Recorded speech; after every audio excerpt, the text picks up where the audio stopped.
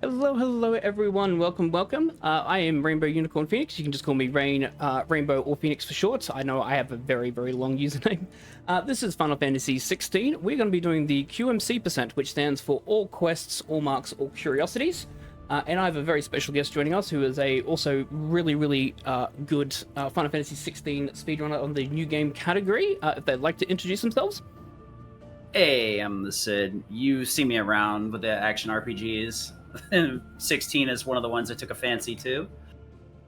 And you also have Final Fantasy 7 Rebirth, I believe, that you're doing as well as part of this marathon later on. So absolutely stay tuned and check them out when they do that as well. I'm just going to make sure that I have my config settings all good. Make sure I've got the right control type. Make sure I have subtitles off because there is a lot of swear words in these games. So I want to make sure that I don't say that. It is basically, we'll explain the category as we get into it. It's a defunct category now because this category doesn't exist on the leaderboards because we've already updated it and removed it to be a more condensed and confined category, but we'll talk about that as we get started. That being said, we are going to be good to go in 5, 4, 3, 2, 1, go. So I'll explain QMC percent because it no longer exists in the leaderboards. We have replaced it with all renown or chronoliths.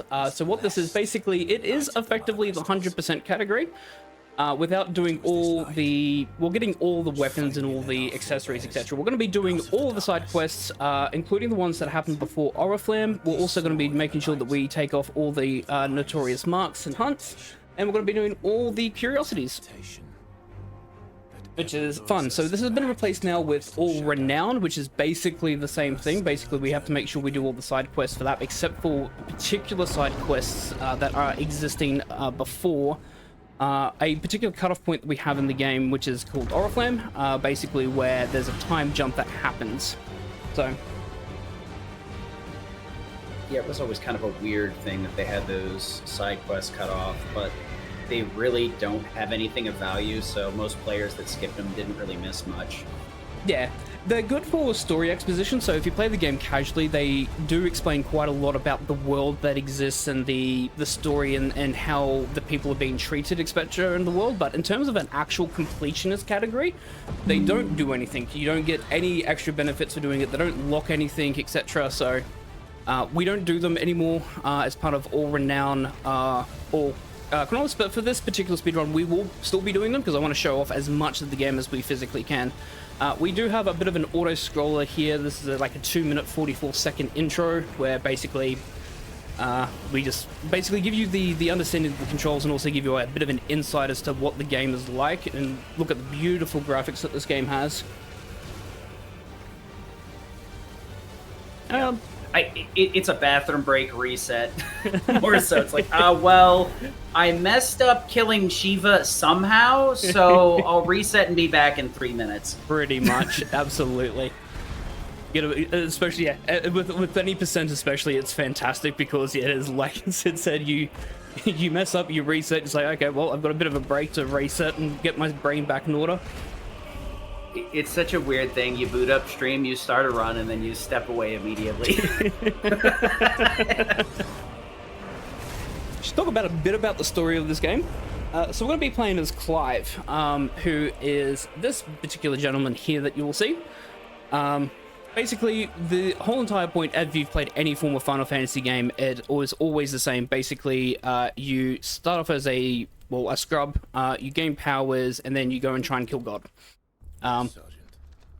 Yeah, that's like every other Final Fantasy game, but it's more of an action RPG game than a turn-based or your traditional style Final Fantasy game.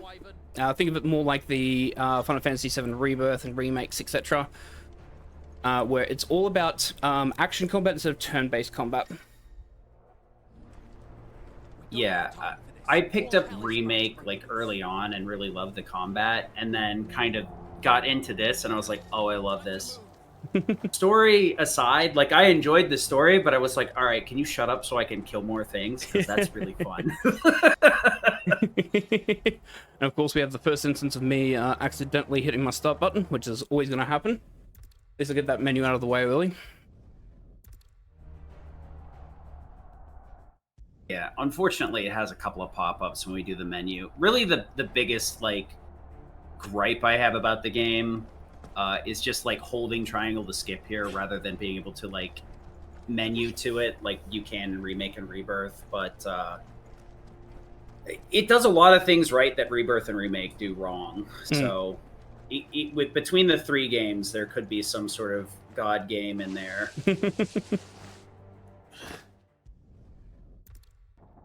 So we'll talk a bit about movement, because movement's quite important. You'll notice that when I start movement, I immediately jump, and the reason why is because jumping actually gives you the best speed possible when you're in run animation, and you instantaneously hit that top speed. So you'll probably see that we will typically jump when we start movement whenever we can, but the other thing you'll notice is that if I'm going up and down major slopes, for instance, I'll also be jumping.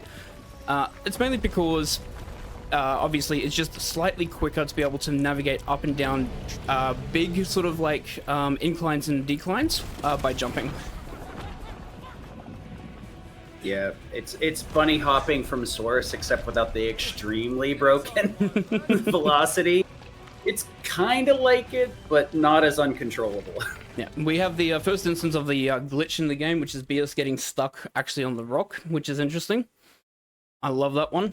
He just literally just stops moving, and so therefore you can actually catch up to him. Most important skip in the game, by the way. Okay, we got it. Good. We have to say no to that tutorial. If you say yes to that tutorial... I think it's like 4 or 5 minutes, yeah. Yeah, it's long. It is an auto reset. Yeah, I've luckily... when you first play the game, that's unskippable, but if you have any autosaves or saves, you can skip it. Yep. So it's just one of those quality of life things that's let be, because it's like nobody wants to do a 3-minute tutorial, especially in like easy, because they auto-equip rings to like simplify combat. And the simplified combat is quite unbearable when you actually know what you're doing. You're like, no, please, that's not the button I hit. I want to attack. There's Joshua. No, Clive, why are you using fire? I said punch with the sword.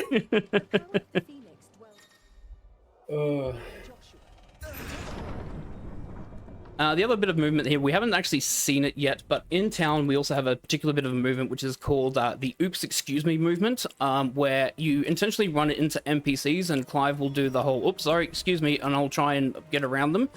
You actually get a bit of a boost because when he steps to the side and then also forward and jogs a little quicker.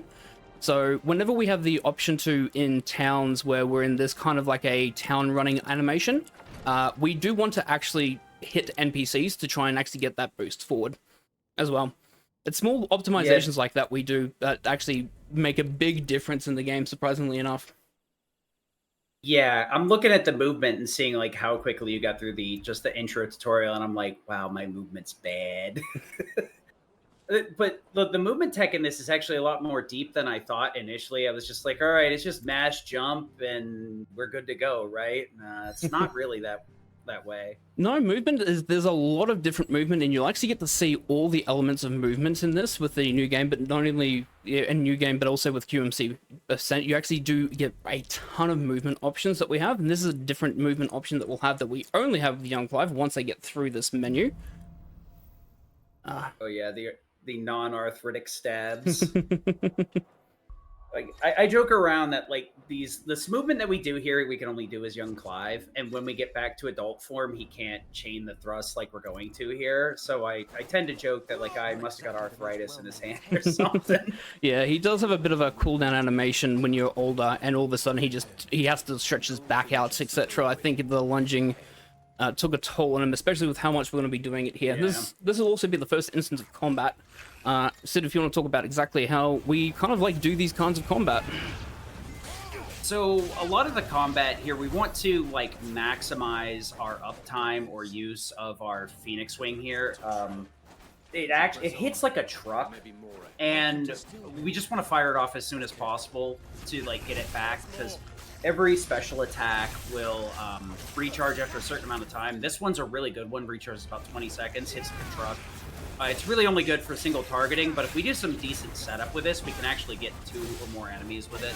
A lot of what we're doing around here is just doing the basic combo. On easy, luckily, it's only a few hits, so do a couple of regular hits and then follow up with a charged fire. What we did earlier at the very beginning of the area was actually auto-learn. We'll do that an additional time later to pick up some of our other skills. But it gives us lunge and a few other things. Unfortunately, we only have level 1 charged fire, so it takes a while to charge it up. Later on, we'll actually be pointing into leveling it all the way up, so we'll have access to charged fire a lot sooner. That's a very good example right there that you just saw of double hit with a wing. It really, that one's pretty consistent if you know what you're doing, but for me it's not. A lot of this combat is pretty high level, I gotta say. You see a runner like me and I'll be struggling with some of these areas, and this is the difference between like standard, like getting used to the game and being very good at it. Unfortunate. Sometimes those 2 goblins right there will come forward and get them both with a wing, but it's pure RNG, so you just gotta kind of take what you get and keep moving. Waiting for things to happen is only beneficial to some extent. Most of the time, we just want to make sure everything is dead as soon as possible. This would be our first kind of example of a boss. It's more of a mini-boss. Gigas is just kind of a thing that shows up every now and then, but since it's very early in the game, they wanted to teach us how combat works. Basically, we're just going to be hitting it as hard as possible, as fast as possible. You may notice we did a lot of grounded combat before. We're going to want to shift to using aerial combos versus grounded combos. The DPS in this game works in a very awkward way, where your aerial combos and then following up with a slash while you're falling down is going to be your highest DPS. It's slightly higher if you do magic burst combos, which is attack, magic, attack, magic, attack, magic. But the timing for it is ridiculously hard, and few, if any, people can actually hit it consistently. So we mainly stick with aerial combos. It's very consistent and doesn't require anywhere near as much APM to the point where like there's high risk of missing things. Having a pretty good fight here. We want to try and get this guy dead before we have to deal with Big Swing. I usually have to deal with Big Swing. We should be able to... There we go. So Big Swing can't be canceled unless you parry, and parrying is a very tight timing window for a lot of attacks. Some of them we can set up pretty consistently, but we want to hit the enemy as they would hit us, just slightly before. And some of them are a lot later than you would think. Some of them are a lot earlier. But that is going to be a majority of making the fights a lot easier. It'll give us a slight DPS bump. The enemy will be vulnerable for a while, so we can just kind of wail away on them. And we also, I believe, can push some extra stagger. It's actually called the willpower gauge, but since I come from Remake Rebirth, I just refer to it as stagger. It's functionally the same thing if you're familiar with that genre. Pretty much. Like we refer to it as stagger as well, pretty much, even though no one really calls it a will gauge. We call it will damage, but the whole thing is it's basically a stagger gauge, because that's intentionally what you want to do that for, is to make sure that you stagger them. The really cool thing is, early on, we're going to be, like, pounding out the staggers over and over again. But when we get deeper in the game, we're actually going to try and hold on to the staggers, because our damage is going to be so high that we're really worried about just DPSing down the enemy, and proccing the stagger usually just wastes time. Luckily, here we can get a parry right off the bat here, as long as we set this fight up properly. And then pretty much it puts Marble on rails. The next couple of phases after Marble digs back down will be a introduction cutscene to the cinematic dodge and cinematic attack, which is something we'll be using throughout the course of the entire game. And it'll lead to an auto stagger, and it's one of those things that sometimes we'll miss the animations, mainly in icon fights, so that we can get a shorter, quicker animation. And sometimes in... We'll make sure to hit them. Mainly for combat, we almost always want to hit them, because it'll keep us from getting hit, or do something like this, give us an instant stagger. So this phase is basically free as long as we don't stop playing the game. Pretty much. Well, the other thing we'll talk about with the stagger is you can probably see that the there's a multiplier that is occurring with stagger, Oh, yeah. so that's why stagger is really important. Because we want to do as much damage as we can during stagger phases, and the more damage that we do, and the more hits that we do, the higher that multiplication goes. It can go up to 1.5 in the standard game. It can go up to 1.75, I believe, with some of the DLC accessories, which we won't have, unfortunately, for this, but... Moonblaze Wolf was telling me the other day, I think it puts it up to ×2. Yep. But, yeah, it's... So, the way that it works, from what I understand, is it's kind of, like, related to the stars you get, but what you would think is you want to get that multiplier higher first and then hit with your special moves, but because we want our special moves to recharge as quickly as possible, it's usually better to use our special attacks, get the high damage, and then increase that multiplier and just keep attacking with regular attacks while we're waiting for a recharge. Unfortunately, early game, we're very starved for choices, so we really want to focus on just damaging the enemies down. Later, when we have 2 to 3 icons, we'll be able to have some more nuanced routing where we kind of hold on to certain things for certain phases, but right now it's basically going to go, well, this does a lot of damage. Hit it. Yep. Pretty much. It's one of the key things with this game, as Sid mentioned, is that it's good to try and do as much damage as you can during stagger, but you also need to be aware of the ability cooldowns, and there's nothing worse than not having an ability, because all you're doing then is doing sword damage, and especially when you have 6 different abilities to choose from, if you're doing sword damage, something's gone wrong, because you should be using abilities almost constantly. But obviously early game we don't have that ability to, so we have to try and maximize them as much as we can. Yeah, it was something that I kind of like couldn't wrap my head around early on when I was learning this. I was like, oh yeah, I want to get the number multiplier as high as possible, then hit them. And it hit me at some point. I was like, oh wait, we want this to be recharged as much as possible, so we take the lower damage so that we can fire off another 1,000 damage hit later. That makes sense. There's also HP gates as well that exist, so certain bosses you actually you can't constantly hit them, because they will have a HP gate, whether it's triggering a cutscene, whether it's triggering a specific move that they must do, etc. So you always have to keep that in mind as well, and you'll see that in some examples coming up, actually not too far away. Yeah. The next area, we're going to be grabbing a DLC weapon, because they're pretty much free. Everybody has access to them. And it's going to massively increase our DPS after this area, to the point where a lot of the enemies are just going to get nuked from orbit. Very, very hard. It's a really nice thing, especially if you are considering learning it. Having the DLC weapons makes the first 2 to 3 hours of gameplay very easy to learn, and it puts you in a much more powerful position so you can get used to the game quicker.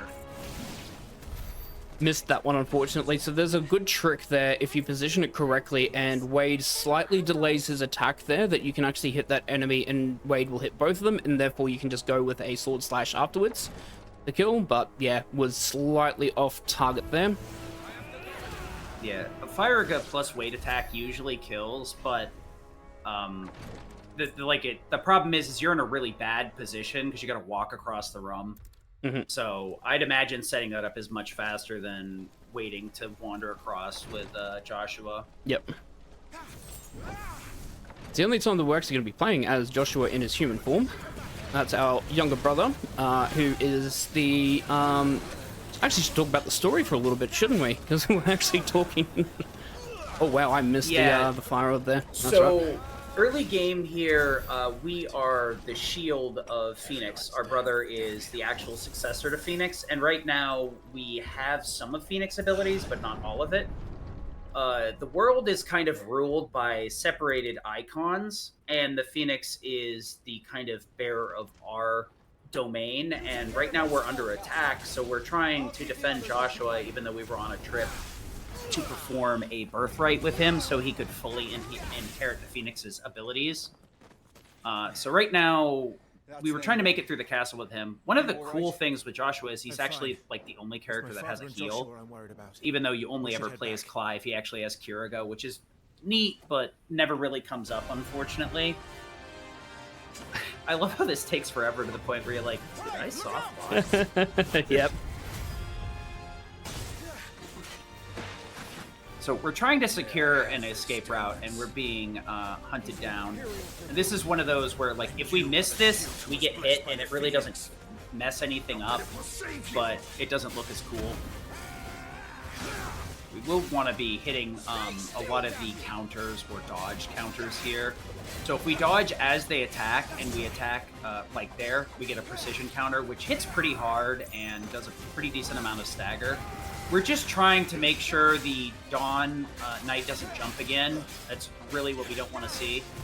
You usually can't prevent that first one because you have to get a very specific stagger value, but we just want to make sure we keep him grounded. Because obviously it takes a while for him to come back down, so we have to wait it out. Luckily, this phase right here, he's going to set himself up for another insta-stagger, so as long as we're paying attention, which I've had to reset a few runs on. Yep, insta-stagger. Very nice. One of the things is we do have a couple of potions equipped. The game allows us to start with potions and high potions, which there's a plenty amount of in a lot of dungeons. So if you do want to learn this game, your HP really isn't that big of an issue. We do start with Stone Spin tonics, but we're going to be able to upgrade those very shortly here, thankfully. And that's all she wrote. Mm-hmm. Now, remember that auto-scroller we were watching like 20 minutes ago? Yeah, we're going back. It was foreshadowing. The one interesting thing here is there's actually a couple of cutscenes we can skip. For some reason, in one of the more recent patches, the devs just made part of this cutscene unskippable. So you lose 40 seconds every time you do a run on the new patch. Yep, from version 1.2.1 onwards, they this particular cutscene has been included back in, and you can't skip it, where it was originally part of the previous cutscene we just skipped. So not sure why they added it back in. Apparently it was because of audio crashing issues, but we still have those. So not entirely sure why they added this back in, but hey. Yeah, luckily there's plenty of other modifications that upgrade some of the skills.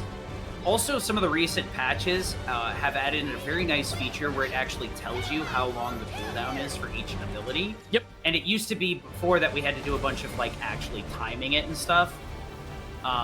It's very nice, some of the quality of life things they added. One of the biggest ones, especially for QMC percent, that is actually a really key one that also changed a lot for the any percent run, was a return to quest owner or return to quest giver. Meaning that when you complete a certain quest, you'll get a pop-up that says, hey, hold down the options button and you can go back to who gave you that quest to turn it in. In any percent, this actually saved almost like 5 minutes, because there was a whole bunch of quests that we used to do where we'd have to teleport or would have to run back to the person, etc. So that was really, really good addition for this kind of completionist stuff. We don't use it as much as you would think. There are 76 side quests that we will be completing. I think I do an additional 4 return to quest givers only. So I'd imagine you bulk them together and then do a single return so you can run around the map. Yep. The biggest offender is actually mid for a lot of that like time save. The funny thing is I ran it well before they added the return to sender thing. So I have to fight the urge to map just teleport, yep.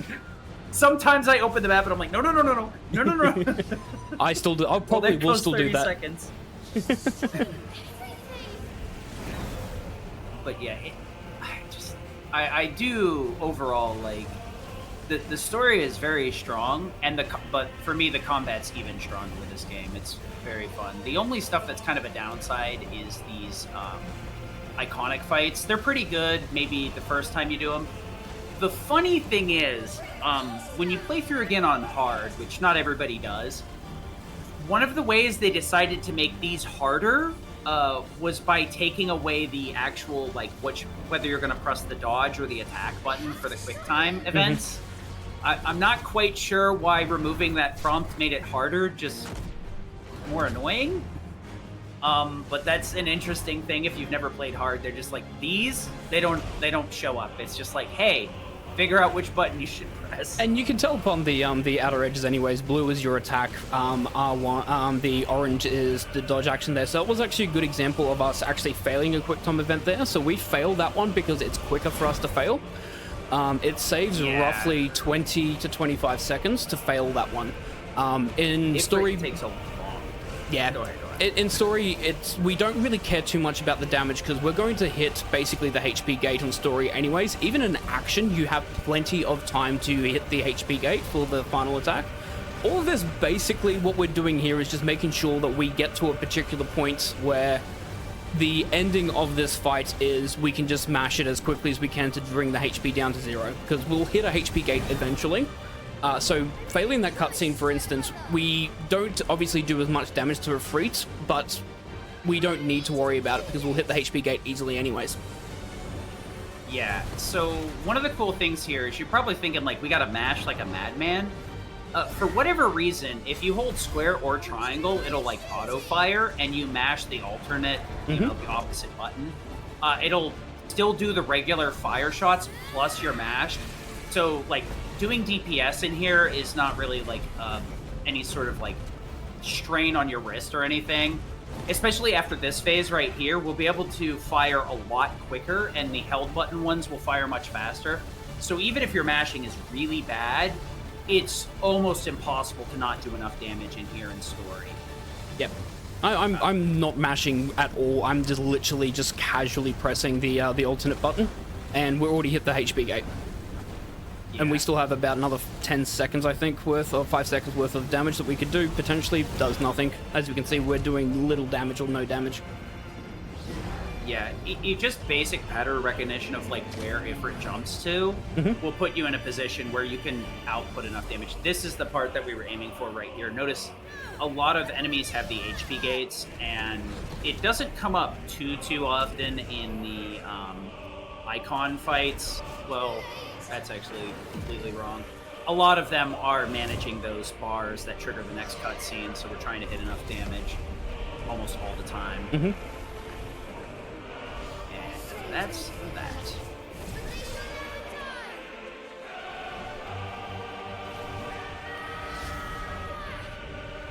Luckily, our DPS and the next couple of fights, next hour or two, are going to be a lot quicker. Because we're going to be able to pick up a DLC weapon from the menu. The reason it's allowed is initially it was just a pre-order bonus, but they added one, I think, when Rebirth came out, and like there's 2 other, and everybody has access to them. It doesn't matter if you have the DLC or the pre-order bonus or any of that stuff. It's just everybody has access to it. The cool thing is you can pick any one of them besides the Onion Sword, because well, actually, no, the Onion Sword is 160. I'm thinking of the Lightbringer. Yep. The Lightbringer is 130 attack, 130 stagger. Weapons have 2 different values, one for stagger damage / will damage, and one for HP damage. The difference, however, is that some do have different numbers, but for the most part, it's functionally both are the same. For, I think, like, everything but 2 or 3 different weapons. I think, like, the Enhancer, the Tonberry Knife, and, like, I want to say one other have different numbers, but functionally it's the same. So we can either use the, what is it, Buster Sword, Katana, Onion Sword, and I think there's one other one. And they're going to be 160, which, if you've played this game at all, once you get your dad's outfit, you get his sword as well. And that is 165. So that, just to kind of tell you, our strength is going to be on par, a little bit below the strength that we would have at Phoenix Gate. So the first few hours is going to go very fast. And if you are interested in learning it, this is a very nice segment to kind of familiarize yourself with the combat slow, be pretty overpowered, and get more used to it before you start getting into the harder segments of the game. And it also gives you kind of a little bit of leeway in these earlier parts to, like, learn how to manage stagger and HP damage. Also, that area is a lot faster than it was in the previous patches, because there used to be a bunch of invisible walls there, so getting through there fast is really nice. So this is another one of those instances of just our damage is ridiculous, and because our stagger is so high, we can basically stagger Jill before she gets any attack off. And because our damage is so high, we just kind of can max out the damage on this phase really fast. So we just want to make sure we top off the amount of damage we can do and then take care of these other guys. Because Jill will be kind of chilling out and then is going to throw out some icicles. So we have plenty of time to clean up the rest of the enemies before that's done. Luckily, the HP unlocks a bit here. The reason we're not just wailing away here for funsies is we don't want to trigger the stagger if possible. We want to kill her without triggering the additional cutscene. Yep. That's the big thing. It's one of the real... Go ahead. Oh yeah, I was just saying, one of the big things with that, as we're talking about, is we don't want to stagger if we don't need to, because staggering is slow, because all the enemies will have that stumble animation where they stagger back going, oh no, I've been staggered, etc. And that's slow, it takes a couple of seconds, so if we can avoid staggering and kill an enemy... Oh yeah. Oh, you like that's that one? So nice. You like that one? Yeah.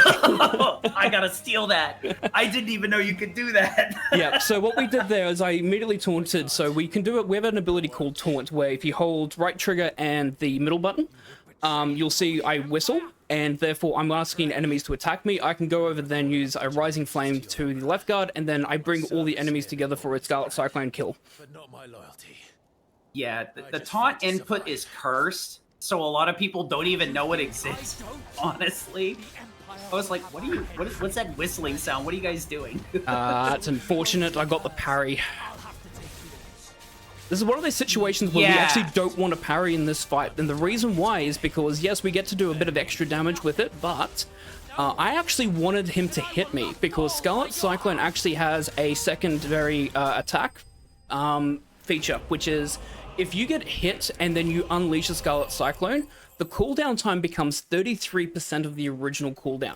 It only becomes like 10 seconds for the actual Scarlet Cyclone to regenerate, meaning that you can then have the ability back up and ready to go really quickly. So, a bit unfortunate, but I did actually have a really good clean aerial combo against him, so therefore I only had to get through his guard for one more attack and that was it.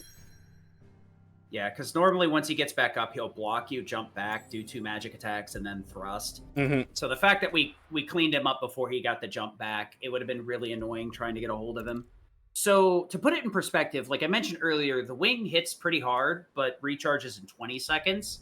Cyclone recharges in 30, and like Rainbow mentioned, when you get hit, if you use it right after you get hit, its cooldown becomes 33%. And me personally, when I read it, it's written very poorly in the menu to where it sounds like it reduces your cooldown by 33%. So you would think, oh, it's like 20 seconds. No, if you do Cyclone recharges right, which we'll be waiting on a lot of those trying to get hit to do it, we can actually get it back before wing. A lot of fights we wing, make sure we get hit, and then do the Cyclone. The problem is that like it's not like a small window or anything. It just it can be a bit awkward sometimes because you'll do it too soon or too late. That's the only downside, is that the timing for it can feel a bit awkward, but it's a lot less awkward than some of the other things. Like parries is probably the hardest timing window to learn on several different things. There's a couple of ways to cheese it, which most runners do, but we don't have access to any of those tools just yet. The other unfortunate thing is that we actually do require that Scarlet Cyclone hit, especially for one particular too early. I always do that. There are particular groups of fights that we absolutely need to have Scarlet Cyclone ready for, and some of the unfortunate thing is that you think that you're going to get hit by the enemy, and all of a sudden the enemy whiffs, and then you unleash Scarlet Cyclone, and you now have to deal with an extra 20-second wait time on the cooldown, and you are stuck waiting for that on the next fight. Yeah, your 2 options, which is something we do abuse throughout a lot of the game, it's either wait for it and take a slower fight, or after every fight, an autosave is made, so you could load that. In most instances, it's slower to take the autosave reload, because it's more or less the same difference as waiting. But once we get more icons later, and we have to wait on more cooldowns, then it becomes a lot more advantageous to be like, you know what? I missed my inputs. I'm just going to unload everything on this one enemy and then reload and hopefully just double barrel shotgunning this guy will catch me up to where I need to be. Yep.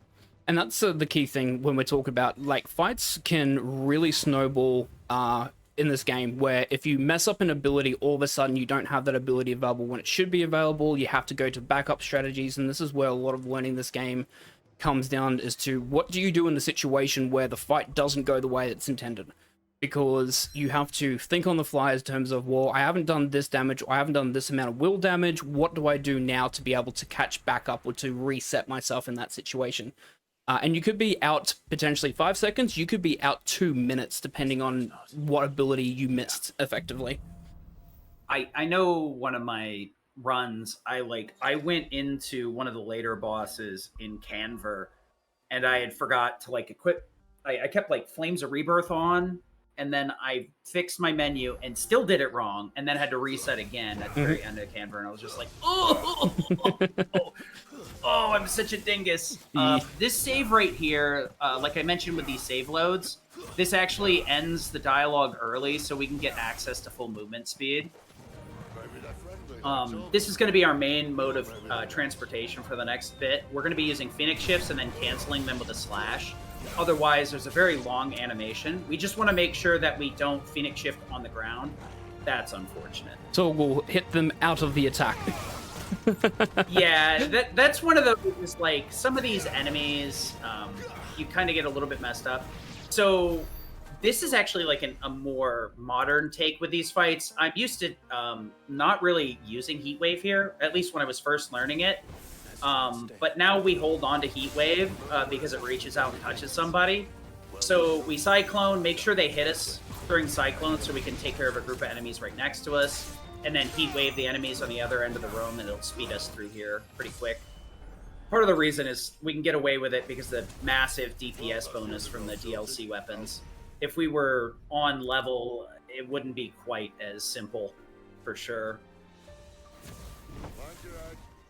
So that's a good example as to the Scarlet Cyclone hitback. That was what I was trying to do on the Wolves fight earlier. As I got hit, they used Scarlet Cyclone. You can see that I have everything available and ready again. I got that weird glitch again. I hate that one.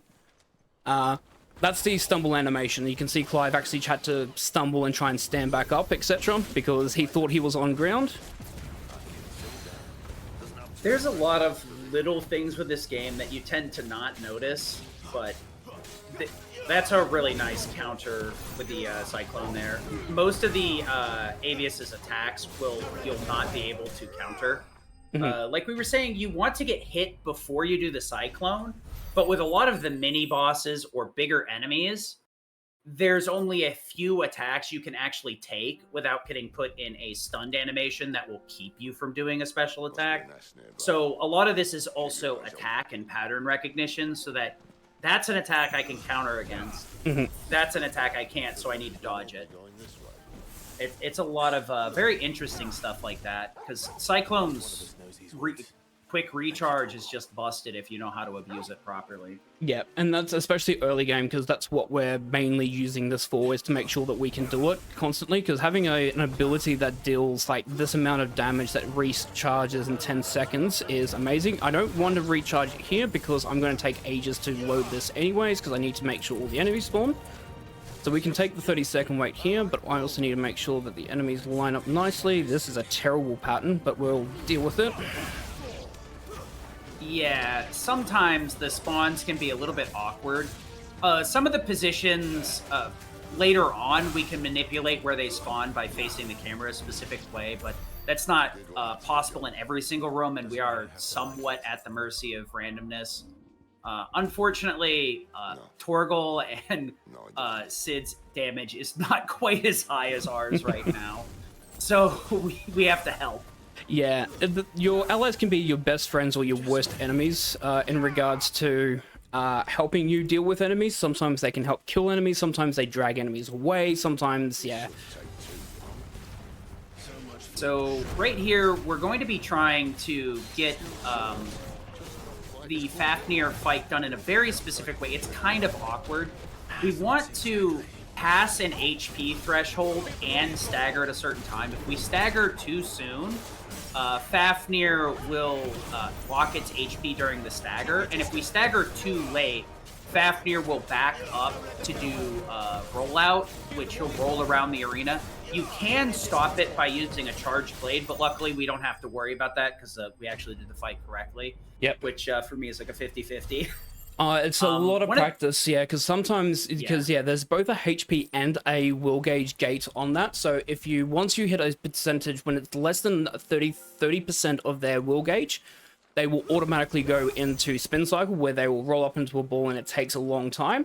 You also have a HP gate as well, meaning that you could potentially HP gate lock yourself, meaning that the spin cycle must activate because you hit that HP gate. So you have to be very careful in terms of exactly the HP and the will there, because otherwise you're going to be in a situation where he will just do spin cycle, irregardless of what you do.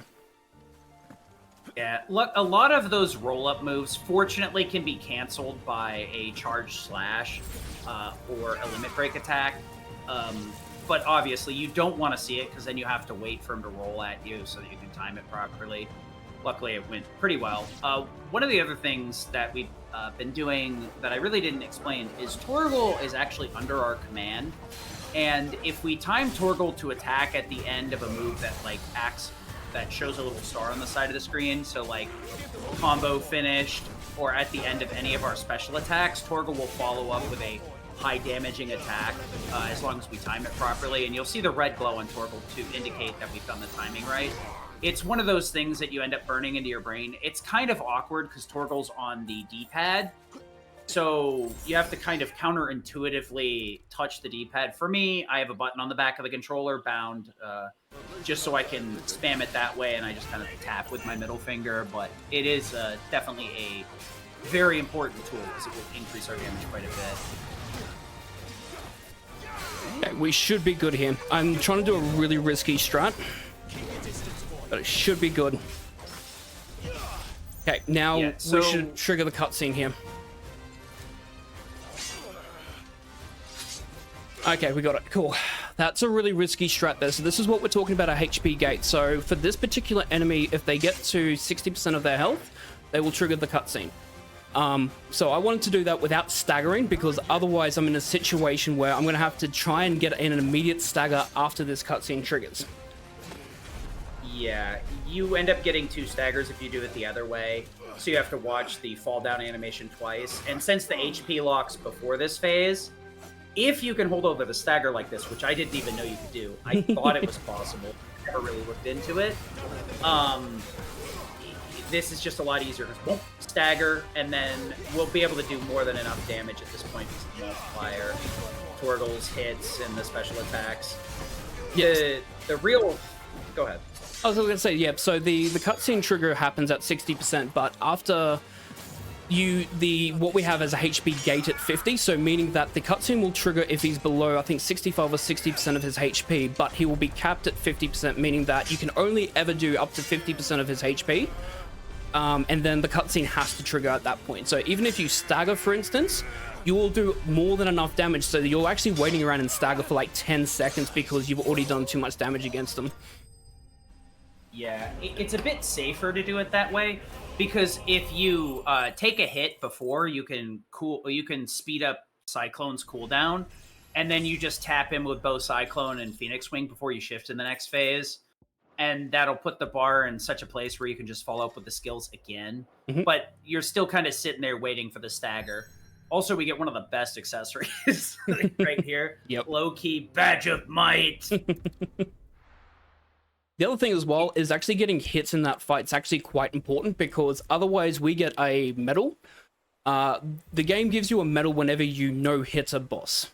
So you beat a boss without taking a hit, the game will go, oh, congratulations, here's a Medal of Valor, which is slow. Takes a couple of extra seconds. So you actually do want to get hit there because it is quicker to get hit. I think like the only one that I know of that Yida had in his record was the cat in right after the Sid dungeon. Yep, it's that in Bahamut. Is that one? Yep. Yeah, that would make sense. The only I kind of hate that we don't have access to the Phoenix shift accessory from the DLC. Kind of jealous, honestly, that we don't have it, but it is what it is. Alright, so this is also really, really important movement. So this is called the toggle lunge movement. Basically, in fights, we can lunge when we're in fights and not have a stumble animation. But Clive will target the closest enemy he can find. So what we're going to do is we're going to ask Toggle to stay in the fight for us. But we're going to move out of reach of the enemies, meaning that Clive can't auto-lock onto them. And so by asking Toggle to keep attacking enemies, we stay in the fight circle without being in the fight circle for the lunge to auto-target, meaning that we can then just lunge forward without attacking an enemy, or without targeting an enemy. Yeah, I gotta say, that's some pretty spicy movement, honestly. Definitely. I usually just use the lunges on one side. Don't you have to... Oh. Wait, don't you have to talk to the villager? Nope. Or is... Huh. Yet another thing. I have in my notes, I literally have in my pace notes, it says, ignore the crying child, go straight to church. You know what? Rebirth did a lot of that to me too, where it's like they tell you to go talk to X or Y, and it's like you don't have to bother. It does it a lot later game too. Now that I'm thinking about it, there's like 4 or 5 places I can think of just offhand. Yep, one of the key ones would be in Boklad. When you're actually trying to find the child in Boklad, you don't actually need to speak to all the children. You only need to speak to one of them. Because they actually tell you. That area is pretty funny too, because you like map warp like 6 different times. Oh, like no, I'm not walking. Forget that. So we have a strength tonic here. The early on in the area where we got the DLC weapon, there's actually a couple of strength tonics on that crevasse. We can buy them in stores, but that is the only place that we will get them for free. So we will be using strength tonics as needed, but early game we have pretty high DPS, so we don't always use them. But in this point, we'll be able to buy more before the next dungeon, so we just kind of fire it off here. Because even though our damage is really high, 10% of high is even higher, and we'd like that. Exactly. Yeah, Strength Tonics is the best thing that we use in the entire run because, yeah, it's an extra 10%, and even if we have really high DPS in the early game, as you said, like, if we can do more damage, do more damage. Traditionally, that fight works a lot better because you don't actually technically stagger, but first and foremost, Strider decided not to lunge at me to start with, and second of all, I missed, like, one of my aerial combos, and therefore my... I didn't even get hit and do the Scarlet Cyclone, so I had no Scarlet Cyclone available. This is one of those instances where, like, the fight just went south. Because we shouldn't have staggered into the end there. We could have just killed without staggering, but I missed, like, 2 of my abilities. Yeah, that's one of the fights I was actually referring to, because, like, half of the attacks there will not allow you to cyclone after, so you won't get that cooldown reduction. So, like I said, pattern recognition is super important. But you also can get put in a position where there's just no optimal pattern, and you just have to deal with the line. Well, that's it. Cool. Pretty much, yeah. So traditionally, how you want that fight to go is try to lunge at you, so therefore you can Burning Blade parry it into a Rising Flame because you do slightly more damage when you're attacking in a parry. And then use a Scarlet Cyclone, and then do the, you know, have that all ready and go and available, so therefore you can kill without going into stagger, but nothing went right in that fight. Parrying raises the skill ceiling of this game to such a ridiculous height. It's almost frustrating, but this is one of those games where it seems simple on the surface, but there's a very high level of improvement you can go through to kind of raise the ceiling on how fast the fights go. Hey, Toggle Push, good boy. It's one of those that has a very high ceiling, but a low barrier to entry, in my opinion. Because, like, versus Remake Rebirth, whenever you use an attack with ATB, you can get punched out of it. If you're in, like, anything but easy, getting interrupted is something that's going to happen quite often. And there's very few defensive options that the enemy has that in one way or another would knock you out of a move or cancel it. So more often than not, it will stop the move, but not set it on cooldown. So this game is very generous to not punish you too much in combat. You will miss the optimal strat, but you're going to be in a lot less of a worse position than some of the other action RPG Square's put out recently. Oh wow, double. That's annoying. So one of the big problems is if there's a slightly elevated terrain, you want to jump and Phoenix Shift and slash, but if it's slightly elevated, you'll end up hitting the floor before you'll do your aerial slash, and you'll end up getting the ending animation of the Phoenix Shift, which is what we're trying to avoid the whole time.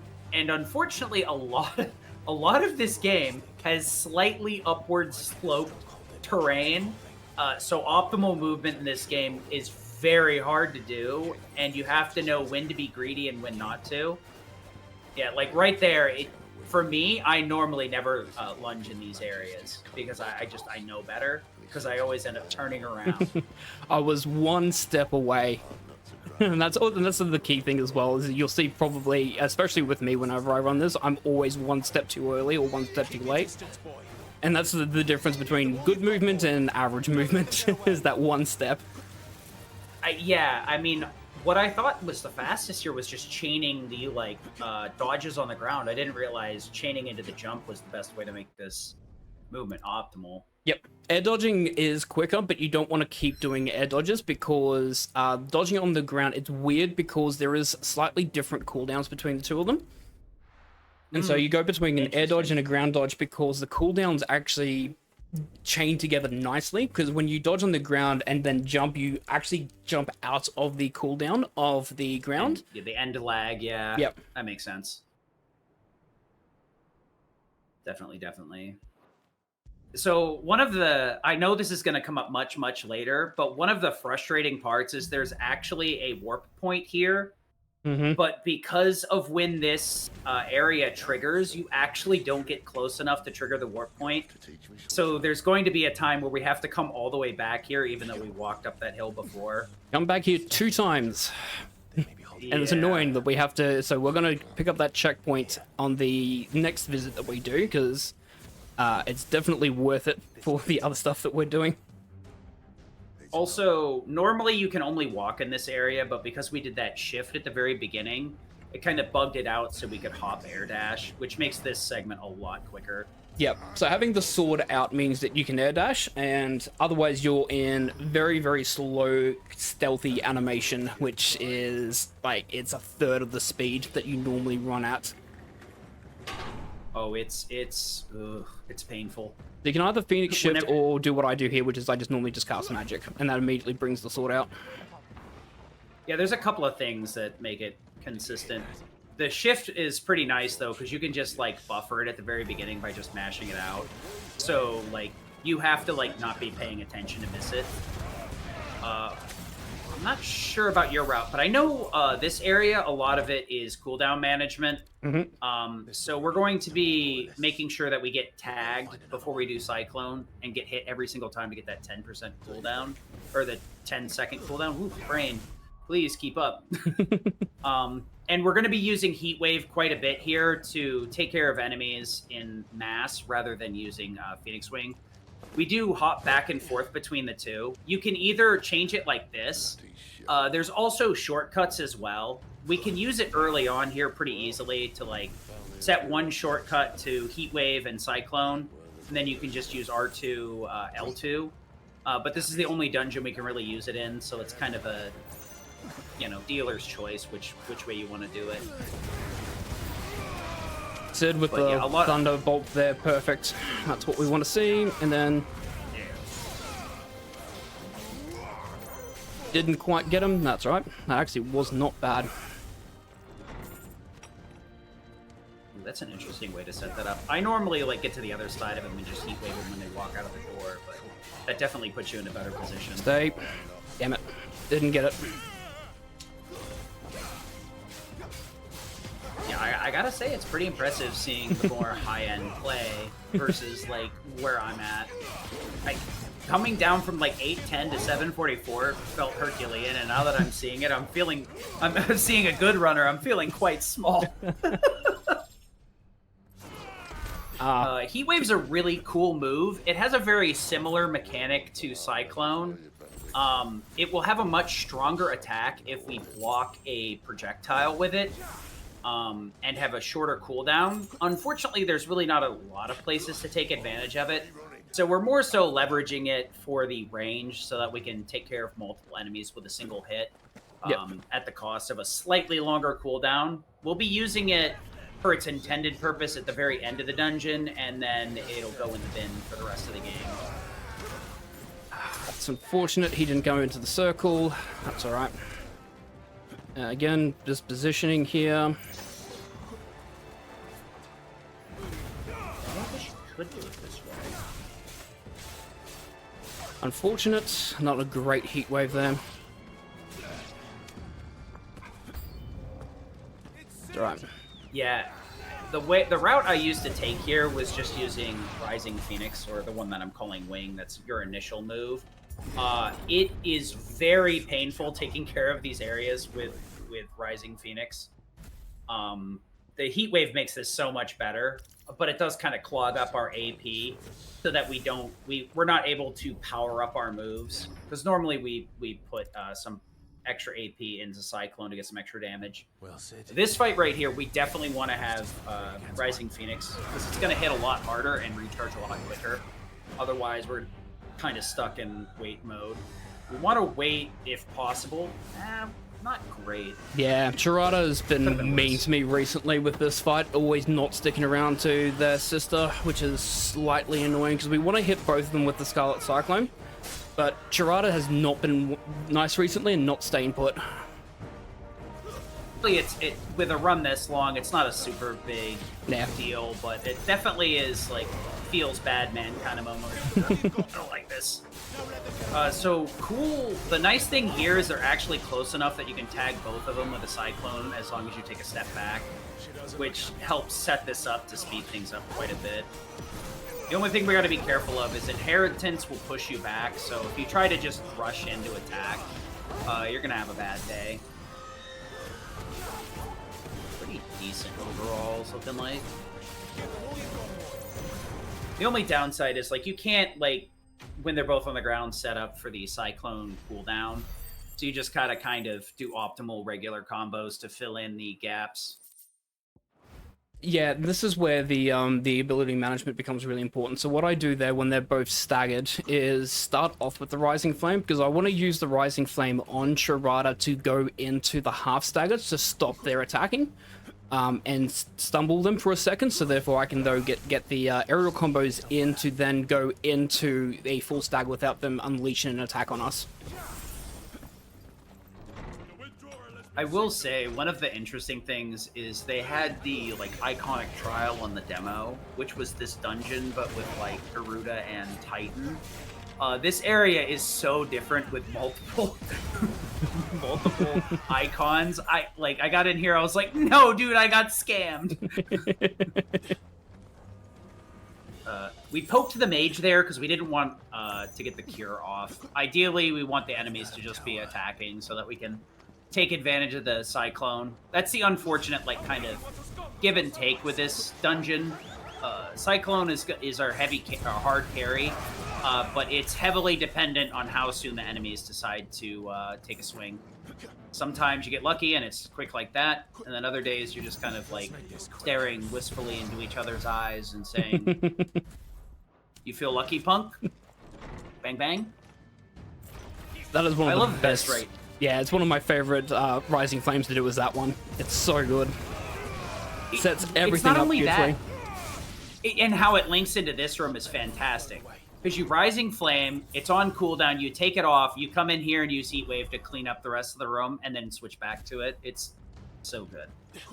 Yeah, because the cooldowns are always triggering, so even if you don't have it equipped, the cooldown is still running in the game system, so the game knows whether or not it's on cooldown, so therefore you can actually swap abilities in and out, wherever you need to. The cooldown timers are so generous in this game. I'll talk about it more when we get to the boss, why I say that, but we're looking for an attack here so we can get the cooldown on Cyclone again. Kata, unfortunately, is one of those moves that we can just face tank to get the Cyclone cooldown. I think we missed it, though, I missed it by half a second. I was too early on it by a fraction, so I don't have that cooldown. Yeah. This is kind of like the parry system where, like, hitting after with the Cyclone is kind of weird, because sometimes you fire it off a lot. If you're trying to learn this game, the Cyclone is a reaction, not a like defensive thing. So the easiest way to think of it is you're using Cyclone in reaction to being hit. It's not like a counter where you're like activating it before you get hit to counter with it. So that's the one thing you have to be aware of. This is a really interesting thing. We actually power up Cyclone and power up Heat Wave instead. The reason is this will set up for a very, very much more easy Garuda fight here, or Benedicta, depending on what you want to call her. This very beginning here is super nice. We lunge a couple of times. She'll hit us with her first attack, which triggers the Cyclone cooldown, and then as long as we wait just a little bit with Heat Wave, she'll fire off a magic spell, and then we get that turbo damage and the cooldown reduction as well. So this phase is very free as long as you're not hitting buttons. Yeah, how I normally time is I normally do a magic attack and then go into Heat Wave, and that typically does it 100%. So it's how I've got it is lunge, hit Scarlet Cyclone, use fire, Heat Wave, stagger. I'll have to start doing that because I've been kind of playing it by ear each and every time, and man, when you miss that Heat Wave counter, it feels real bad. The other interesting thing is that if you're too close to her as well, when she recovers from stagger, is that she'll actually knock you back with a wind move. So you actually want to keep distance away from her and then lunge towards her as she's about to lunge towards you. And that's the only phase you want to do that in, because the other ones we're struggling to get damage output, but in that first one we're like, no, this is just wasting time because she's already dead. Yeah. So one of the other things you may have noticed is we just kind of fired off our abilities and put them on cooldown. One of the really cool things is what the game does is it keeps cooling down your charge timer during these cutscenes. So a lot of our skill routing is actually done in such a way that we can take advantage of those cooldowns while the boss is fiddling about and showing us all these neat little things during these cutscenes, and now we're fully recharged and ready to go. The really interesting thing is we do normally want to tank a hit before we use Cyclone, but we actually want to use Cyclone here before we get hit, otherwise we'll get knocked flat on the ground. We want to set this up so Benedicta is very close to getting staggered, and then we Heat Wave counter, and because we have it upgraded, it'll basically give us a free stagger here. So Phase 1 and Phase 2 is pretty much guaranteed as long as you're keeping your head in the game.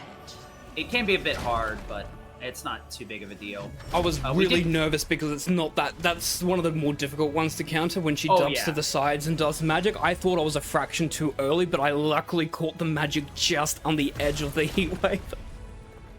Yeah, those normally she'll either do the roll to the side and do like unnamed magic, or she'll do Eriga. Eriga's a lot more straightforward. It's a single shot, and you wait to like see the projectile, and then it's like, all right, counter now.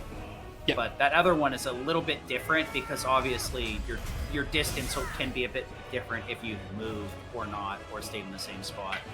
The one thing you got to make sure though is you can't push past the half bar of the stagger or it's over. The whole thing that we're trying to avoid is she actually has a very, very, very long move called Aerial Rain, where she just kind of flies around the outside and we just can't do anything to hit her. So the whole setup is just to avoid Aerial Rain and keep piling on the damage. This fight is a lot more reasonable with the DLC weapons, thankfully. And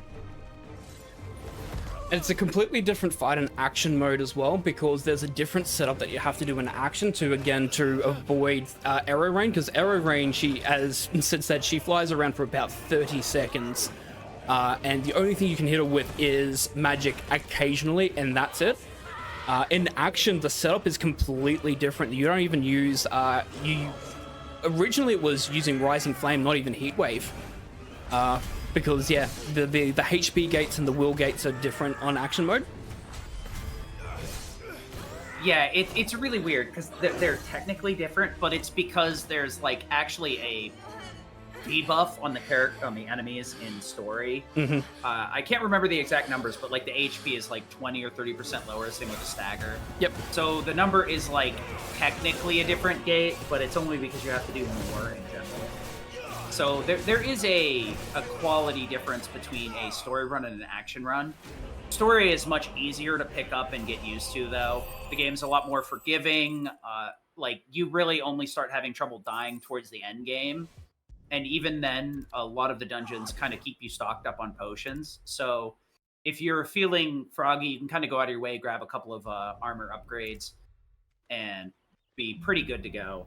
Even I still grab the mithril wristlet, and then I pick up armor upgrade around the time I get to Fender, I think. Not really necessary once you get super used to it, but there's a lot of things that can help you pick this up. We picked up our second icon after we defeated Benedictus, and now we actually have the Essence of Garuda, and I'm blanking, hang on. Nope, that's fine, I don't need to level that up. No, yeah, I have to. Rook's Gambit, that's it. Yeah, it's Rook's Gambit. And reset Heatwave, and then it's... Yeah. Lost myself in my pace notes. There we go. That's better. It's looks very better. easy. It's surprisingly easy to get lost here. There's one in Bokalad. I always get lost in the Ancient Sword menu. I'm like looking at it and I'm like, what do I do here now? And you like unlearn and then master like 2 different things, and then you swap like all your skills around in a really weird way. But Rook's Gambit is going to be our hard carry for the next segment. The only downside of Rook's Gambit is it's a hard skill check. Like we mentioned with Heatwave and Cyclone, they're both have a kind of countering gimmick. Rook's Gambit, however, you need to actually counter the move, so you have to do it slightly before your hit. And it will hit like a truck and recharge really fast. It also does a lot of stagger damage. But if you miss the Rook's Gambit input, you're going to feel real bad. Because it really costs you a lot of damage, and it ends up being on cooldown for a very long time. So fortunately, we really only use it for the early portion of the game. So it's not the end of the world if you're not good with it, like I am. You can kind of make it work. It would be very, very important on one particular fight that we have against Ifrit, actually, where we need to make sure that we do the Rook's Gambits correctly, because the amount of damage that you do, it's almost somewhat, I think it's like 2.5 times damage for countering. It does a lot of damage for doing the counter correctly, and it's why we actually really need it, especially because we only have, basically, we have 2 icons, obviously, we have Phoenix and Garuda. We only have 4 abilities we can use, so being able to do as much damage as we can with those abilities, especially on some of the later fights, is really important. So the Rook's Gambit becomes really key as a result.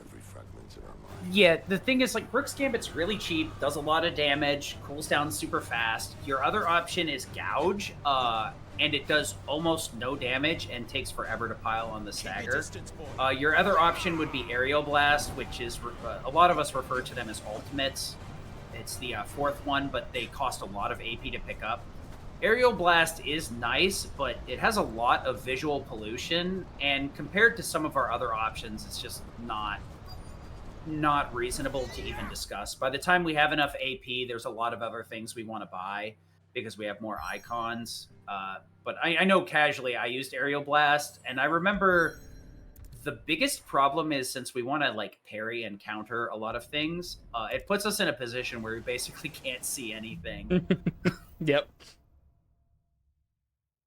But out of all of our choices, the only other option we would have would be mastering a move, assuming we had enough AP, so we could, say, master Heatwave and put it over, but it's just not optional. It's a good move. It's just a hard skill check. But sometimes you have to make do. The interesting jump here. We're jumping there basically so that rock doesn't stumble us, because we get staggered if that rock hits the ground. And similar up here, we want to try and get as much distance as we can, because now we're going to go into, I call it's the same speed as the stealth walking animation. This makes me cry because we can't speed this up, and so we have to slowly trudge forward. The reason that this is so, like, egregious is if you want to practice the Garuda boss fight, you have to do this every time. Yep. That's the one big downside with 16. It gives you a ton of auto saves, so like as long as you're paying attention, you can reload your saves in a lot of instances and lose almost no time.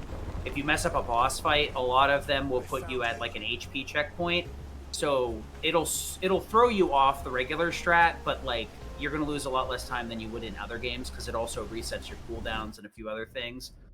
But there is no way to reset boss fights, so practicing in this game is very inefficient. Fail this cutscene because it's quicker to fail this one. And we get yeeted into the ground as a result.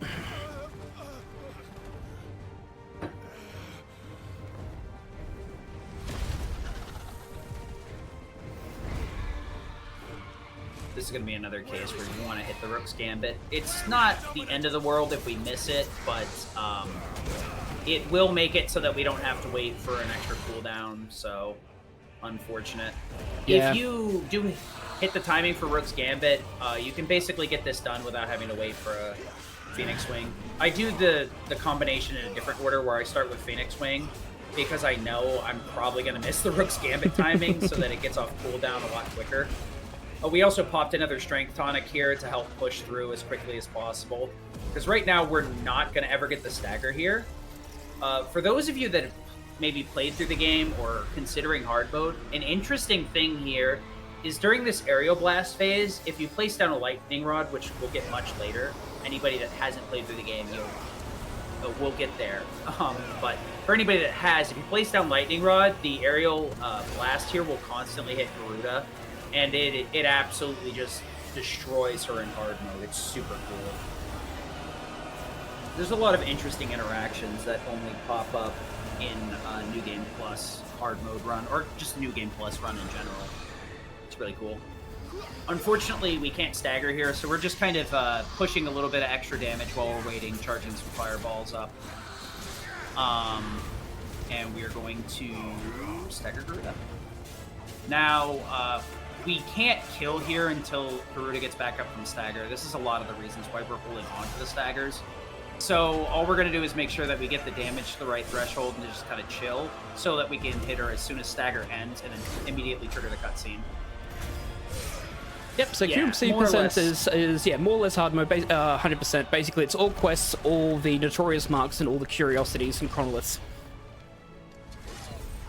Basically doing everything the game has to offer except for arcade mode, stage replay, and Final Fantasy mode. You know, I really wish, like, stage replay was more interesting in terms of, like, routing. Because it would be really cool if you could do stage replay to, like, cut out all the story stuff, but still get the same, like, AP routing. That's probably, like, the biggest downfall of this game is that, the run is very long because of the story stuff. There are ways to like play it without it, but unfortunately, like one of the coolest parts is like handling the AP and routing it in such a way that we funnel it into certain abilities and micromanage that so that we're as strong as possible and we have as much efficient damage versus like hard mode, which would be more interesting in certain aspects, but not as interesting when it's like, well, we have to use Rook's Gambit or bust.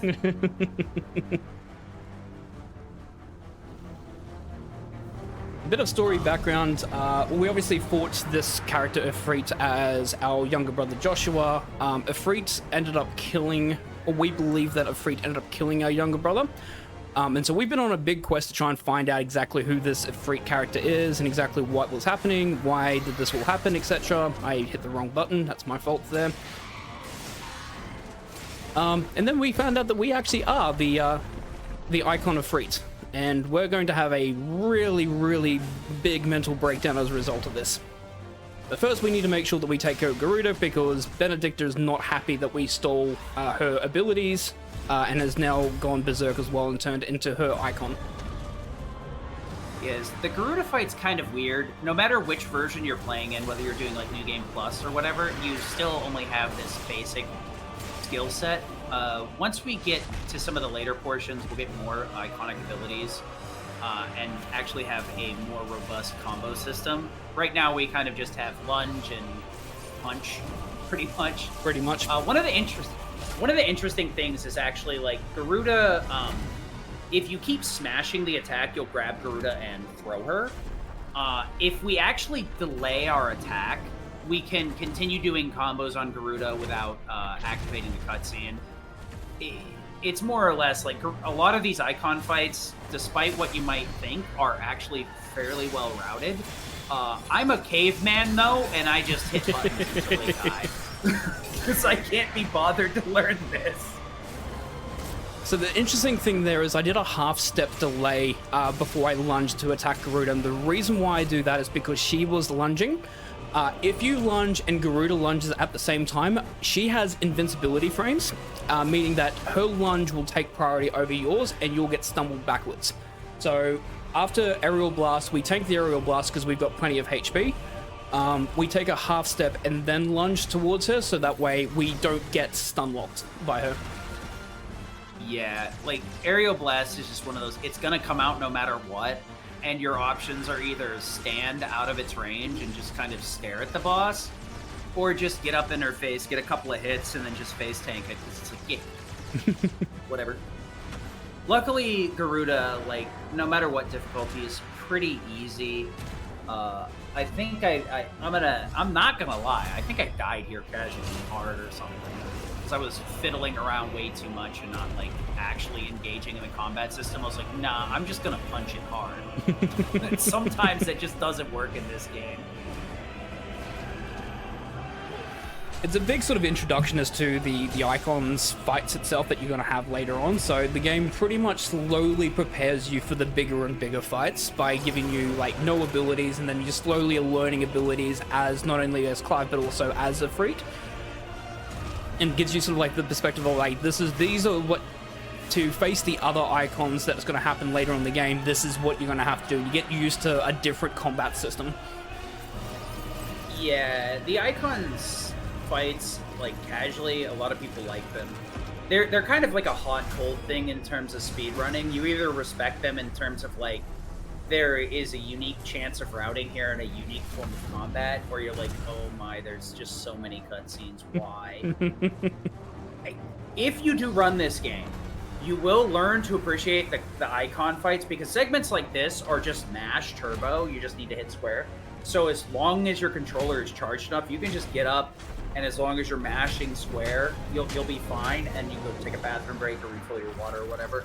And when the standard run is like 7 to 8 hours, depending on your skill level, maybe even 9, you're going to really appreciate the breaks, even if they do come at weird times. Yep, absolutely. And for anyone that's interested in running, we do allow a 30-minute break, so you can pause the timer and take one 30-minute break, so you don't feel like you have to run the game for the any percent. You don't have to run it for like 8 to 9 hours straight. You can take a break, and a half an hour break. We do allow that as part of like submissions onto the leaderboard, because you will need it, because obviously it's a very, very long run. There is also another segment in the run though that we will be coming across where there is a 6-minute unskippable cutscene. That is a perfect time to get yourself ready for the end of the game. Yeah, the only killer is it's at the end of the game. Yep. If it were more balanced towards the middle, it would be fantastic. I just like, I'm not going to complain that I get the break. I can just kind of unplug for a minute, but why is this in the last 2 hours? I actually kind of like it, and the reason why is because I know I'm in the end game at that point. It's like, yep, I'm in the final quarter of the game. Yeah. All right, I need to lock in and focus. Yep. The funny thing is like the fight leading into that cutscene is arguably one of the most lock-in fights. Like doing that Barnabas fight correctly is a hard lock-in moment, and if you don't do it correctly, it feels so bad once you learn it. When I learned it, I was like so happy. I was like, yes. And then when I messed it up after learning it, I was just like, oh, I'm so dejected. Yeah. The game does reward you if like you will have those moments where a fight just goes exactly how you planned it, and it's one of the best feelings in the world, because it's like pulling off a whole bunch of different parries into different abilities, and the cooldowns are all working nicely, and it's all good. And then next time you play the game, you are losing 2 minutes on a fight because you forgot to do something, and you feel dejected afterwards. So, an important thing of note, after you finish certain story segments, a lot of the icon segments will give you basically like a story weapon that are the icon personified in the weapon. The one that we would get here after finishing Garuda would actually put us up to 130 attack, 130 will damage. So we are starting to kind of level out on our strength. We're still a little bit ahead, so the DLC weapons will still offer us a pretty decent edge in damage here, but we're not as overpowered as we were in the previous areas. One of the cool things, though, that we didn't get to show off with Garuda is we can grab things. So now we're not at the mercy of trying to group enemies together. They come to us. The real big trick, though, is like, as simple as this movement looks, it's actually very like hard to get in your head because you have to grab, change, grab, change, grab, change. And when you say it out loud, it sounds extremely simple, but until you've actually tried to do it and get the movement down, it's very awkward because you have to hit the icon button, which is the circle, which you're normally not hitting, and then target relocking with the R3 button. You can rebind things, but that's probably like the biggest weird thing. Luckily, we always get this lunge here, so we basically get a free Rook's Gambit right off rip. Yep. And because of that, it will it's on that massive damage buff and cooldown, so it allows us to get into a stagger pretty quick here. I'm usually god awful with the Minotaur, so I go out of my way to grab a couple of strength potions before I come in here, but they're extremely not needed. They're really not. But the Minotaurs can be very annoying if you have a hard time with them. This one isn't so bad. The one that's really rough is in the final cave, because there's a bunch of spiders, and the game really does not want to let you lock on to the Minotaur. It's super frustrating. Yeah, it always tries to go for the spiders, and yeah, it's a really annoying setup. So, as Sid was talking about in terms of like grouping enemies, it took me, I think, like 10 or 12 runs to fully start actually comprehending the lock-on, because you have to lock onto an enemy, then you have to swap by hitting the R3 button, and then circle R3, circle R3, circle R3, circle R3, circle R3, and that is not a comfortable position to do. Oh, it's so weird. Yeah. And also you have positions like this where certain enemies are just slightly out of range, and therefore you have to reposition yourself. And also the annoying thing, and this is where our allies become slightly a pain as well, Torgal did it on the first fight, they like knocking enemies out of the way. If they knock an enemy out of the way, you are not going to have a good day, because you have to then try and go and grab them. And do the worst part is, like, you can actually increase the range of Deadly Embrace, but you do not want to spend the AP on it. It's just not worth it. So you have to deal with its distance and just learn to love it and deal with it. It's a really big skill check. Luckily, we're going to start having enough AP to get most of our moves upgraded here, so our life's going to be a lot easier. At least for the moment, we're going to be able to have full power. The next fight's kind of a weird one. I realized this the other day when I was doing one of my last runs, that the Dragoon fight's kind of goofy. And I didn't realize it until being a little bit more familiar with the game. The Dragoon will actually spawn in with a worm, and the fight's a bit weird. What the game doesn't really make obvious is the Dragoon's HP will lock somewhere around half. So we want to kill the worm, and it'll get rid of that HP lock, and then we have to hit a certain amount of HP to trigger the final phase, which is Dragon Drive. Yep. So we want to stagger the Dragoon, then kill the worm, and kill the Dragoon. It's super weird and very unintuitive. One of the nice things, though, is this another cutscene right before this fight, so we can unleash all of our moves. Even if you kill each one of those enemies individually, all your moves will be back. Luckily, early game, these cutscenes are on 20-30 seconds, so almost everything fully recharges before the cutscenes are over in a lot of these situations. Yeah. We're just hoping here that Sid is actually going to play nice, and Sid kills the dragon. If Sid doesn't kill the dragon, we have a problem, because then we have to deal with it, and we don't want to deal with it. Yeah, ideally, we stagger the Dragoon, we kill the Dragoon, he deals with the worm. Sometimes he takes his sweet time doing it. Oh, that's frustrating. Unfortunate. It's so. One of the things I do is I do like the very autistic thing. I count on the jumps. I do 1, 2, 3 to time it out. It's very awkward when you're doing a run, but it is what it is. Timing on the jumps can be very weird. If it's a regular jump, it's like 3-ish seconds, or it counts to 3. And then with a double jump, it's 3 and then 2. The second jump comes slightly quicker. It's super awkward. Looks like the worm's dead, so we're at least not too bad off, but our damage is a little bit scuffed. Okay, we still got dragon? No. No, that's double jump. And the reason why is because I missed a rising flame. Yeah. Rising flame. There it is. The only downside of Rising Flame is its hitbox can be very petite, and if you're not good about firing it off, you'll miss with it. Yeah, I fired it off just damage. as he jumped away for a jump, which was really annoying. If it was a fraction second earlier, I would have caught him with it, but...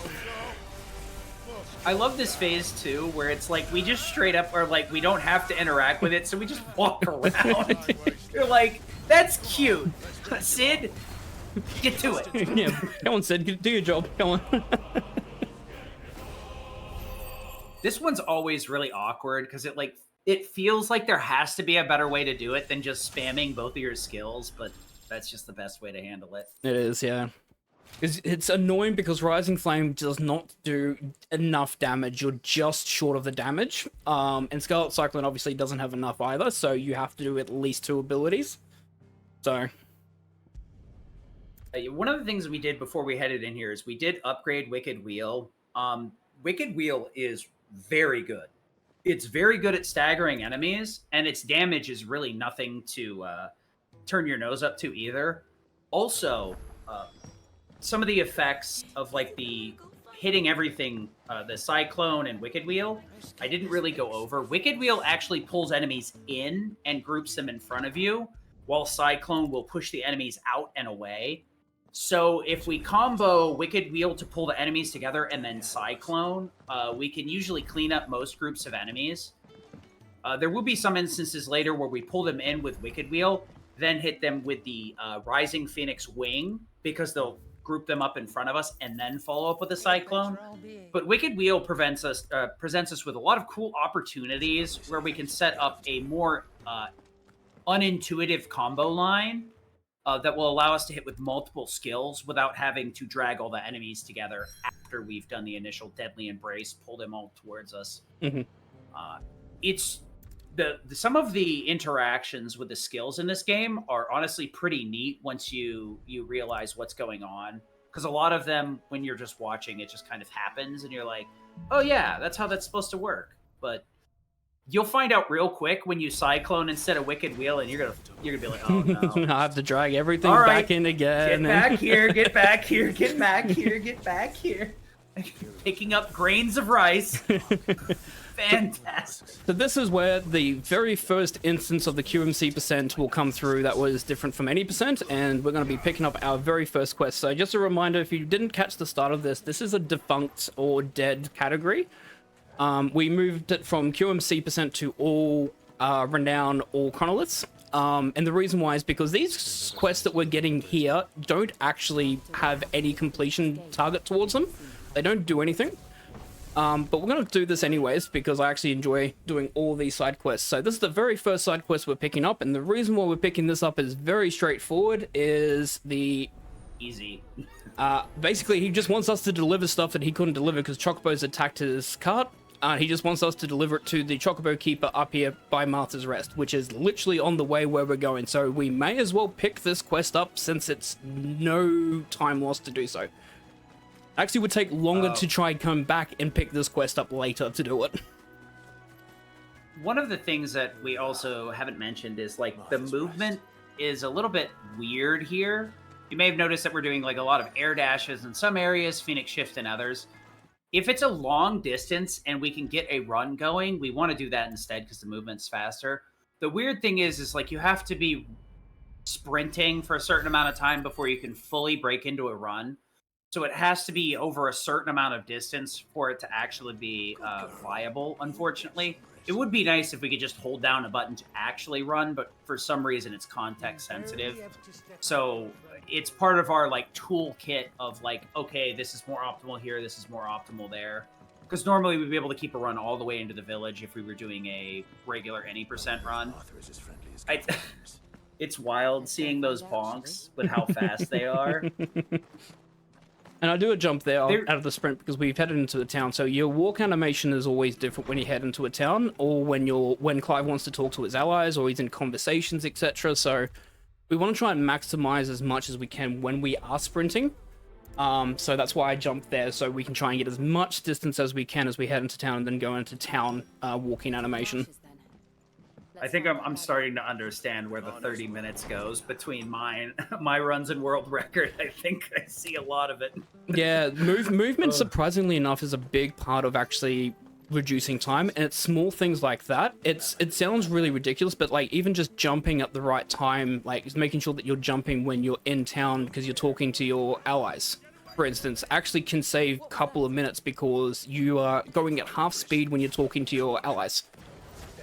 In town. Yeah, the ally conversation slows everything down, and that's the lot of the reason why we have to do kind of awkward movement like that.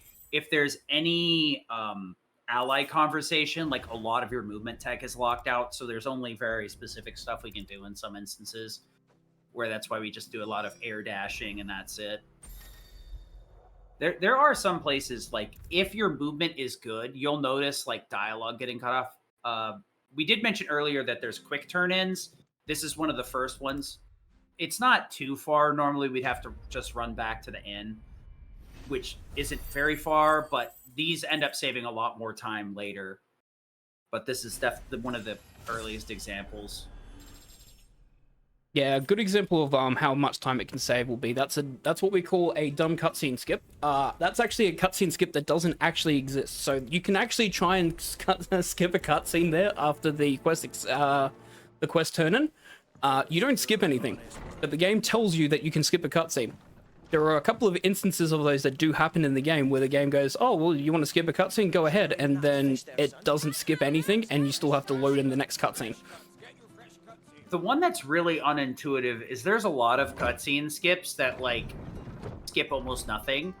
So if you're just spamming, you don't actually save that much time. Sometimes it may be a single line of dialogue, so if you just hit X, it's faster. The only problem is I couldn't be asked to look at all of the instances over, like, the 4 hours of dialogue. I'm just like, no, I can't. I can't. The only ones that I know is quicker is when you're talking to get your renown turn-in, and when you talk to Goots. They're the only ones that it's quicker to mash through, from my understanding. The rest is that it's probably better to do a cutscene skip. I think there's the one earlier on in Loftwing, too, because when you talk to the guy the first time, one input, and then he gives you the badge or whatever, but it's like there's so many instances where you'd have to like mash and time it.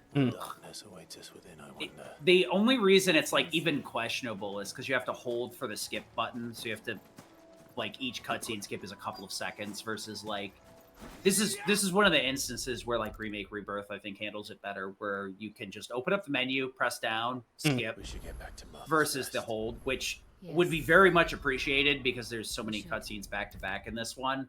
But at the very least, you can kind of chill and do this one hand. So there's some benefits to it. It's just a bit slower. Oh, man.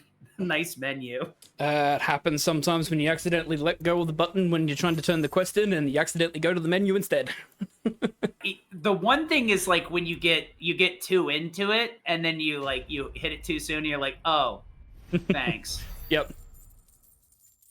This game has some weird skill checks, I gotta say.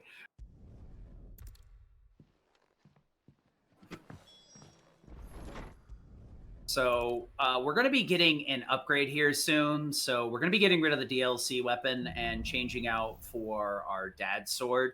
And we're also going to be upgrading our drip quite a bit. Yep. From this slave's outfit.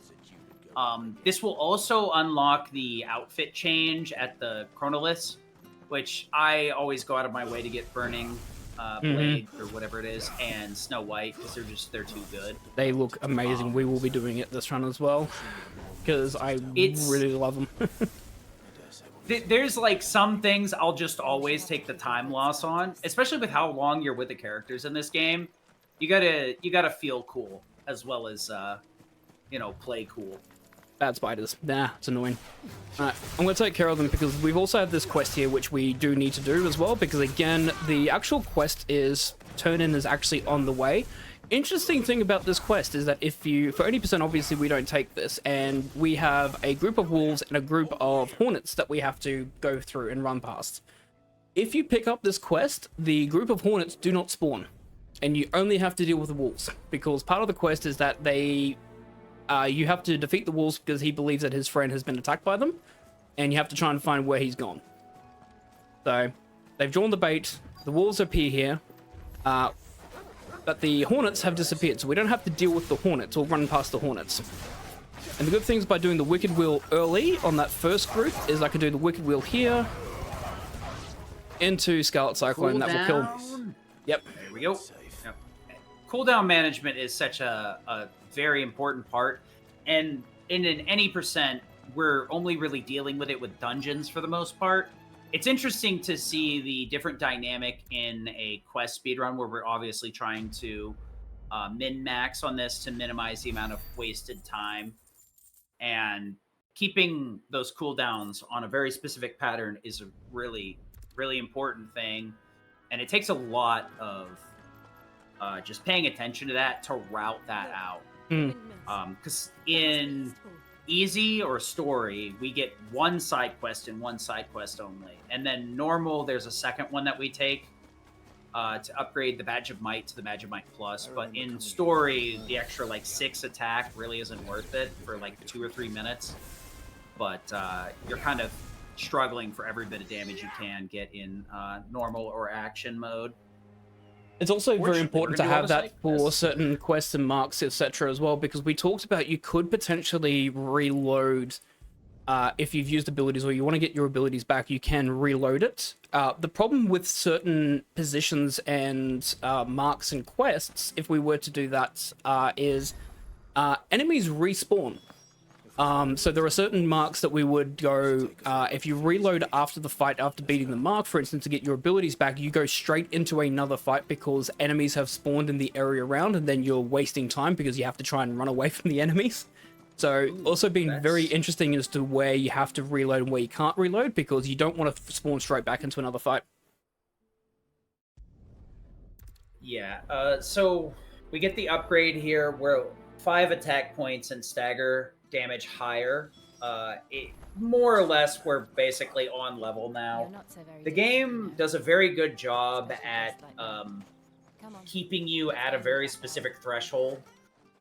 For better or worse, a lot of the time, you feel very equipped to handle most of the fights. As with a lot of speedruns, you'll end up forgoing a lot of upgrades that'll put you in a position where you're always underpowered, especially going into the end game.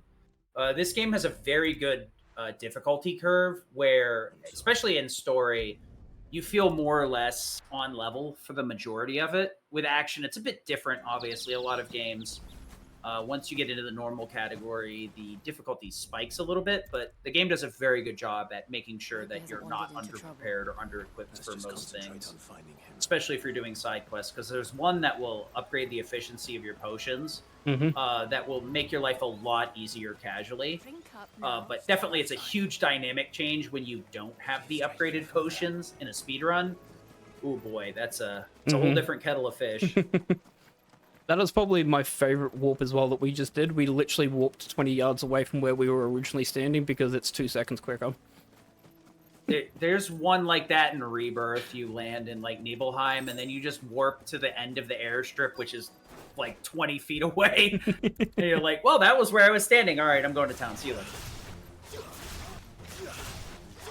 It's always funny when you do that in speedruns. So I did mention earlier that there is some places where we can micromanage the enemy spawns, and this is one of them.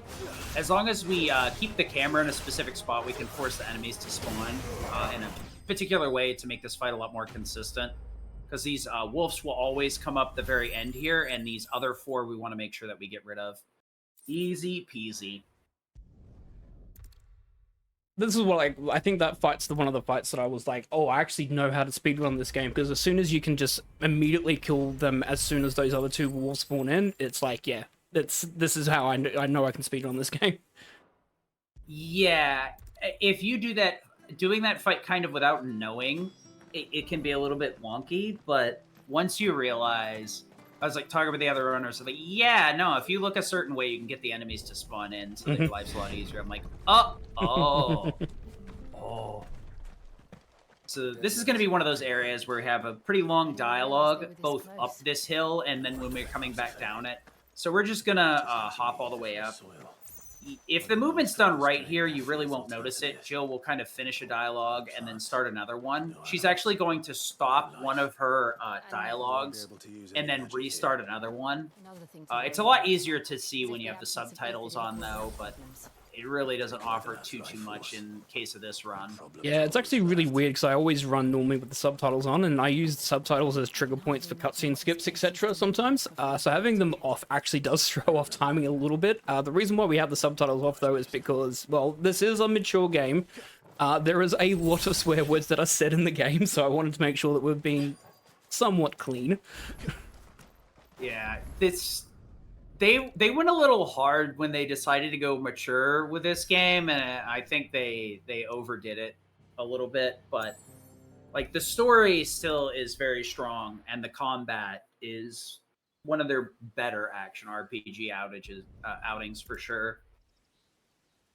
It's a very weird mix of like a single player action game, but an MMORPG at the same time, because the cooldowns are normally something you deal with in MMORPGs, but it melts very well with an action title. Mm-hmm.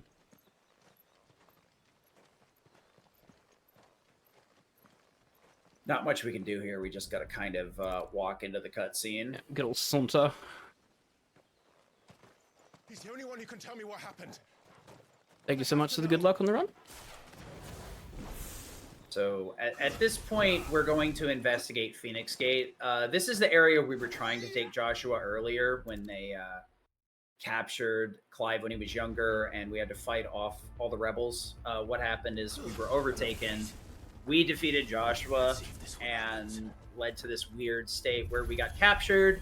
We finally broke loose, and now we're heading into the Phoenix Gate to try and get more information, because we're following a cloaked figure that we think is related to what's going on.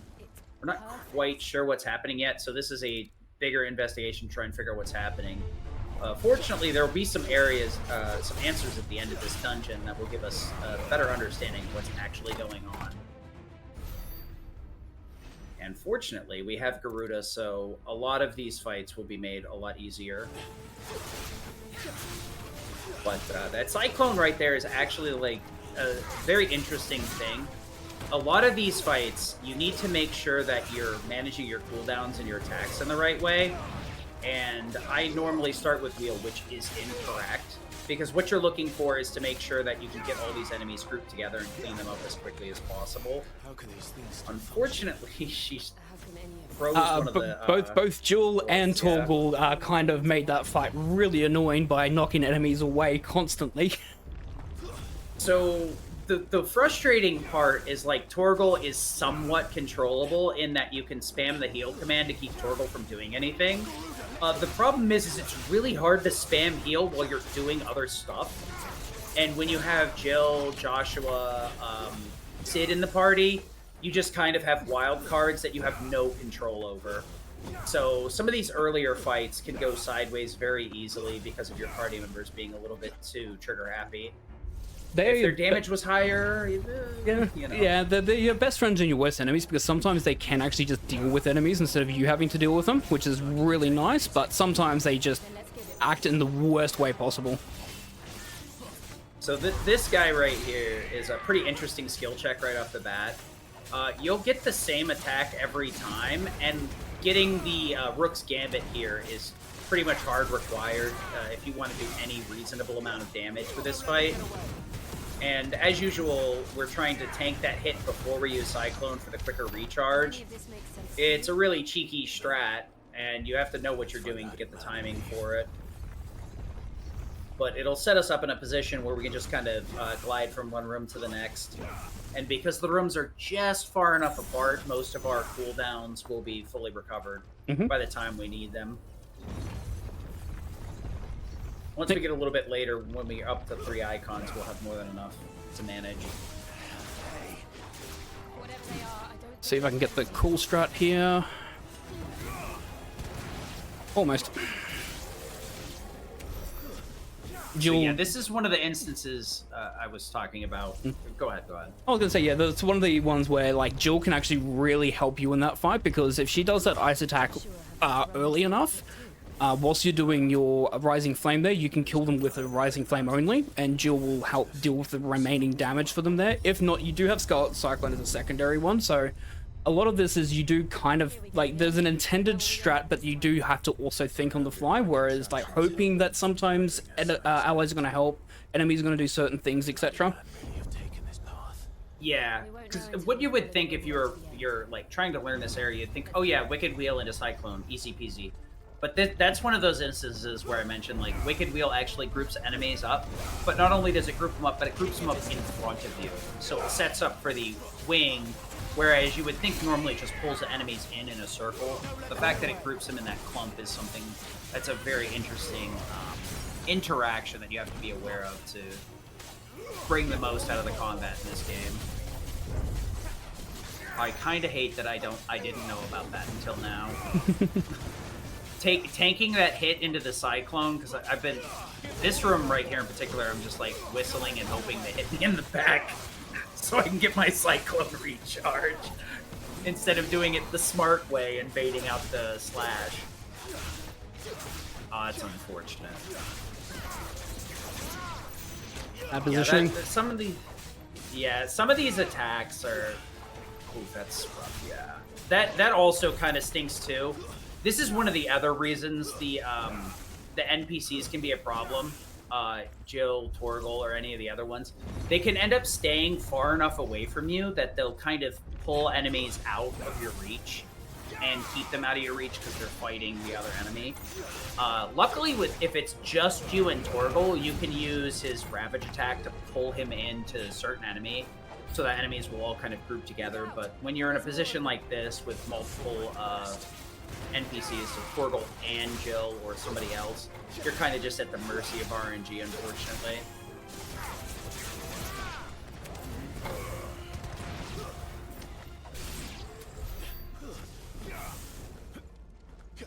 Yeah.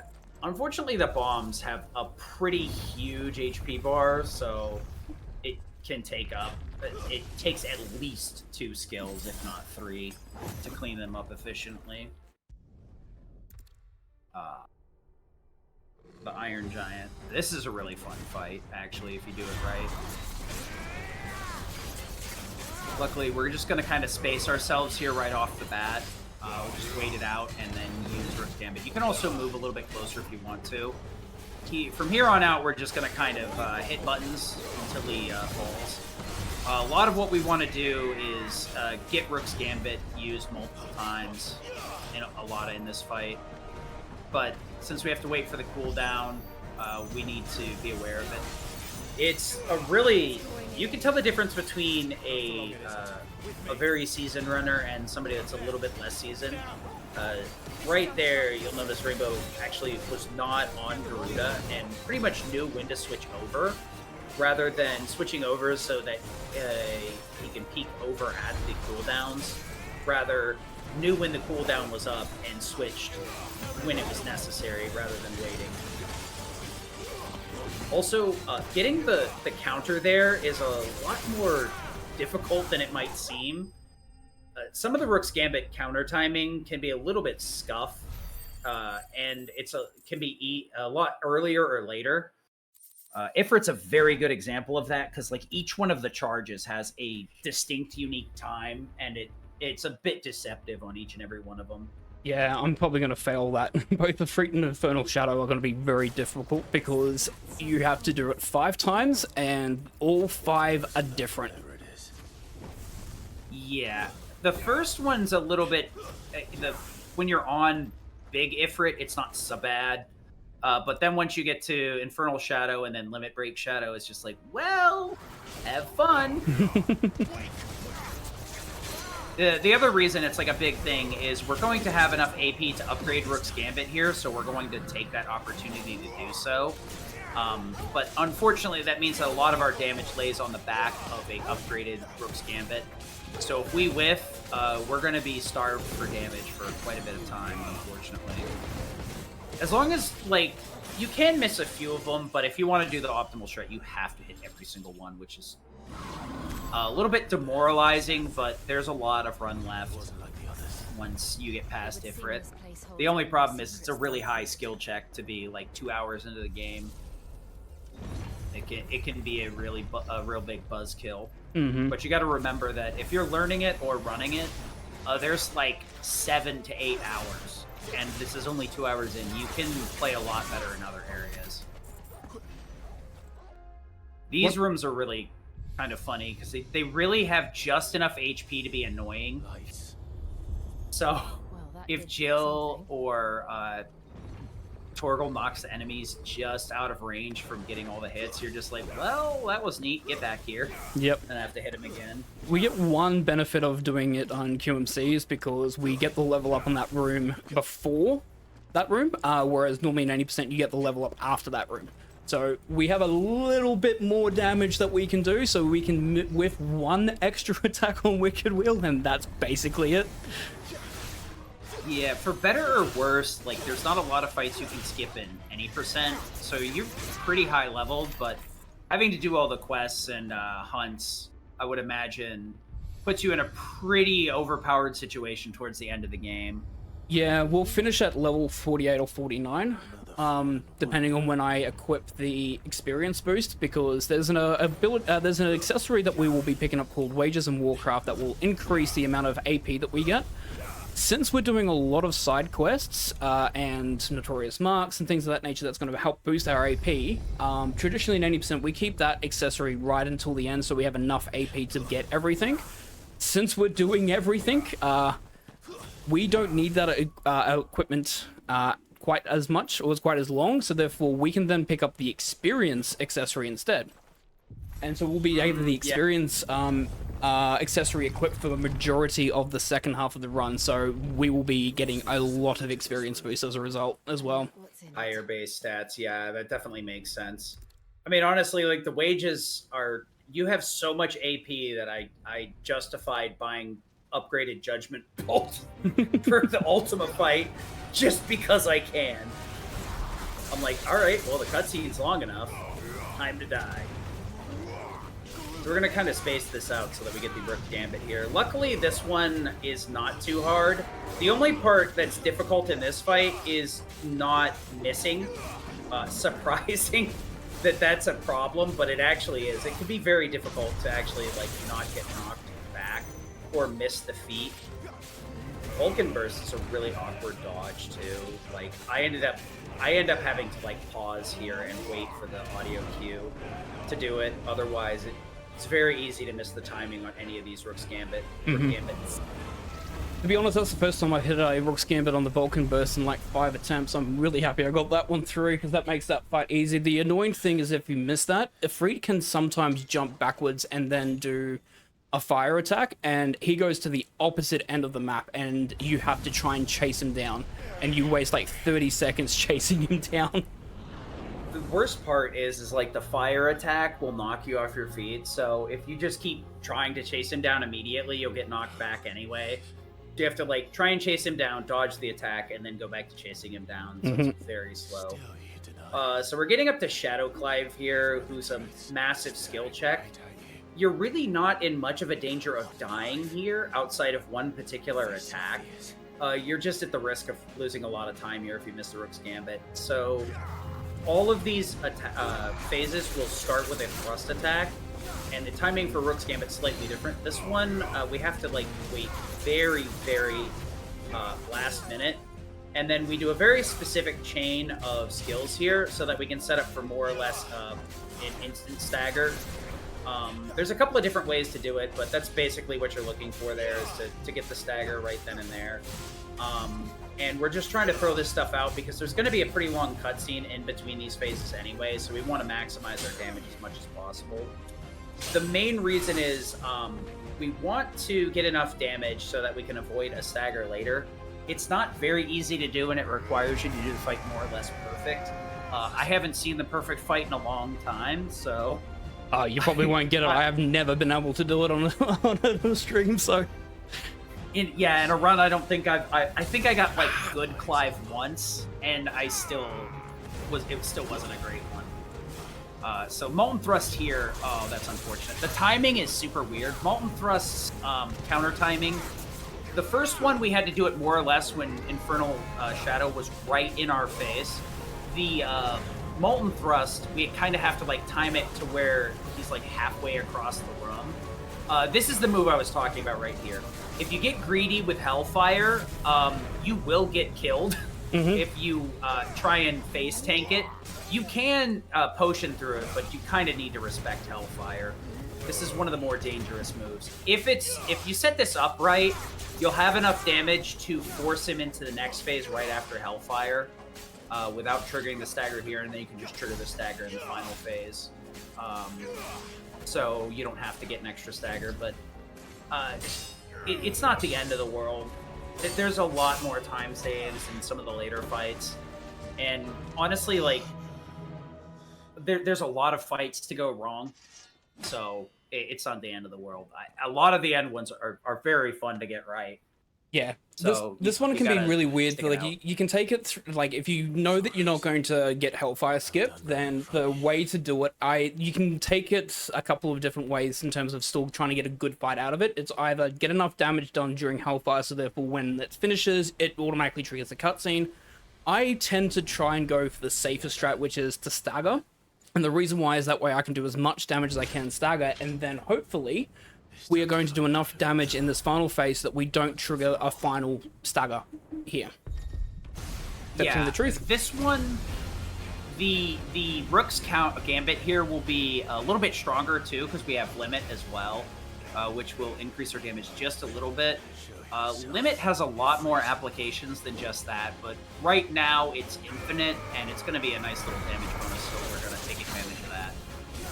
This is unfortunately the only place we get infinite limit. It'd be really nice if we got infinite limit everywhere, but it is what it is.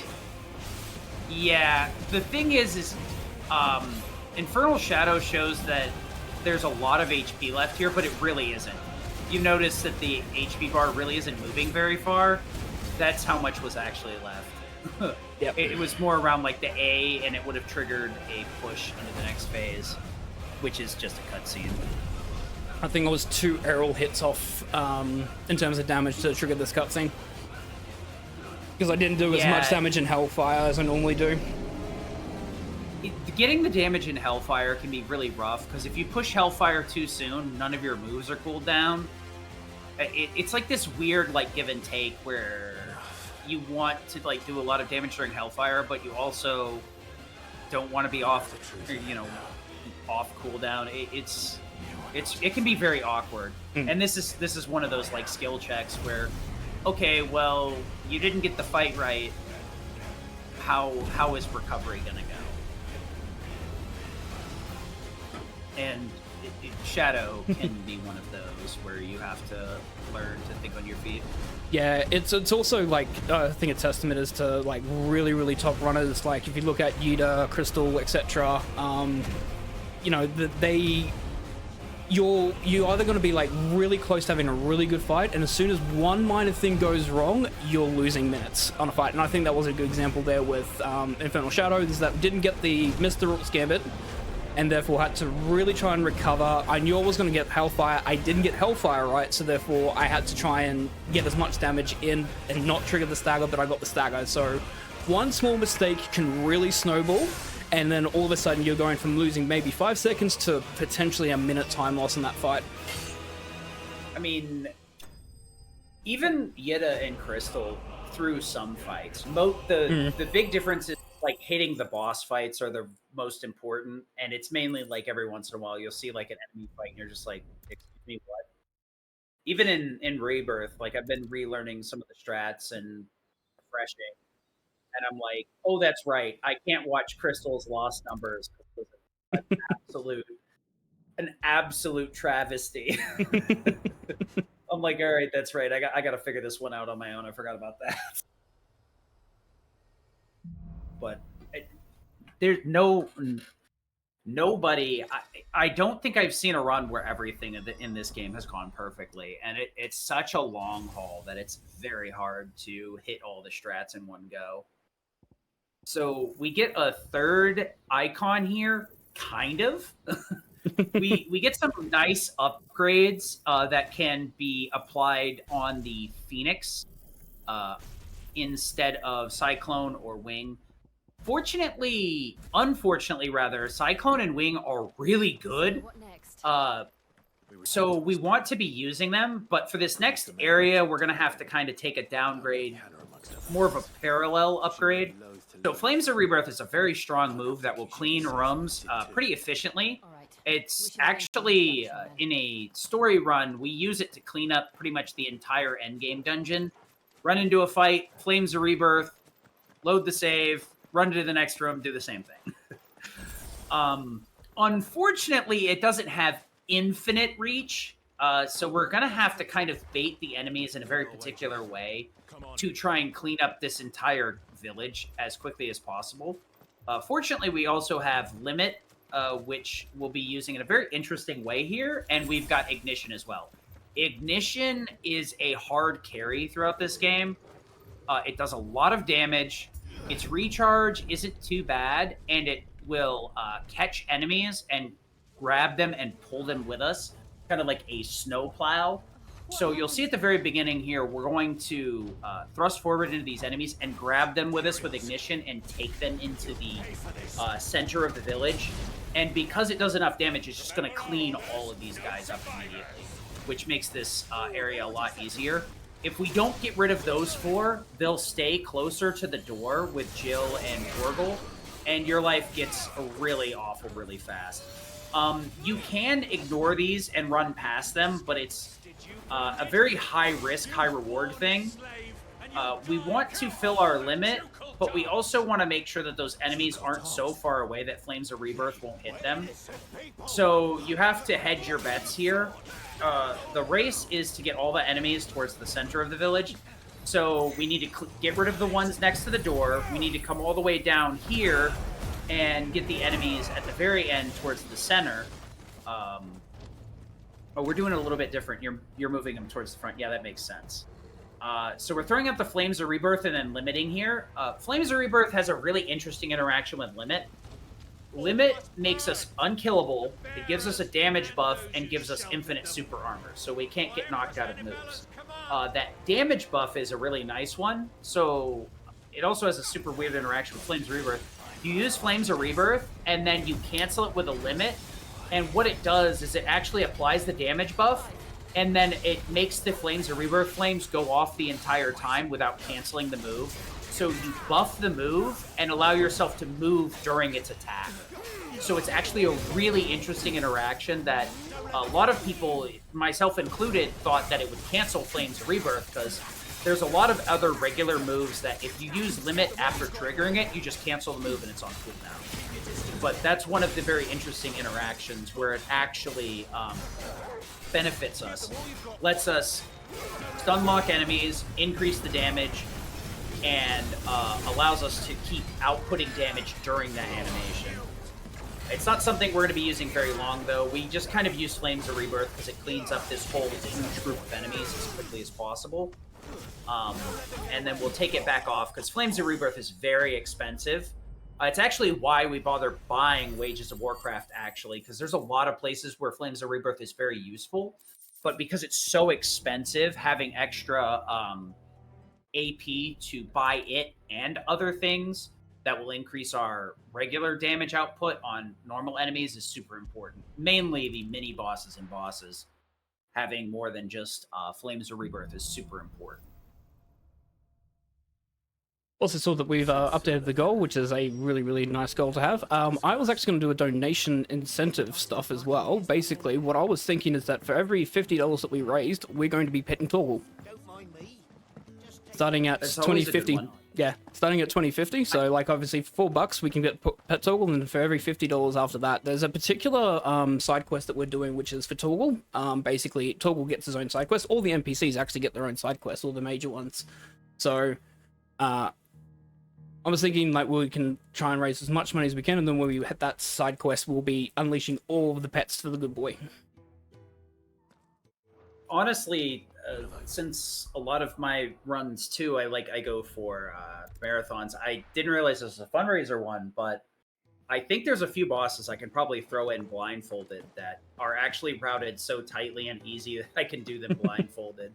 So hopefully I'll be able to add those in later too. But petting the good boy is always a good incentive. So we're going to be upgrading the weapon here. Every time we clear an icon, like I said, we're going to get a crafting material, and that more or less will put us on a upgrade path to where our weapons will more or less be on level every time. We had to craft the Garuda's weapon first because the icon weapons are all like kind of build on each other, and then we could get the Flame Tongue, which is a nice DPS upgrade here. And we're just going to be kind of doing that after we clear every dungeon. We're either going to use an iconic weapon or just buying a regular one and upgrading it a bit. So we're going to be starting our cleanup because we're heading into... we're almost at the point where the time skip or the time jump is about to happen, and we'll be locked out of doing all of these quests when we get to a particular point. So this is the first major cleanup that we're doing in the run, doing all of the side quests that are available. Yeah, so... what you were saying earlier is the main difference between the current category that does this kind of stuff versus the one that we're showcasing here. The current category that's on the leaderboard skips all these post missions, correct? Yep, correct. That's the main difference? Yeah, so basically all these side quests that we're doing have no completion requirement, basically. They don't lock anything, you don't get any renown, they don't really do anything. They're more of just like a additional storytelling kind of narrative. But from a completion, you can't really... They don't show on all your side quests at the end. So you don't technically need to do them, and so we thought for the current category where, again, for easier running and for checking, especially for mods, because I'm one of the mods, for instance, it's easier for us to check to make sure that, well, at the end of the game, do you have all the renown and have you completed all the chronoliths? Yep, you've done that. Awesome. We are good to go. Instead of having to check manually that, hey, have you actually done all of these side quests, etc. Yeah, the only downside is that you don't need to bother doing these, which is like a give and a take type of situation. You get some extra AP and money out of these. To be honest, you'll never want for money throughout the course of this run at any point, unless you're buying like last elixirs or, you know, some of the very expensive healing items. Honestly, the potions and high potions will unilaterally be enough for like any story mode run, and every dungeon basically loads you up on them, so you almost never have to rebuy them. Strength potions are the only thing you ever buy, and a couple of upgrades. The weird thing is like you do want to upgrade weapons to +2, but for 90% of the weapons in the game, you don't even need to get more crafting material. We only have to buy crafting material for the defender if you want to upgrade it to +2. But we're going to be getting the ultimate weapon, or the any percent ultimate weapon anyway, like the new game one. Yep. As part of the side quest. Yep. So Gotterdammerung, I think it was that. I can never pronounce it correctly. yeah, Gotterdammerung. Yep. The only reason I can pronounce that nonsense is because it's like one of the ultimate accessories in Remake and Rebirth. It's one of those things where like it's a very divisive one because it lets you start with a free limit and then it trickle charges your limit while you have it equipped. It's so weird. But yeah, I think it's Twilight of the Gods, I want to say, or maybe that's Ragnarok. I'm not 100% certain. But both of those are ultimate weapons in this game. I do find it very nice that they added not only the alternate costumes, but you can change your weapon skin to whatever weapon you own. So we could technically have this weapon for the rest of the game. We just need to go set it. and then it'll stay like that regardless of what upgrades we get. Because there are a lot of very interesting looking weapons in this game that are very appealing, actually. They did a very good job with their graphics and making things look very distinct from one another, rather than looking like a slight upgrade. Each one of the weapons has its own visual style to it. So interesting routing here is that obviously there's another quest I could turn in. Basically, one of them is really straightforward, where all I have to essentially do is go and talk to the carpenter because I collected the wood that he needed. The game's like, oh, you can turn that one in. I'm not going to turn it in because I'm going to have to go back there because one of the other quests I'm going to be doing will be turning in at that same location. So I'm routing and grouping all of these quests, trying to not have to run back and forth from the same location multiple times. I want to be in a position where I'm grabbing quests and completing them in a set pattern around so that I can be one and done. The funny part is, at this point in the game, if you see somebody go to Lost Wing, they've made a mistake.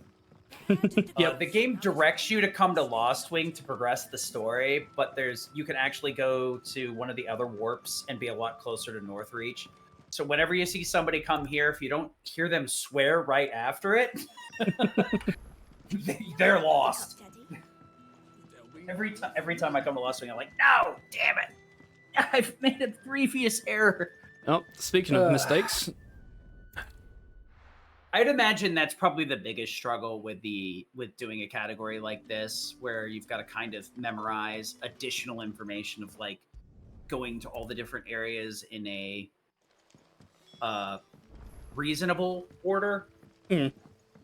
Yeah, so the good thing is because we're picking up, we're going to be, I think, juggling around about 15 to 20 quests normally at the same time. So the game will only ever put the markers on screen for 3 of them. So you always have to remember kind of where everything is. You can go to the main map and have a look to say, oh, actually, this is where I need to go next, etc. Because they will show on the map. They just won't show on screen where all the quest requirements are. The worst part too is. So I was going to say that was a slight mistake there because I picked up the quest, but I didn't talk to these 2 bearers before talking to Quentin. So therefore, I had to backtrack to go talk to them because typically what you're supposed to do is pick up the quest, talk to the 2 bearers, talk to Quentin, pick up the food, return to quest. That's what we're trying to do. Is trying to again, like we don't want to backtrack where we don't need to.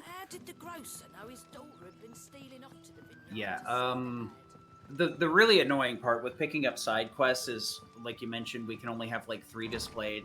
The thing is, when you pick up a side quest, it'll delay a little bit before the side quest is fully given and you regain control.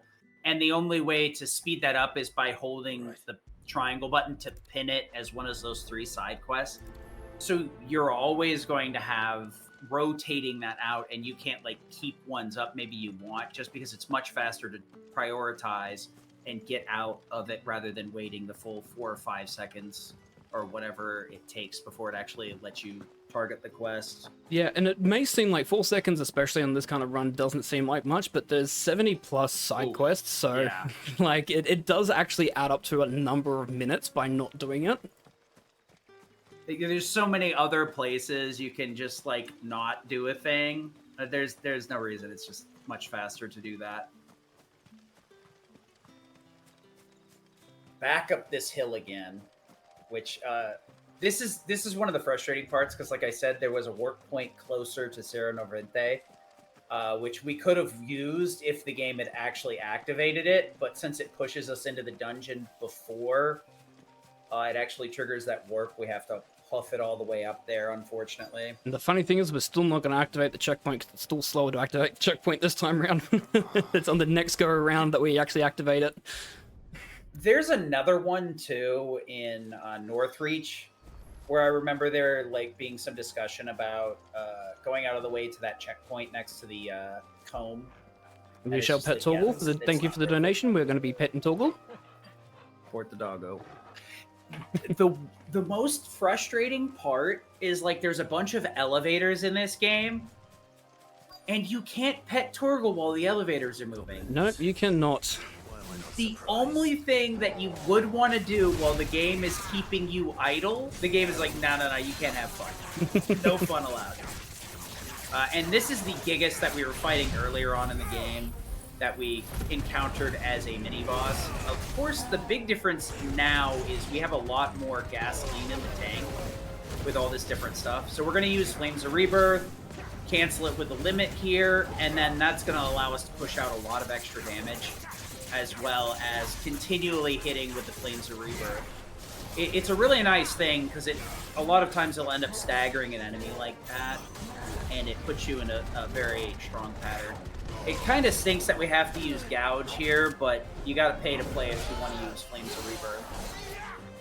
And it's very powerful in a lot of these areas. Big Swing is super obnoxious. Even if you do enough stagger damage, Big Swing won't be canceled. The only way you can stop it is by hitting it with a parry. So you either have to kill or parry, which is kind of frustrating. I usually go out of my way to like dodge it to set up a counter, and then I just mash out the attack and it usually parries. Or I get punished like that and get chained into a cart. The only thing that's like unfortunate is a lot of the side quests, as interesting as they are, mostly like the quality of things you get from them is from the story. A lot of the like items you get for crafting or whatever, you almost never need. And they do give you a lot of like gil items to sell, but you normally don't need that much money either. If a casual player is using the more expensive items like the last elixirs that auto-revive you, or the Lionheart tonics that increase your limit gain, you might actually need it, but if you're doing it the way that a speedrunner is, normally just buying strength pots and then letting the dungeons refill your potions, you really won't need it, unfortunately. Man, do I love that Ignition just pulls the enemies with you. It's even better later because we'll be able to use both Wicked Wheel and Cyclone on Garuda, and then we'll be able to use Ignition on Phoenix. So we'll have a pretty strong group dynamic for cleaning up enemies. So the big downside to Flames of Rebirth is not only its high cost, but it also has a very big downside of taking 2 minutes to recharge. The only reason we really get away with it is we normally route it so that we don't use Flames of Rebirth too much in casual combat. So the only problem is basically we have one of our skills sealed here, but since a lot of these enemies are so weak, we really don't need that much gasoline in the tank to deal with them efficiently. And the amount of time that it would take to take Flames of Rebirth off and then put it back on for the fights that it's efficient just wouldn't be worth it. I better get it back to the hideaway.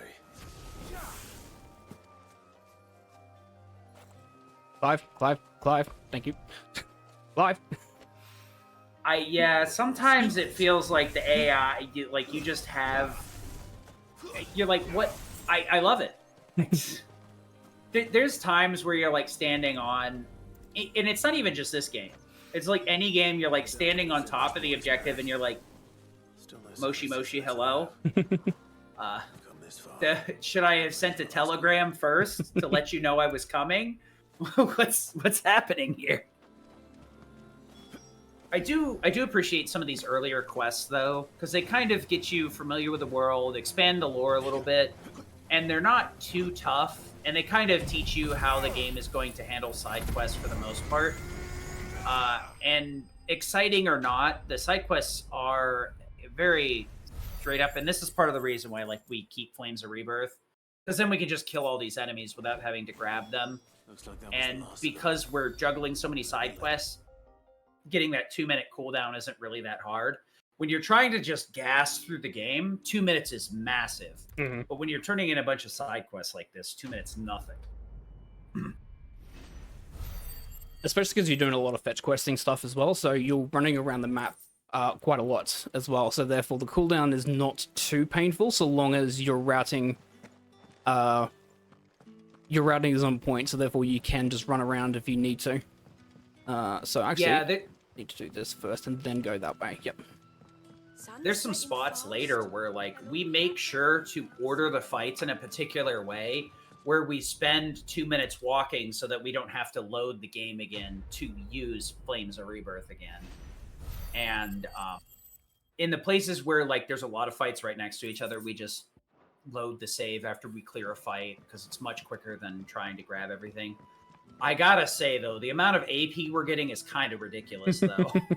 And we still will be picking up the accessory that will boost it as well, but we won't be having it for that long. We basically will pick it up as part of the regular 80% routing, but we will take it off basically when we get to, I think the third side quest will probably take off. Hopefully this will keep our career out of trouble. The Wages of Warcraft is a really interesting one because like in concept, you think about it and you're like, oh, I'm missing out on damage because I don't have a damage boosting accessory on.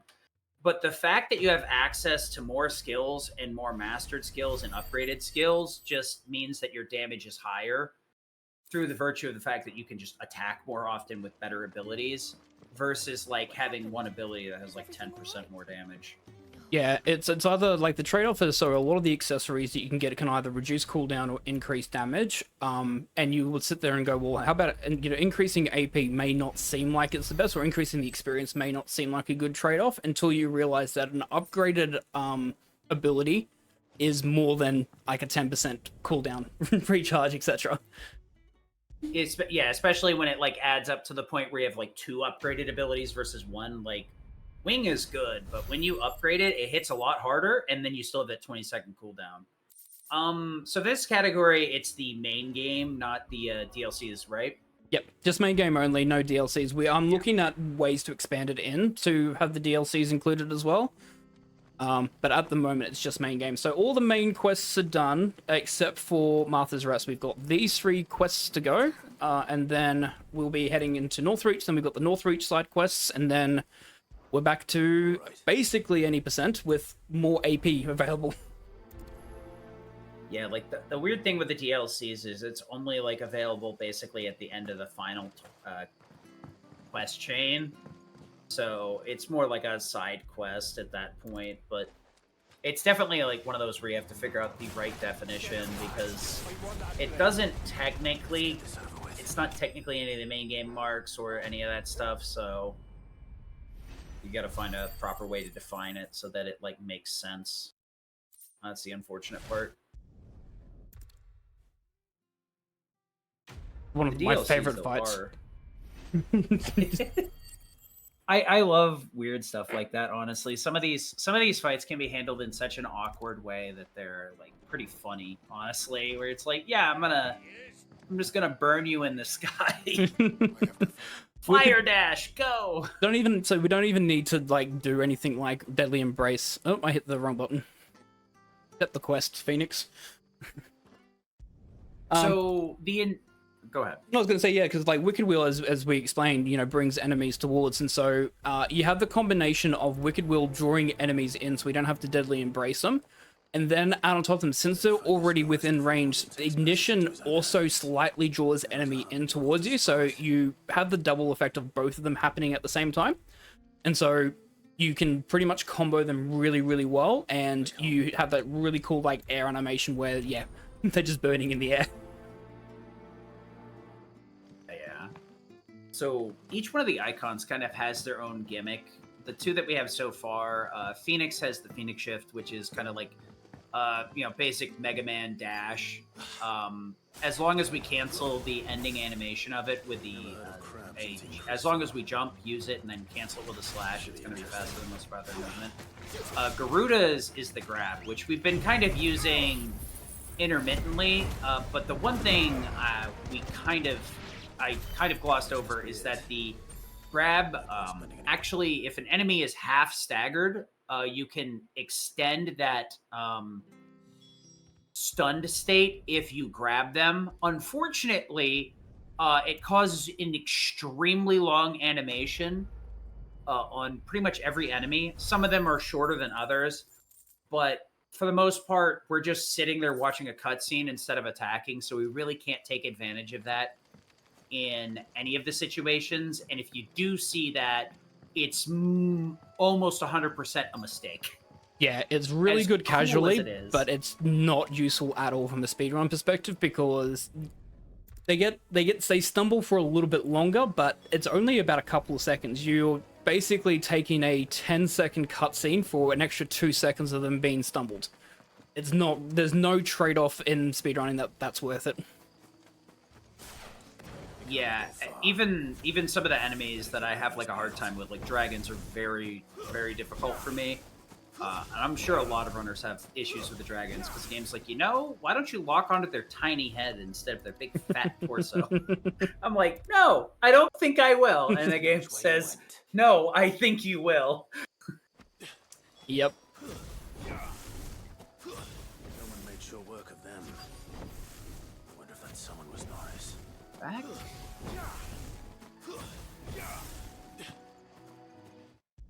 Interestingly, we do not need to pick this up, but I always pick this up anyways because it's just extra materials. Free for so many years. Because we have to wait for the return to quest owner anyway, so might as well take the extra 10 hides. I'll be fucked if I'm leaving this to...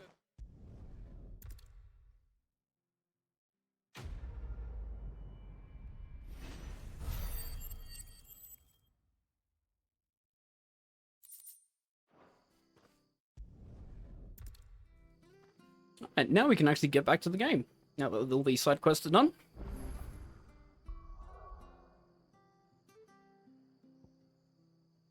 So again, game's telling us to go to to Lost Wing to head to Northreach. We're actually going to take the proper speedrunning route, which is we go to Dragon's Area instead, because that's closer.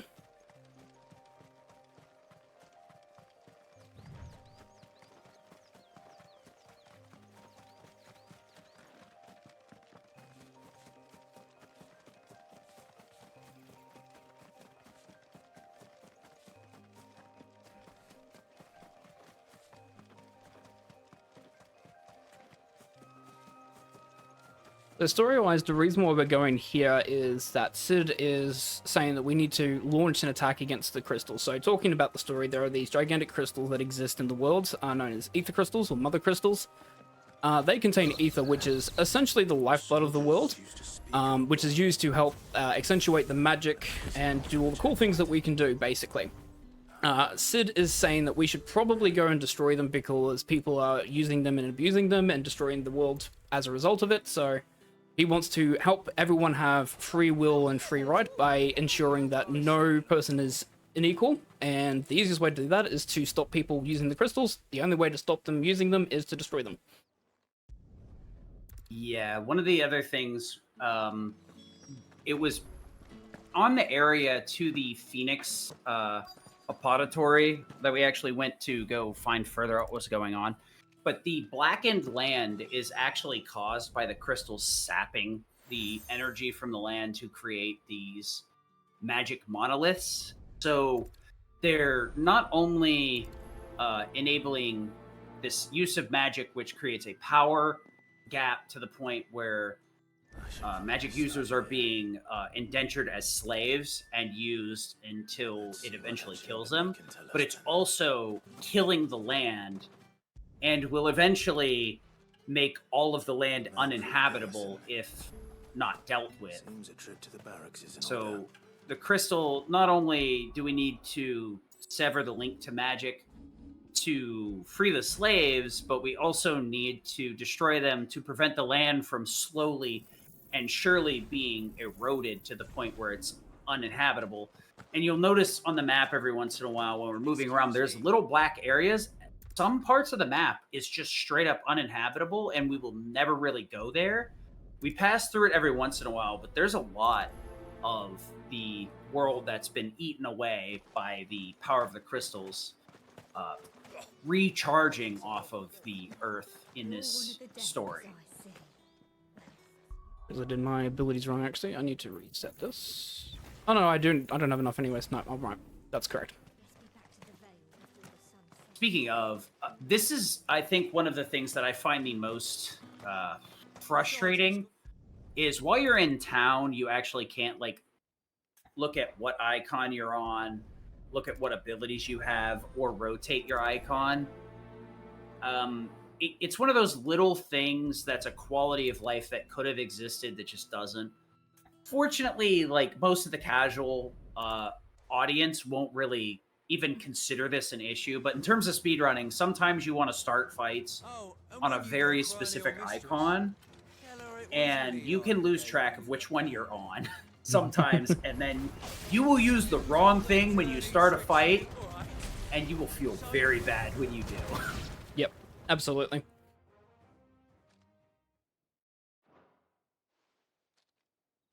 You know, I think that fight went more less like that casually too. What the hell are you playing? Pretty much. Yeah.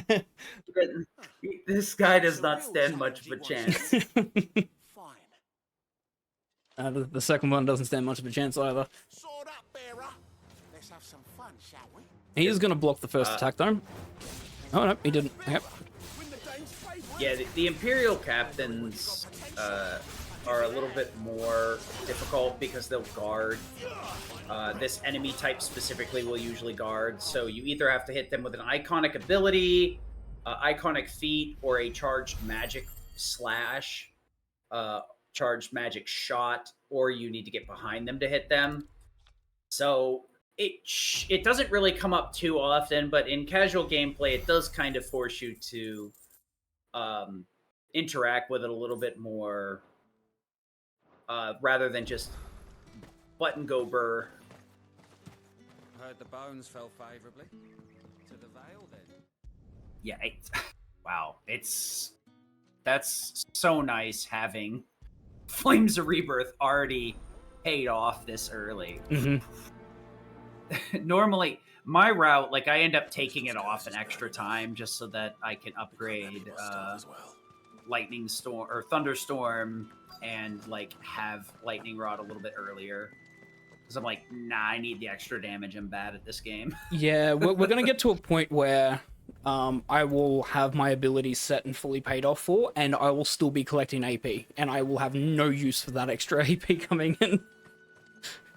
Yeah, I ended up having to grind it out a little bit more because I was planning on doing Final Fantasy mode at some point, and then the goalpost kind of got shifted because of the DLC, and I'm like, I guess I'll do Final Fantasy 60. And I never finished grinding it. Now I'm doing the same thing for Rebirth, trying to grind out multiple save files. So Remake Rebirth kind of stink because they only give you 10 save slots, and the auto saves are nowhere near as aggressive as this game.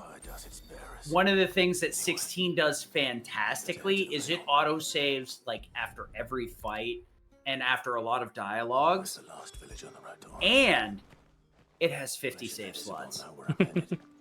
I learning this game is as inefficient as it is to like practice some of the fights.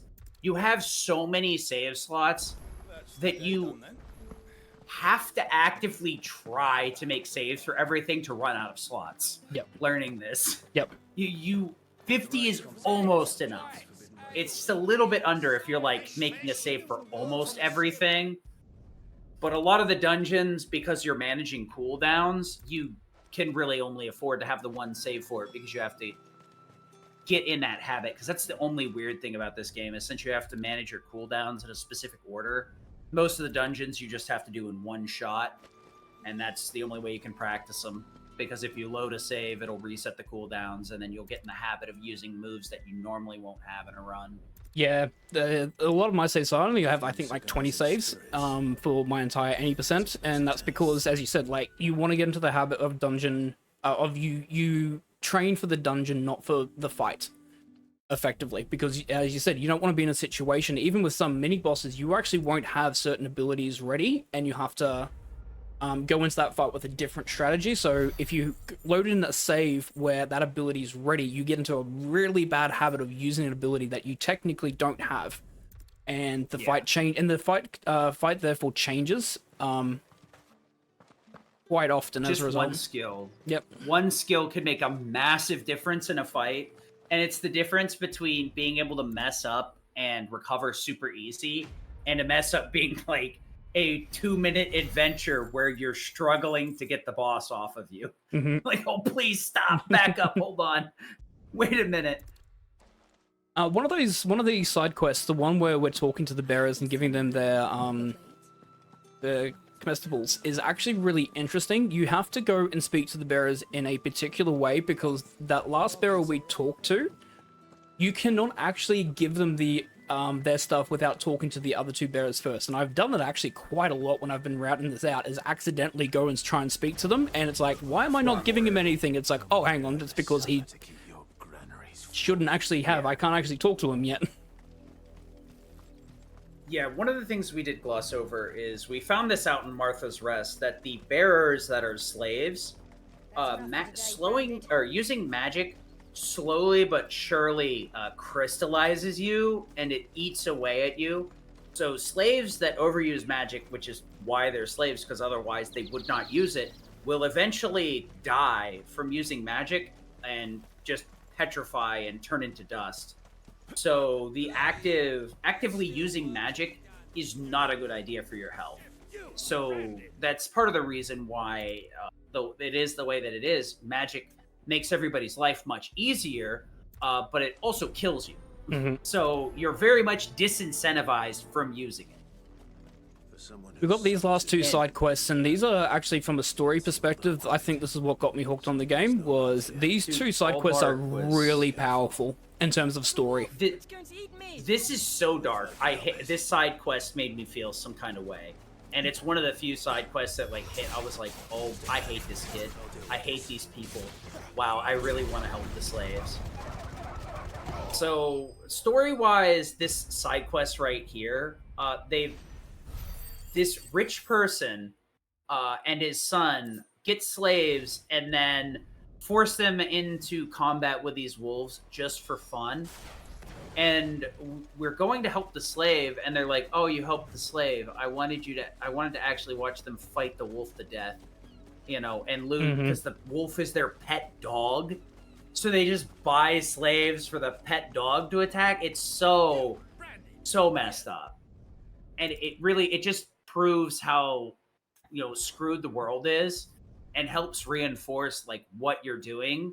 Versus, like, well, I'm freeing the slaves, and you're like, well, this is morally the right thing to do, because that's kind of what you're taught in real life, that there shouldn't be an inadequacy between people. But this is like one of those, wow. Even in this game, it hits you in some kind of way when you do it. And you're like, okay, I'm getting what's going on here. That's what 16 does really well, is that you can play the game without doing the side quests, and you get a good understanding about the world and everything that happens. What the side quests do is reinforces what the world is doing and what happens to you and everyone in the world with the actions that you do. So you actually, some of the side quests, like, obviously we'll start getting rid of the crystals, we'll start depleting the magic away from the world, etc. The side quests show what the repercussions of those actions are, whether it be good or bad. Yeah, because the one thing is, in a lot of games, they'll put you in the position where it's like, oh, well, you're just the good guy, and everything else is bad. There is some gray area in this game, and they do a good job of kind of showing that you're walking that line, because you're destroying the infrastructure that makes life as it is possible. So you're not just solely doing a good thing. People shouldn't be slaves, but relying on this magic is slowly destroying the land. But this also has a major effect on everybody's lives, not just the slaves, and it affects everybody's way of living at the time being. This is also a very good side quest too, because this girl was looking for her slave, and then you're like, this is kind of messed up that, like, you've had this slave kill themselves with magic, and she understands that this is not a good thing, rather than it being like, whatever. This is just the way of life, and you're like, life shouldn't be like this. Yeah, and the fact that the quest is called Playthings, and that just adds an extra layer on top of it. Yeah. The one thing is, like, some of the side quests don't give you, like, anything in terms of monetary reward, really, like that would make it worth your time to do. But what it does in building the story is just as useful. It's just an unfortunate downside that there's no like very good incentive, because a lot of players are incentivized to do side quests based on the reward they receive to make combat or gameplay easier. And what this game does more is like the side quests, for the majority of them, add to the flavor of the story versus like, well, now I have an accessory that gives me 25% more attack. Get it? You know, there are some good ones, but the majority is just a better story. This fight can be real frustrating casually. Yeah, Tall can knock some of the wolves away. Also, depending on the terrain, you can be in a position where you're not dragging them quite close enough to you. Therefore, the Wicked Will doesn't grab all of them, and therefore you miss one, etc. It can be really rough at times. You can be really greedy with that fight and try and grab them with ignition, but because of the side of the hill, you end up in this weird position where it's really hard to group them all consistently and making sure you just one-shot them efficiently. So as weird as it feels, in some instances, it's just better to grab the enemies, pull them towards you, and get a consistent kill. Yep. Versus like playing it fast and loose, and then it's like, well, I guess I get to use an extra 3 abilities. Yep, it's risk versus reward. You can go really fast if you go really aggressive, but you get punished heavily if you miss as a result.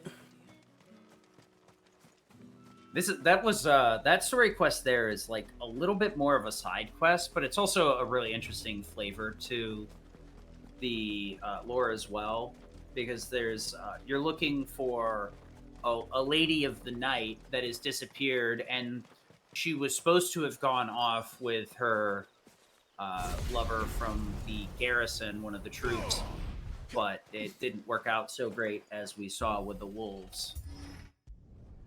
Also, getting up that hill consistently without like tripping over your own feet is honestly very difficult. It's so difficult. I tripped so many times, and that's where you use ignition, because ignition has a good burst of speed. So this is the first check that we're going to do for all quests, is we just need to double check that we have no green markers. We have no green markers on screen. So all quests before Oriflamme's done, so that meets this requirement. We can now proceed, because from this point onwards, we cannot go back to the world the way it was. We are locked out from everything else that's happened, so if you don't do any of those quests, you technically fail doing all the side quests. This way. Trying to stay out of sight. Like I said, a lot of them are story flavor, but if you're driven by the story of this game, a lot of the side quests are worth doing. Absolutely. There's only a few that will like reward you with better combat options, but you know, not everything is about hitting harder. I love that these early like sneaking areas, you're just like, please let me go faster. So you just mash the jump button in the vain hope it's going to get you where you want to go. Let's get this over with. Or almost caught myself there. Yeah, this room is just easier to do with Flames of Rebirth, because what we can do is just pop over here and clean them up pretty quick. Perfect plans, Clive. Perfect plans. If you're feeling loose with your limit, you can just jump down there, Flames of Rebirth limit, and then go across the room. But it doesn't leave you set up a full limit. Normally these fights would be somewhat difficult, but we're a little bit juiced up. Oh my. Oh, okay. I thought you had enough to upgrade Flames of Rebirth. I was like, what? Wait a minute. Hold on. That's too much gas. Not yet. We will, sorry. We will soon. This is really annoying. Yeah. We have to wait for Sid.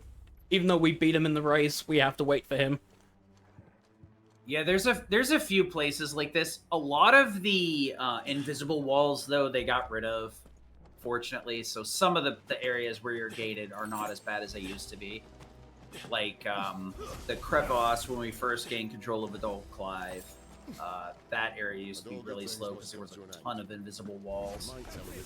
Luckily, there's not too many areas where we get hard locked and have to wait. So a lot of these rooms, a lot of these rooms, really what we're trying to do is ignition through most of the enemies. The only ones we really want to get a hold of are the ones we unfortunately missed. We want to get rid of the captains here because they're have the most HP. And then we're just trying to clean up the room here so that we can get to the cannoneer. Luckily, we have some extra levels, so we're going to hit a little bit harder here. The cannoneer has 2 phases, so we're just trying to burst through the HP bar as quickly as possible. Everybody kind of has their own method, but this will be a lot easier if we limit here. We can parry these cannon attacks, but because limit gives us super armor to the point where we can't get knocked over, we can pretty consistently get the parry. And since the parry will stun him for a little bit and also increase like the damage we're outputting and the stagger damage, it'll allow us to chew through his HP bar much quicker. Yeah, normally, like, even in story, any percent, you normally have to, like, get another Phoenix Wing in there, so it takes more than 20 seconds to clean through the HP bar. Having those extra levels is real nice. There's a couple of different ways to do the opening parry here. This one's really obnoxious. Really good timing on that, actually. I usually back up to give myself a little bit more time to react, but reacting with that charge blade on the correct timing is super good. You'd be surprised how hard it is to hit a parry, a charge blade parry on that. Oh, that's unfortunate. Yeah, the flame is kind of rough. You normally want to get around and not get to that phase. The problem is that even when you like you get around the side, he'll spin quickly enough that it's very hard to stay on the opposite side with the flames. Yeah. Not too bad though. I wasn't bad considering I got the second Rocketeer parry as well, which helps. Makes that fight a lot easier if you can get those.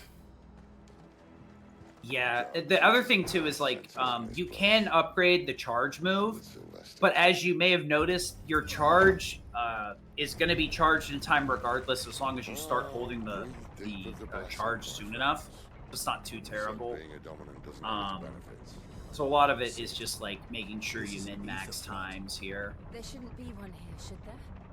The workers Luckily, since even in a standard playthrough, we'd be wanting to do Wicked Wheel and Cyclone like this. Luckily, we have so much AP that we can upgrade moves a lot more aggressively so that we get to keep Flames of Rebirth instead of buying it again later. And we also get to master Cyclone so that we can move that down onto Garuda. And Garuda's, like I said, Garuda has very few options in terms of damage. Rook's Gambit's very good for like high damage, high stagger, but you have to wait for the counter. So it is a bit slower. And this setup is a lot easier because you just pull everything to you, Wicked Wheel, group them together, hit them with Cyclone or Ignition, and be done with the run. And it's really nice having both Cyclone and Wheel in the same one, because you can just bop, bop, hit both buttons, and you don't need to change icons over. Which is like one of the more difficult things, because throughout the course of the run, because you're very strapped for AP, mastering moves is the only thing that allows you to place it on a different icon, but it actually doesn't give you any damage advantage or any sort of like stagger increase or anything like that. It just allows you to place it on a different icon.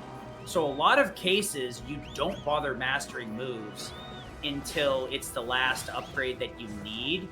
So a lot of times we kind of go in a way where we have to kind of juggle around between icons to get our attacks to be super efficient. Because we're mainly worried about getting those damage bonuses from upgrading versus wasting 1,000 AP on mastering an ability so we can put it wherever it's convenient. So interesting thing about that group fight there, that's what we call Warcry fight. So Warcry basically means that an enemy has somewhat of a protective armor against them. They still take damage as normal, but means that sometimes they won't necessarily get stunned as quickly. I keep looking at the ground there as I whistle, so I can try and bring them in. If you don't look at them, they can't initiate Warcry. Yeah, I'm thinking that was the case. It's the first time I've seen that, though. Definitely makes sense, rather than just being like, forget about it, letting it come at you. So right here, we would like there's a couple of different ways you can handle this fight, but hitting a parry is always very nice here. There's a couple of different ways to handle it, but using a limit to get a parry can help increase your damage, but that also means... Oh, that's nice. Thanks, game. Yeah, the targeting system in this game is interesting. Yeah, interesting's a word. Unfortunately, it's going to get really dicey after this. We're actually going to be picking up Rama, which unlocks some of the much better abilities in the game. Thunderstorm hits like a truck, but it unlocks Lightning Rod, which I referred to earlier, which is both a blessing and a curse. Lightning Rod is extremely potent, but it's going to make the lock-on system even more uncontrollable, where we're going to have to do a lot of fist fighting with it, to be honest. So this is also the chest right here to our right that we're going to completely ignore. Actually has one of the few hidden weapons in the game, the Coral Blade. We're not going to bother with it because I think it's like a 5 damage point increase over the Flame Tongue. So we're just going to wait until we get 11 Bolt after this dungeon. Especially considering the amount of time that we spend with a Flame Tongue in this extended category, there's really no reason to bother grabbing it outside if you think it looks neat. Yeah, like, it's 5 extra 5 may seem like a lot. It's 2%, which, in terms of getting it, there is no time save that we would get as a result of it. Like, you might even think, oh, we've got a dragon fight coming up. Maybe against the dragon, that extra 2% will help. There's HP gates on the dragon. So we're again in a situation where we have to... The extra damage doesn't actually do anything on that particular fight either. And we have a couple of group fights, but we can deal with the group fights with Ignition and Wicked Wheel and all of that as well. So we're not in a situation where 2% is going to really help all that much. You have to have a really bad dragon fight for the Coral Whisker to even matter. One of the other things, too, is we also picked up an accessory in that Cannoneer fight that will give us a 10% damage bonus on Ignition. And that's basically what we rock for a large majority of the game. It's going to be the Badge of Might. Right now we're using the regular Badge of Might plus 7 attack. We'll be able to pick up an upgrade here soon and get it up to, I think, like 13 or 14, which is another 6 on top of that. And then we also will be using the Ignition accessory in the center, because Ignition does a lot of heavy carrying on killing enemies. And then the first slot will be used for Wages of Warcraft, which will give us a 20% increase on AP earned in non-boss encounters, which is frankly massive in a no side quest run. We rock it pretty much the entire game, but as I've been mentioning, our AP is kind of wild right now, so it's not as much of an issue. We'll have more than enough AP throughout the course of the game, so we'll toggle that over to an experience bonus, so we can pivot that into just more attack on everything instead of a single attack. We will get a couple of accessories, one that will both increase the damage of Thunderstorm and its cooldown, which are pretty nice, and then a wind-up damage increase. But for the most part, in terms of like a new game plus run, cooldown is better because your damage is already high enough. But in this earlier portion, really all you get is damage bonusing ones, so that's what we stick with. In terms of DPS, though, the cooldown ones are technically better, but the fact that you have to go out of your way to do side quests for most of them put them in a position where they're just not that useful. Yep. However, we're doing a lot of side quests.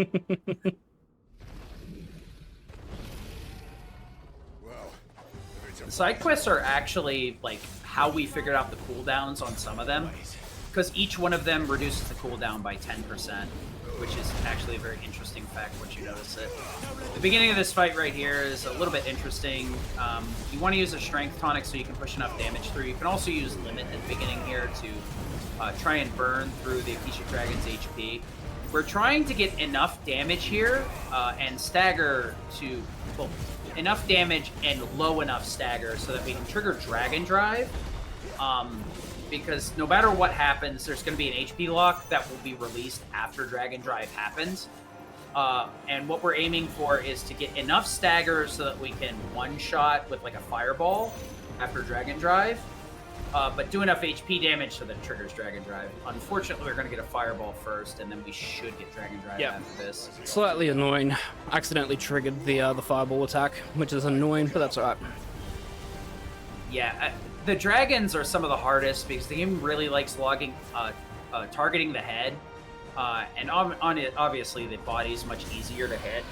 So the fact that it auto-targets the head can make these fights a lot more frustrating than they need to be.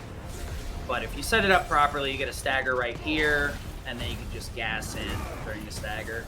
This is going to push us into another forced attack as well. We can tank a lot of the hits to get limit here. You build limit in a couple of different ways. Either getting punched in the face or doing a certain amount of damage, more or less. So your skills are obviously going to build more limit. But since we get a massive amount of potions, we can face tank moves to get limit. And that super armor can be very beneficial. So it really depends on how you want to do it. Because like right here, you can kind of face tank the Dragon Dance with a limit and then hit him with a Cyclone as he's coming in. But everybody kind of handles the fight their own way. Especially with higher stats like this, you can probably deal enough damage to avoid staggers if you route your attacks in the proper way. With this on story, we usually go for a second stagger because we just don't have enough gasoline to push through. Yeah, that one extra level that we have really makes a difference in that fight because you can avoid the second stagger quite easily. It's all about just limit management there. Yeah, I would imagine this is a little bit more in line with a casual playthrough. A lot of people don't seek out extra fights, they just do the side quest stuff. So you're more or less going to be at a casual level, unless you like grinded fights for whatever reason. To each his own. One of the interesting things though is Ignition has, I believe it's a 20-second recharge, so it's almost as fast as Flames of Rebirth, or not Flames of Rebirth, Rising Phoenix. But it also, if we cancel out the slash there, it's a much faster movement tech. So there are a lot of times where we're just kind of moving from A to B. So we use Ignition and then cancel it early, and then just go on with our day and wait for it to recharge.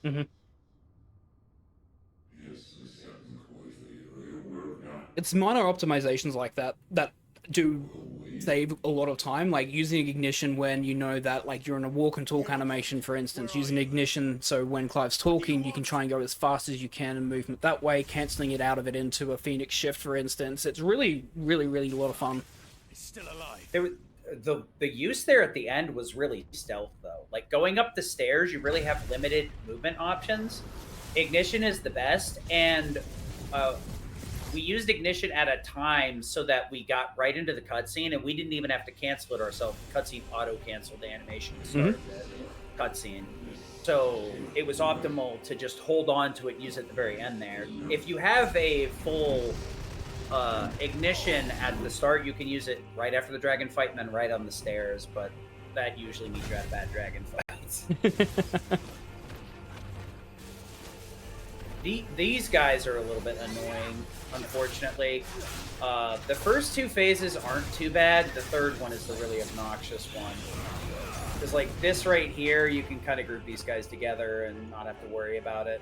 If you're really greedy, you can group them on the right where you start, but it's really hard to get all of them together and to get the move off without getting shot. So a lot of the time, you just want to avoid the shots. And this fight's really weird because there's so many enemies. Yeah, like you're just ignitioning and hoping everything works out.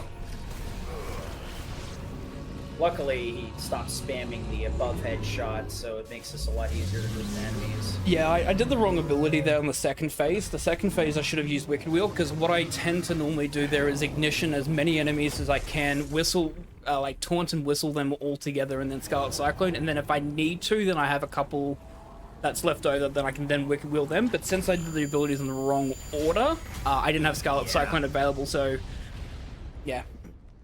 The weird thing is, like, managing the cooldowns is super important. To go over it, if I remember correctly, Ignition is 20 seconds, so is Rising Wing.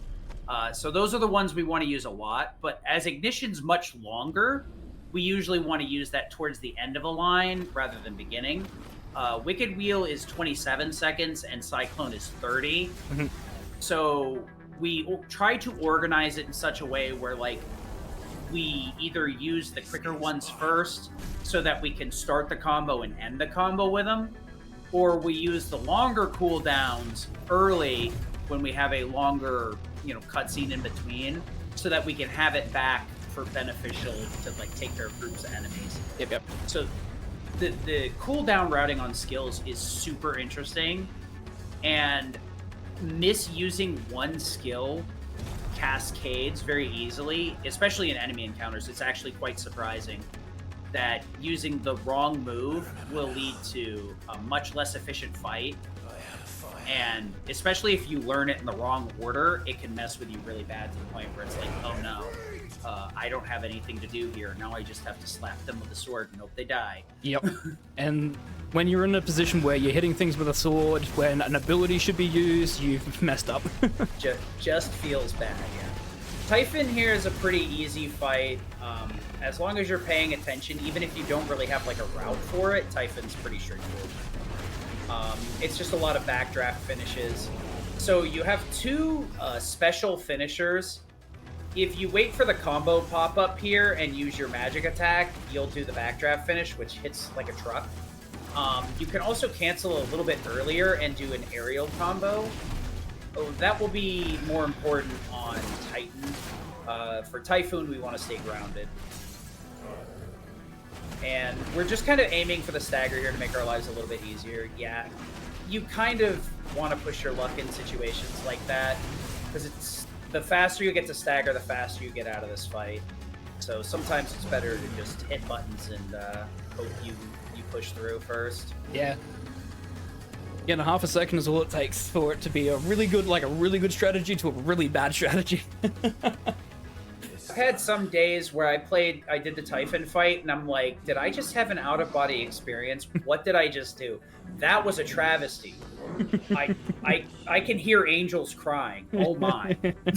And then there's other days where I just absolutely route Typhon. I also love that the game is like, hey, I heard you liked subtitles. We're just gonna turn them on. And you're like, disembodied voice turned on my subtitles too? What? Typhon Phase 2 actually has a very interesting way to micromanage. You'll see it when we get there, but a lot of casual players don't realize it. But Demon Wall is actually a very beneficial move for us in a really awkward way. You'll see it when we get there, though. We're just trying to push Typhon to the point where we get Demon Wall and get ready for it. One of the things that you want to do in your any percent run is you want to make sure you have charged magic upgraded here, because in a lot of your icon fights, that'll increase how fast you charge your fire up and will very much increase your DPS, and it'll give you a lot of good options when enemies warp away. It's such a huge change. It's to the point where I half considered, I was like, I wonder if the accessory that speeds up magic charge would be worth it. It's really weird because charge magic is the only ability that also carries over to Refreat as well. Yeah. The thing is it's surprisingly, like, when you get upgraded charge magic, you can fire them off very quick. And if you're like good with the timing of it, you can get a lot of charged fireballs off really fast. Nice. I have a hard time sneaking past the edge of that. Perfect. There we go. Yeah. So one of the interesting things in terms of New Game Plus, you get a couple of iconic feats, or basically skills for the icons, and this would be the first fight where you actually get access to them. This is why I was saying Demon Wall is actually beneficial. If Demon Wall is done correctly, you can slip through that second door before it starts heading towards you, and then you can get to the side, behind Typhon here, and just pelt him with charged firas. We couldn't get any closer because there was actually a field that would hit us and push us away if we tried to get closer. So that's part of the reason why we want to make sure we have upgraded fire there so that we can get the max amount of DPS and stagger while we're waiting to be able to approach. And that's Typhon. Easy peasy. Oops. Wasn't supposed to pass that cutscene. It depends on if I need a bathroom break or not, whether I hit the cutscenes properly or not, because I just start, I'm like, I'm mashing square, I don't care. Because that one, obviously, all I you know can is I gotta fail. charge the... Yeah, Yeah, all I gotta do is charge the fireball, I'm good. Yep. Because that one you're supposed to fail because it is about 6 seconds quicker to fail it. Yeah, the icon cutscenes are interesting, because like during combat, you almost unilaterally want the staggers.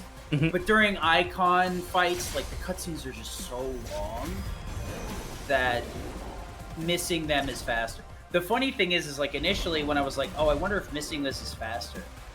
And I didn't realize that you could just do the opposite input to miss it immediately.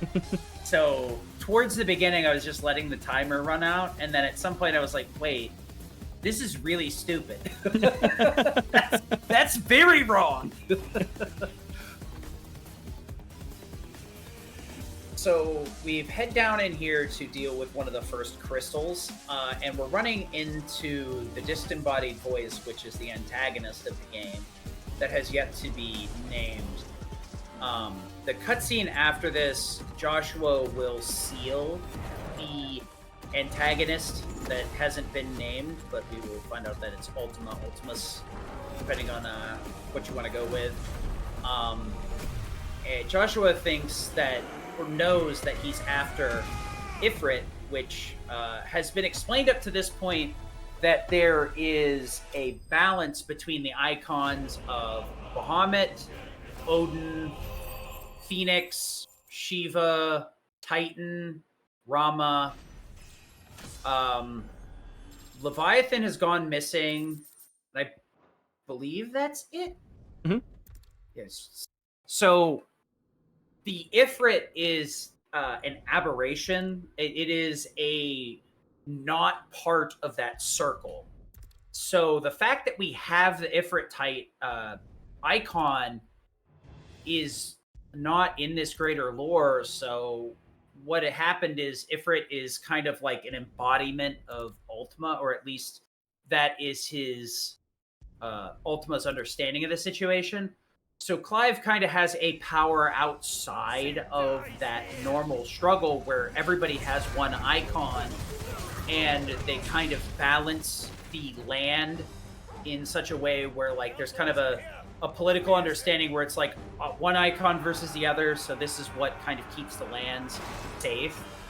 And the Ifrit icon has this interesting thing where it can actually absorb the power of the other ones, which is why we're slowly but surely gaining icons as a means of like increasing our combat.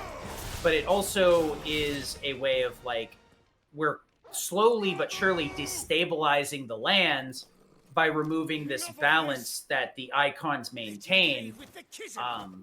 Fortunately, for the most part, like Rama was already kind of sided with us, but he was more or less freeing the slaves and helping them. So now that Sid is passed on and we've taken his strength, we've taken his name as well, and we are doing our best to help the slaves, free them, and destroy the crystals to further the goal of freeing everybody. Unfortunately, it had led to a situation where Kupka got Benedicta's head, which is Garuda, and that kind of made him angry because he really liked Benedicta. So he is out to kill us for the majority of the game.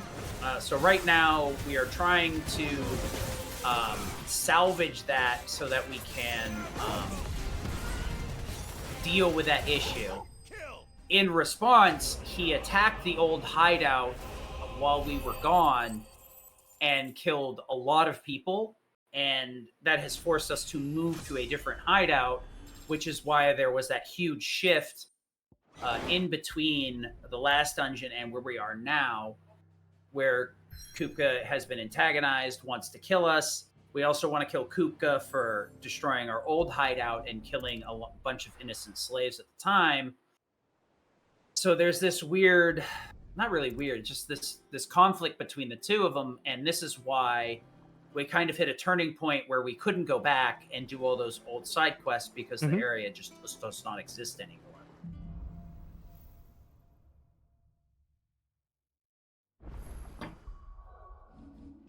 Oh man, this kind of annoys me every time I get in here. Not because like it takes a while to do anything, but the fact that like the 3 or 4 different times we're right next to the oarsman, the game doesn't let us pick up the side quest. So we have a ton of AP, so we can immediately upgrade our setup here. Unfortunately, they gave us Rama, but put us immediately in a fight so that we couldn't change it out. Pile Drive is an okay move. It's more or less a scuff Cyclone, 30-second recharge, decent damage AoE, but Lightning Rod is way better. It has a 60-second cooldown, which does kind of stink. Unfortunately, every iconic skill normally has 2 types of accessories. One that increases damage, and one that decreases cooldown. Some moves have a different effect rather than that. Willow the Wikes, which is one of Ifrit's moves that I know a lot of people use, that summons the fireballs. They'll actually increase the time that it's up, I believe, or the amount of hits. I can't remember, one or the other. The one for Lightning Rod, unfortunately, does not shorten cooldown. It actually increases the amount of time that the Lightning Rod can stay out before it vanishes. But Lightning Rod can only take a certain amount of hits before it vanishes. So it effectively does nothing. At least for a speedrunner. For a casual player, you would probably see some benefit from it, but if you're going to do anything, you'd want the damage increase for Lightning Rod. The big thing as well with Lightning Rod, there's an additional sort of extra benefit for it from a speedrun perspective, is that if you go into a cutscene when Lightning Rod is still active, it will disappear, but you will not have to wait a cooldown. So therefore, we also try and make sure that if we're using Lightning Rod, it's either that we're okay with the cooldown, or we are going to make sure that it's in a position where we can go into a cutscene with it still active. Yeah. It's a really hard skill check that can ruin your day, and it's ruined a few fights for me. Because not only do you need to maintain that it's underneath that certain period so that it doesn't automatically disappear, but you also need to make sure you don't hit enough times that it causes it to disappear too. So for me, there's some cases where I throw down Lightning Rod, use it for something, and then I will make sure to not hit it. Just so that I can maintain it, because there's a lot of fights where you go from one mini boss to an even bigger mini boss, and you really want that Lightning Rod. Especially a lot in WoLAD. There's a lot of big bulky enemies back to back to back to back, and if you manage your Lightning Rod properly, you can get it back very quickly, because I think it lasts like 35-40 seconds or something before it completely shuts off. So you're trying to like get it back in a 30-second time rather than 60 seconds. Yep. So when you see that thing cool down, you're just like, oh no. Well, I guess I'm doing this the hard way. The other thing of note is we also did upgrade Lightning Rod. Unfortunately, Lightning Rod is a very awkward move as well. A lot of the moves, the upgrade will either increase the damage, it'll increase the number of hits. For Lightning Rod, however, it just increases the range of the lightning pulse when it's hit. So it helps. The main reason we upgrade Lightning Rod is more so that we can master it and put it on whatever we want rather than on Rama. Rama is okay, but Rama's only okay because Judgment Bolt, Thunderstorm, and Lightning Rod, not because it's iconic feat. Yeah, we don't use that iconic feat. Actually, no, tell us, we will in the Chronolith trial. We have to, because that gives us a massive amount of time. bonus points, yeah. Luckily it's been upgraded. A lot of things that were weak were buffed in some way, and I don't believe any of the moves were directly nerfed. So playing on the more current patches is just a benefit outside of that one cutscene I was talking about earlier that can't be skipped, but you also stronger moves, and the Rocky Pass also has the invisible walls removed, so you can go through that area a little bit quicker. It's a trade-off, honestly. That and the auto turn-in are some of the major benefits that end up saving more time than that one cutscene loses. But yeah, we do like Thunderstorm. We'll be using that for a large majority of the game. If I remember correctly, that's a 27-second cooldown. Thunderstorm only hits one enemy, but what it loses in range, it makes up for in damage. It's one of the strongest moves that you can get outside of ults. Mm-hmm. Mark's going to be taking on our first Notorious Mark, because we'll be introduced to this creature, basically, and introduces you to what the Notorious Mark system is and all these deadly, enemies that exist out in the world, etc. We're doing this because since the story puts it forward, we may as well deal with it now, because we don't come back to this area again. We don't want to go and double back if we don't need to. I mean, it also lets you know that you forgot the ashes too. I'm like, wait a minute, where's the? Oh no, someone didn't go into the abbey. Yeah, QMC is all quests, chronolith trials, and marks. So the marks, like this one that coming up here, are basically the hunts from 12. All the quests are doing all the side quests that we have available.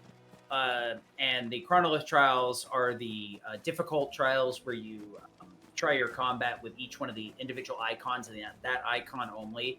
It's more or less a system to teach you how every icon works and kind of force you to engage in the system.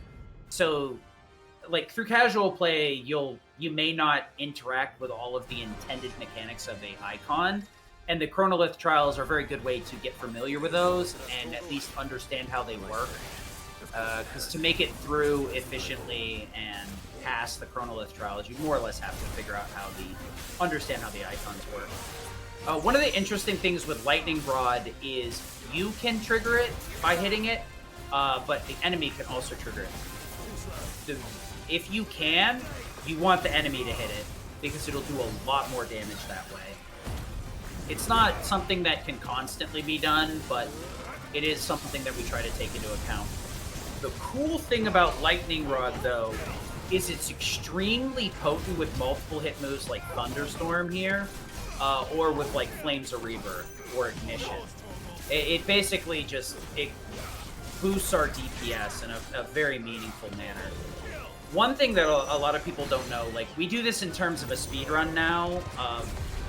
We've been doing it for a long time, but a lot of people didn't realize you can just run away from the Harriman here if you want. You actually don't have to fight it right now, which is one of those things where it's like you're learning to run and they're like, you can run away from that, and I'm like, huh? Oh, well, damn, you can. Wake, whoa, wait a minute, bro. Alright, first Notorious Mark of the speedrun done. Yep. I'd say the marks are probably the most interesting part of this category. The chronolith trials are kind of interesting. I'd imagine the route doesn't have a lot of room for super interesting stuff because you're cut back down to a single icon. But the marks are very interesting, in my opinion. I think the interesting thing about having the chronoliths and doing the chronoliths is that you actually get to experience all the abilities, because traditionally when we run the game, for instance, we don't use a bulk of the abilities. Yeah, Flare Breath, Satellite, Odin. I love how Odin is hit or miss, because some people just straight up don't understand how Odin functions. I've more than once seen people say Odin is bad, and I'm like, what? Huh? What do you mean? And some people just don't understand that it's It's the iconic feat that makes Odin strong. Mm-hmm. Yeah, I had the same issue too. I didn't really understand how Odin worked. Odin's gimmick is you use its attacks to build the Zen Tetsuken gauge, or however you want to pronounce that. And then as that levels up, if you switch to your iconic feat, you swap your sword out for the Odin's sword. And then if you hold the charge attack on it, you'll do a screen-wide clear if you get it up to level 5. Level 2 still hits pretty decently hard, but level 5 will more or less clean up everything on screen that isn't a mini-boss. It's very potent. Yeah, it's a lot of people think that, oh, why am I not doing damage? It's like, because you're not just supposed to do damage with it. You're supposed to build up your gauge and then you use it. If you want to do damage, unequip the the ability. Yeah. It's counterintuitive if you don't really understand how the iconic feats work. But once you, like, understand that, like, Odin is a, like, play set, all of it, like, is centripetal. Like, it's, you can't just take an Odin ability and use it on something else. Mhm. It's trash if you do it that way. Yep. Yeah, the Chronolist is actually interesting now that I think about it, because you do use, like, all the different abilities, like you said. You And kind of have that to. is a nice little thing. Yeah, you Yeah. kind of have to, because like you've obviously got the timer that you have to adhere to as well. So you need to make sure that, you know, you are using all the different abilities so you can get as much time on as you can. Yeah, because building that time so that you can pass is important, because some of the phases you really can't do a lot of damage. Well, I mean, I guess it means we're getting Masamune. Right? We are getting Masamune, because it is actually more efficient to do that. Because that's the only chronolith that we're going to be doing that's not in the end game, because since we have to do the chronoliths anyways, we don't want to return back there. And since Masamune is there next to the Shiva chronolith, it makes sense for us to go, well, this weapon is going to be useful, plus the chronolith is here. We don't come back here, we may as well get these two done. The only thing that's interesting about this is the DLCs do add 2 different icons, which won't be shown off in this category.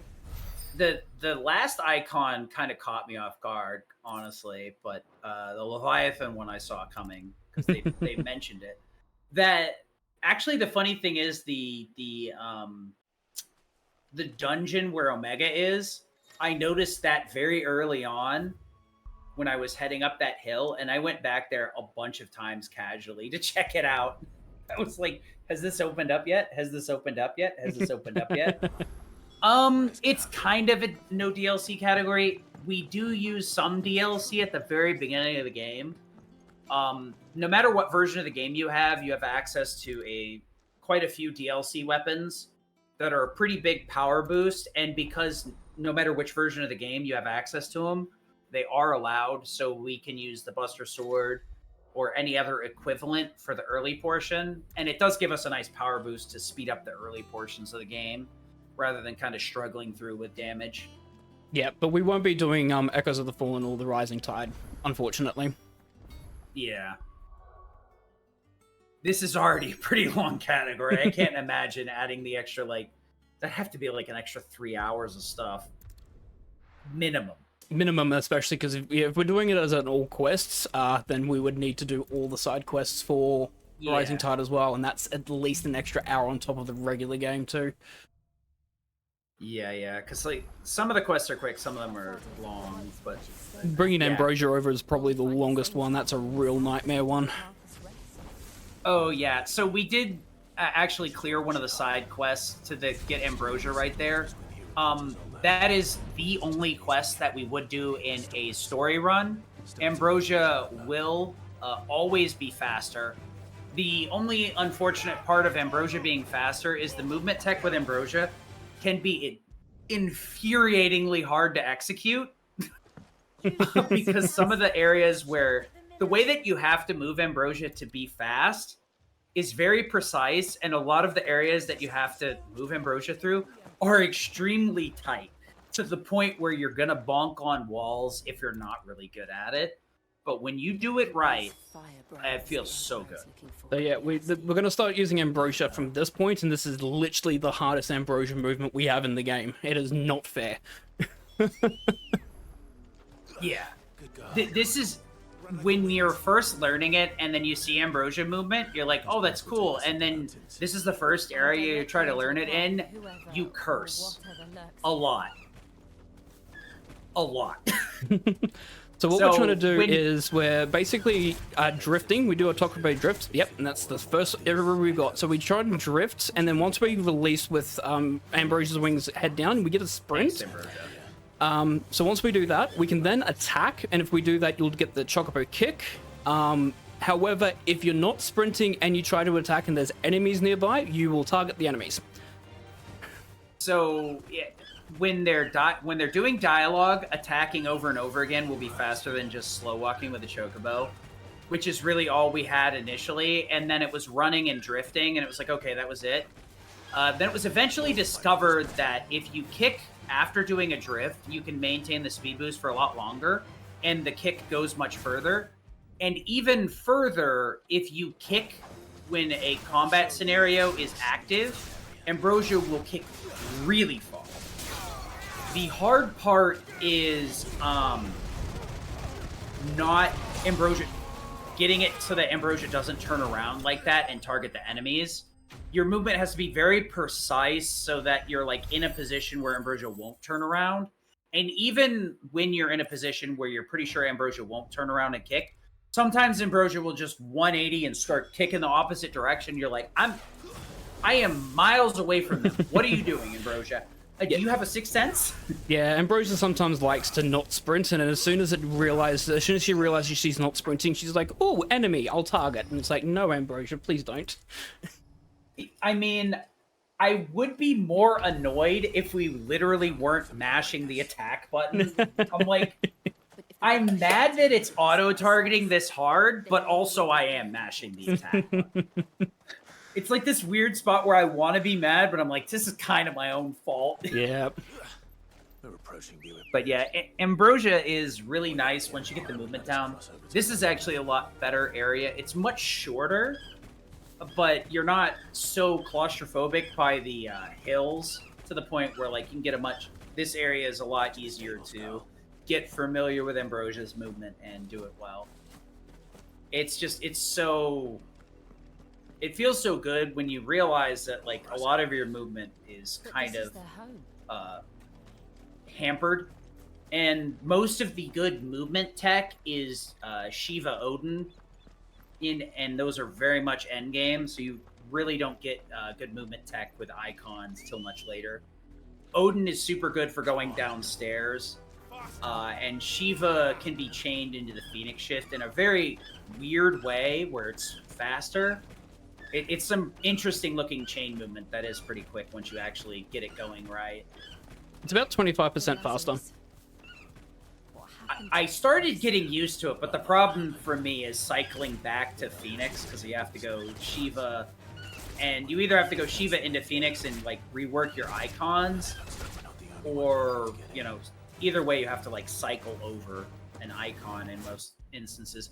Nice.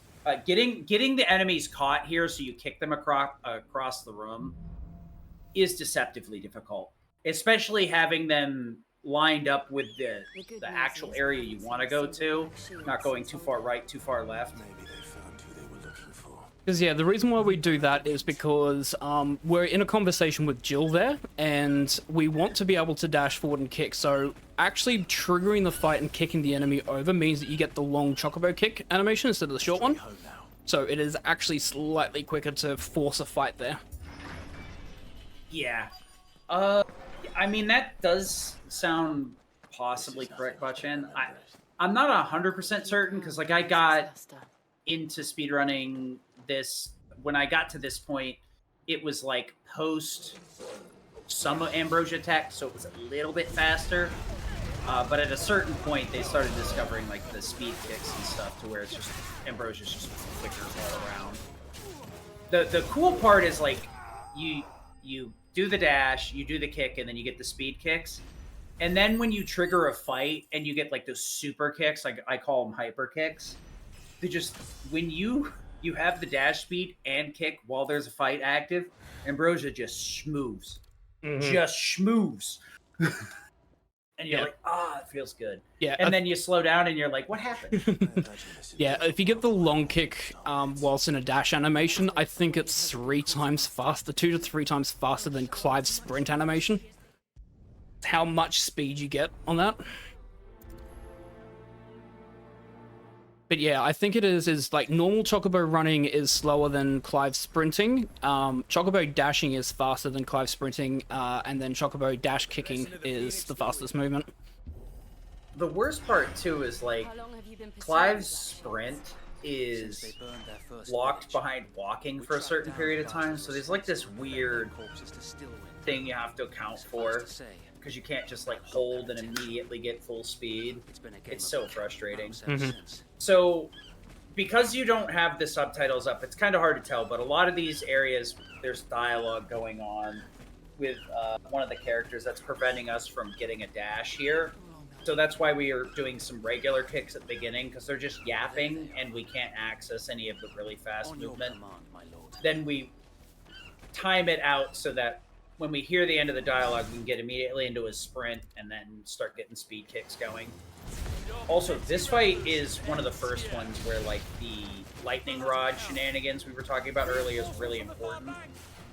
We want to throw down a lightning rod here to make this worm a little bit quicker, but we also need to make sure that we finish it before the lightning rod is fully used up, and it can be a little bit frustrating trying to get that done, especially if the worm is being really obnoxious. Yeah, probably is a bit safer to do it this way. The annoying part is lock-ons are going to start wanting to lock on to the rod like that, and they make our lives really, really annoying. That was terrible. Yeah, we've lost it, so we won't have lightning rod here. Oops. A noble stand. Yeah, so if we hadn't taken that long, lightning rod would have been canceled by the cutscene and the game would have refunded it to us. But because we took too long, the lightning rod turned off on its own, so now we're on cooldown, unfortunately. And it's one of those instances where the allies again pushing enemies further away from us, meaning that we couldn't get close to them, so therefore they were not in the range of the deadly embrace, which is unfortunate. Happens. Yeah, birds are pretty toxic, honestly, in that fight. You'd be surprised the enemies that are like your public enemy number 1 is some very weird enemies, to be honest. You're like, no, why is the bird the hardest part of this fight? And the lightning rod being there makes it worse because you're trying to grab all of them and then it targets the lightning rod and you're like, no, I don't want to grab the lightning rod. What purpose does that have? The worst part is if you don't lock on, the game loves, and I mean this with like all sincerity, absolutely loves to target the lightning rod. Mm-hmm. If you do not lock on, the game will auto-target the lightning rod, and you will go, well, that's cool. I'm glad I wasted my thunderstorm on that. Oh, that's everyone has done that at least multiple times. It's all of a sudden you're like, okay, thunderstorm the enemy. I thunderstormed the lightning rod, and there's no one around it, and I'm doing 0 damage to it, and I'm also putting hits to the lightning rod. So now I'm doing no damage. The lightning rod's taking too many hits, and I don't have those abilities anymore. Worst of every world, highest damage move. You're wasting lightning rod hits, and everything's on cooldown. Yep. To be honest, like that's one of the more high skill cap things in the game is managing your lightning rod. It's why I was saying like the accessory that would normally would shorten its cooldown actually increases the amount of uptime. It technically does have some use where it would allow us to abuse that more, but if we hit the lightning rod too much, we're still in the same boat. So the extra like 5 seconds or whatever it adds of uptime can end up not doing much. Completely right, Barchan. You also get the +L+ ratio as well on top of it. Yeah. Pretty much, yeah. The other thing is we got some side quests here. One of the ones that annoys me the most actually shows up in this area. There's a one called Cock and Ball, and I'm not shit posting. That is the actual name of it. I don't know what the heck they were thinking, but that's the name of it. We're trying to get tar for the boat so that the ferryman actually, like, the boat will function without being destroyed by the water, because there's something in the water that takes the tarring on the boat and removes it. But that is the only other side quest you would normally take in action, not story. It does give you a Badge of Might +1, which is an additional 6 attack, but in story mode, you don't need that extra damage. In story mode, though, you pick it up for the extra damage. The funny thing is you would think you would go Badge of Might +1. You actually just go, you would replace Badge of Might with it, which is weird because you would think, oh, +20 is better than, 10% on ignition, but spoilers, ignition hits like a truck, recharges real fast. You always want that up. Ignition is one of those abilities that I didn't really use casually because I didn't quite understand how powerful it could be. And then all of a sudden when I started learning the speedrun, it was like, wow, where has this been? I think a lot of people, and myself specifically, it was Willow the Wikis plus Lightning Rod. And, it makes sense, but, like, Ignition is one of the... It does have, like, a bit of a skill cap to it, where you have to realize that it takes enemies and it pulls them with you. And it just... You can get groups of enemies and there's... Whoop, right in there. Was that an earthquake? Yeah, I think Lightning Rod was one of those moves where I, like, kind of bounced back and forth on it. Ignition, I had a really hard time hitting bosses with it, so I ended up not liking it very much. But it's just so strong that you really need to use it. Outside of, like, probably New Game Plus, you would use it a little bit less. But luckily on New Game Plus, because you have shortcut settings, you can actually now, like, set up different shortcuts so that you can do a lot more interesting and varied strats. Not only that, but, like, use different cooldown moves, too, if you're willing to go in the menu. I think a lot of people use Garuda, and I've heard it a lot that people use Wind Blast. Most of us apparently like being blinded. I don't need to see the enemy. I know he's taking damage. Spoilers, that's a bad idea. It's very weird. Like, I was hoping that maybe they'd add or make it more transparent in future updates, but they never did, unfortunately. So Aerial Blast is just like a straight debuff. This, the Marlboro has some pretty interesting shenanigans you can do here. If you place the Lightning Rod in the right spot, you can have the Worst Breath just like absolutely crater its stagger and HP. But it's so hard to get it to trigger properly that it's just not worth it in a lot of instances. Stagger glitch. I was doing a run with Marlboro the other day, and after it dug back up, it like instantly staggered, refused to dig back down until I staggered it again. And then I like had to stagger it a third time to get a HP bar to progress, and I'm just like, excuse me, what? Yep. All right, fine, I'm done. Yeah, Marlboro's will gauge is very, very peculiar. Under certain circumstances, it just will not actually take will damage. Don't know exactly what causes it and triggers. I think it's when you hit the half HP or the half will gauge as soon as it's trying to launch its tentacles from the ground, and therefore it will always just keep that value as will being equal to half HP, because you can't half stagger it whilst it's doing that attack. Yeah. Oh yeah, I think once people got past having Rama and they had like Titan or other icons, a lot of people dumped either Garuda or Rama, like with the quickness. And I think a lot of people kept Garuda because Garuda's moves are very good at stagger. So a lot of casual players are going to gravitate towards that, where it's like, okay, this is my damage move, this is my weakening move, and Giga Flare. Need I say more? Pretty much. I love how a lot of these rooms are set up pretty nice so that you can grab everything and just ignition it to the door, and then rinse and repeat in the next area. A lot of people also don't know that you can go that route. Yeah, this route, I think I kind of explored this area a little bit, but I have seen people say, what? There's an area over there? Yep. You climb up there because the reason why is we don't want to go around is because there is a wyvern here. We do not want to interact with the wyvern because we have to beat it in order to get through this gate. So we're just going to ignore the wyvern. The funny part is like, I didn't realize until recently that you could actually do that first fight well enough that your ignition actually wouldn't be recharged fully. And I was like, why is it not? Oh, wait, it's on cooldown? Oh, I was bad. Yep. There are some instances where you actually don't want to be really good at the game. There are some instances where you're just like, actually, I'm going to take the time to be terrible because it is actually quicker to be bad at it. Yeah, it's actually an issue very early in the game with some, especially when you're still on Phoenix. Like in the forest, there's a lot of rooms you can actually do too fast. Oh man, that's rough. Yeah. Everything's gone. Split up in a really funky way.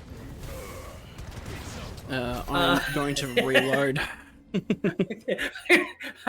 I'm gonna use my Rama's iconic feat to assert dominance. Yeah, if you ever see a Deadly Embrace on a half stagger, or you see Ramu's iconic ability on the wrong icon when hitting circle. Yeah. So, like I said before, this is one of the nice things that will help kind of even things out for somebody trying to learn the game. Obviously, it's slower to reload in a lot of these instances, but there are some cases if you misuse your abilities, you can very easily like recover the setup and just use a autosave to reload, and then that'll reset all your cooldowns because the game doesn't keep track of them every time it makes a save. So it's a bit slower, but like for a fight like this where you have to use all gas to get through the red moose as quickly as possible, it's just faster to reload rather than struggling to get through the fight. And this is another place where loading, this is where we normally load, so that we have everything for the Fafnir fight. You'd be surprised how many times I get turned around in that area and just completely forget where I'm supposed to go. I know exactly where I go because every time I grab the mithril wristlet, so it keeps me going in the right direction. Fair. Ooh, armor!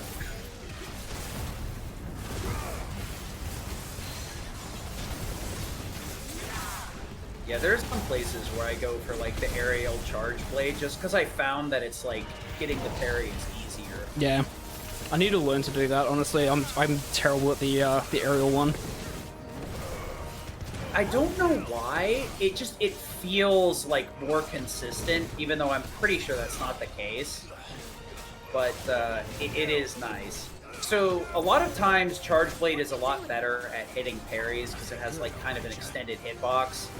But there is a skill cap to it. You have to like get the timing right. Ooh, nice overdrive. We're doing pretty good right now.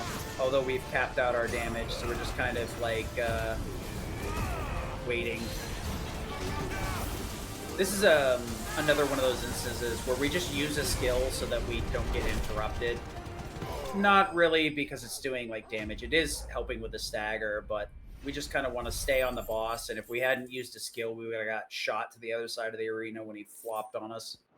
And sometimes it's better to use an ability than to do a precision dodge, because precision dodge you do kind of slow down time, and yeah. I used to think that we would get the Berserker ring, and then like upon reflection, I was like, oh yeah, I guess it's kind of obvious why we don't do that. Because going for precision dodges plus having the slowdown that it gives every time would be super weird. It is an interesting accessory though. Kind of gives like a temporary limit buff when you precision dodge with the follow-up attacks. But as we just said, precision dodges are like, they're good for certain situations, but you don't want to be spamming them everywhere. So good to be able to have Flames of Rebirth available as well as an upgraded Lightning Rod and Thunderstorm. Dude, you have to like strip everything to get Flames of Rebirth in this room. I usually upgrade Thunderstorm. So like I usually downgrade Wing, pick up at Flames of Rebirth in this room, and then you take it back off and upgrade Phoenix Wing again for the rest of the area. But yeah, it's... One of the other cool things about Flames of Rebirth, it does take a while to recharge, but it builds limit like nobody's business. And if you do cancel the initial like animation with a limit, like I said before, the flames are passively activating the whole time, so you're not actually canceling it. You're just min-maxing damage while the enemies are in that hit stun. You can keep following up with limit. One of the things with limit too is like you have to decide how you're going to use it. So like the routing can be a little bit different between each person depending on how they want to handle fights. Like here, I use a limit so that I can get a free parry off the axe guy here and a little bit of extra damage. But saving the limit for the stagger does give you more damage versus going for that early parry. One of the other things you got to learn too is with a lot of these rooms where there's a bunch of enemies like this, you want to hold on to ignition and then get the grunt enemies together to move towards your gold rather than burning it like on the axe guy. And that's like one of the mistakes I make quite often is I just fire off my ignition and I'm like, oh, I guess we're doing this the slow way. Yeah, Also, it's taking a little bit of time. It's taking less damage on the main boss so you can deal with the enemies, because there's nothing worse than having absolutely no abilities available and you have 4 enemies to deal with, because you can't really hit 4 enemies with your sword. You really want to use your abilities to hit multiple mobs. It's really interesting because you think, oh, I need to get rid of big dude or else he's gonna toss me around with his axe, and it's like, yeah, you'll get rid of him 2 seconds faster, but you also spend like 10 seconds grabbing them and waiting for one of your moves to come back. Unfortunate, didn't get the parry at all. Yeah, there's a couple of enemies that I struggle with a lot. The axe guys can be really annoying, in my opinion. Axe and hammer enemies are really rough, trying to like use the limit to get the parry on. Sometimes, like, if you limit at the wrong time, you have a hard time just getting the swings out in time. Luckily, at least when you're in limit, you'll have super armor so that the enemies, like, at least can't knock you away, but it does stink. So this is another situation where, like, we want to use the auto-save here to reload everything. More than anything else, this sets us up so, like, we wouldn't have Lightning Rod if we don't auto-save or auto-load here. And that would make Liquid Flame very awful. And Liquid Flame is already pretty awful. Yeah, luckily, we start with Limit right here so we can get the instant the parry, but setting this fight up can be a little bit frustrating because sometimes Liquid Flame kind of gets knocked back, so it makes the stagger setup here a little bit goofy. That one worked out pretty good. Phase 2 can be a lot worse, though. The funny thing is like this first phase, you can usually output enough damage that it's not a problem, and if you actually delay using your Strength Tonic till he pushes you away here, it'll last during his Desperation phase and the first part of this, as long as you perform correctly. It was really cool when I found that. I was like, wait, one Strength Tonic makes this whole fight? Oh, let's go. Yeah, so the cutscenes are a blessing because, yeah, cooldowns are charging through it, but they don't. Your tonics do not expire. The tonics can only expire when you've got control of Clive. That's cool. That they knew that it was a thing. They stopped it for the tonics, but they let it go for the skills. So like they knew what they were doing. They did it on purpose. I usually take this phase in a different way where I like limit right off rip. Because I just trying to get the parry on him is way too obnoxious. I ain't even trying to do that. Yeah, I messed up badly. Wrong ability. I mean, to be fair, I've had this happen to me on Liquid Flame before. Like, there's the link there. A lot of these bosses have a very, very tight script that you have to follow to make it through them efficiently. And performing that for just the normal run of 6 to 8 hours Like it's just under 7 hours for like world record. So most runners are somewhere between like 7 and 8 hours.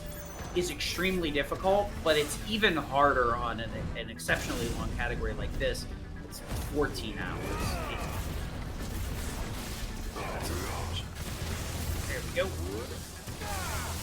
So this is an example of one of those situations where like lightning rod can be placed, and since the enemy is using like a multi-hit move, you can just kind of shred through their HP. On the positive side, we didn't get the desperation move at the end where he turns into all 3 creatures and tries to attack you, so... I mean, I've done the other 2 phases properly and then screwed up the end, so to each his own, right? When you see him transform, you're just like... Yeah, it's like, here's another 40 seconds. He will always be at 1 HP too. So like all you have to do is you can put the controller down as long as you make sure you're right next to the lightning rod. He'll kill himself every time. But you're just like every time it happens. What do you need? So what it be? Not bad. Like a lot of these bosses, when they're done right, they look really easy. But when you try to learn them, you're gonna find out. You're gonna find out. One day. So luckily, we get an upgrade here. The Platinum Sword's gonna give us a nice little damage bonus as well. That will help keep us on track. We'll be using that until we find another one of the secret swords, and that'll be our next upgrade. We're gonna keep it until Excalibur. Because we'll be using Excalibur. Oh, that's right, the side quest. Yeah, that makes sense. So No basically, you're wondering, sword. we've got a lot of marks and quests that are appearing on the screen, and you're wondering, well, isn't this all quests? When are you going to be doing them, Streamer? We basically only have 2 cleanup sessions that we're going to be doing. After the Icon Titan fight is when we're going to be doing the first major cleanup, where we do all the quests and some of the marks that are around. And then we have the final cleanup just before Ultimalius, basically. Yeah, a lot of these side quests are strewn all throughout the area, and it's just easier to pick them all up at once and then just go from A to B to C to D. You really don't, especially with the amount of extra AP we grabbed at the beginning, we really don't need to worry about doing all those extra side quests just yet. The benefit really isn't there, especially like in story versus like action. You don't really need that much extra gasoline in the tank. You can push through a lot of this with very little actual AP and EXP, and we're already a little bit like over leveled to some extent, and we definitely have more than enough AP to buy anything we could want for the most part. He'll stop at nothing. Funny part is like having Flames of Rebirth purchased is way more important than having like a lot of the abilities mastered so that we can put them wherever we want. Just having a screen clear that we can use every 2 minutes is pretty dope, honestly.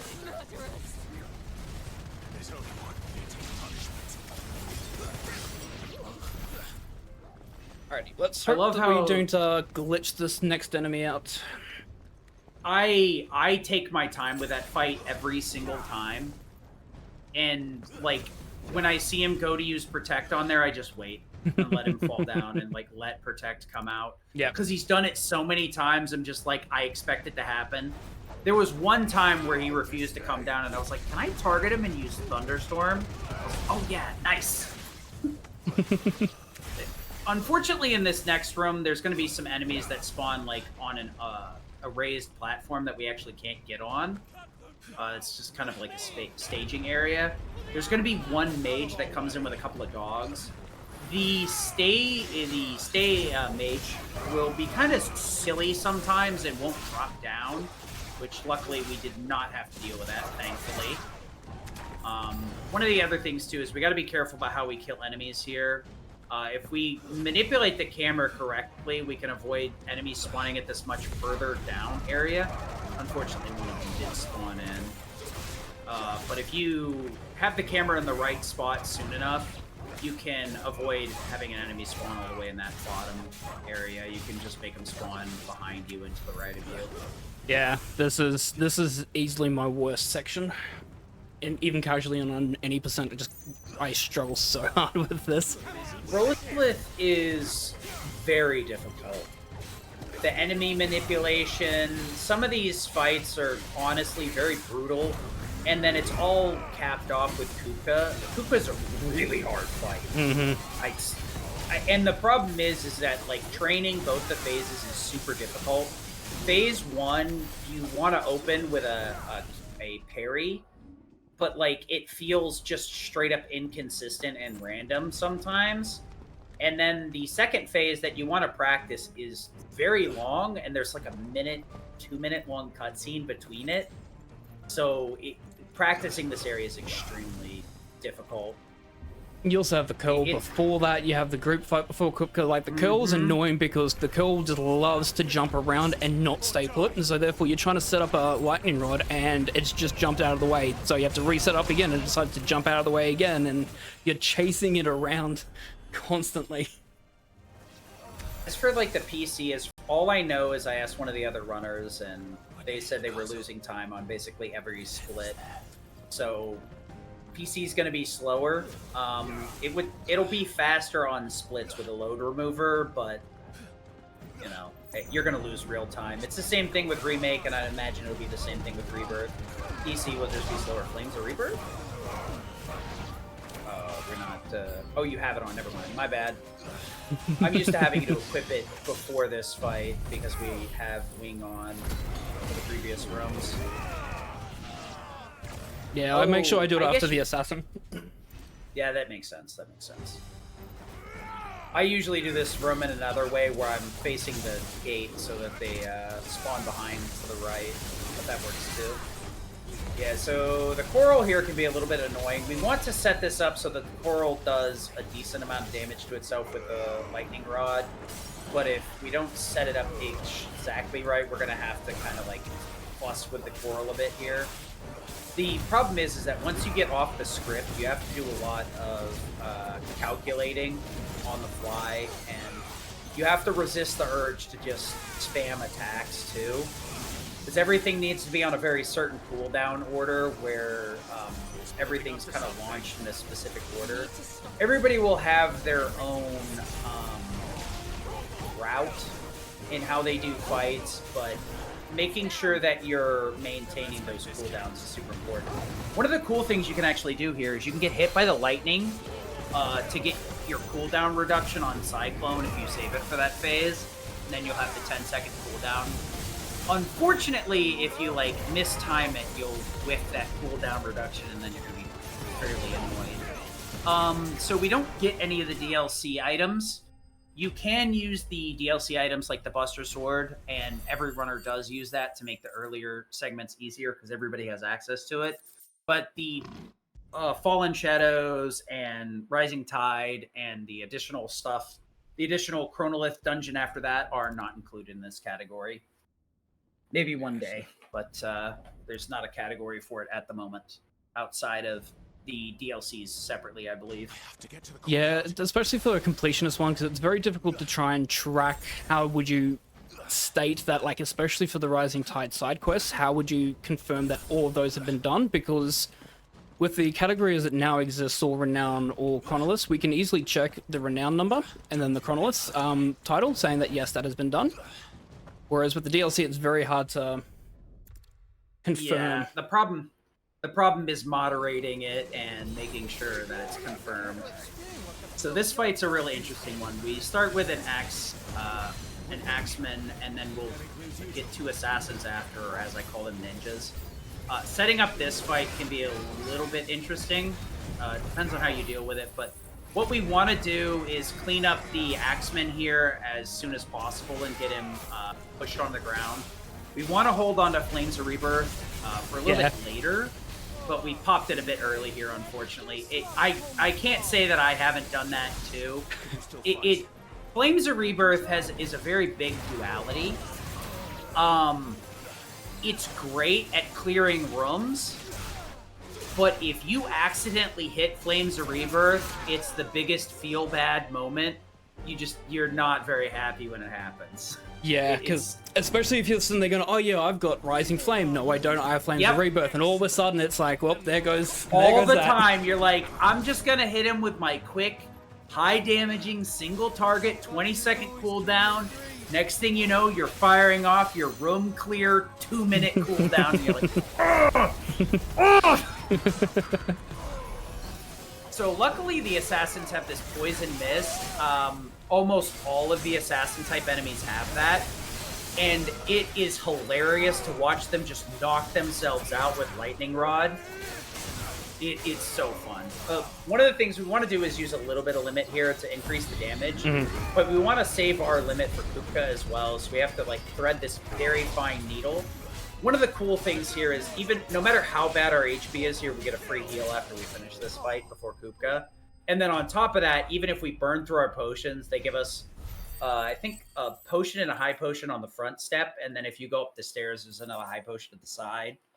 So the game keeps you flooded in potions to the point where you really shouldn't run out, and if you do, you're having a pretty bad day.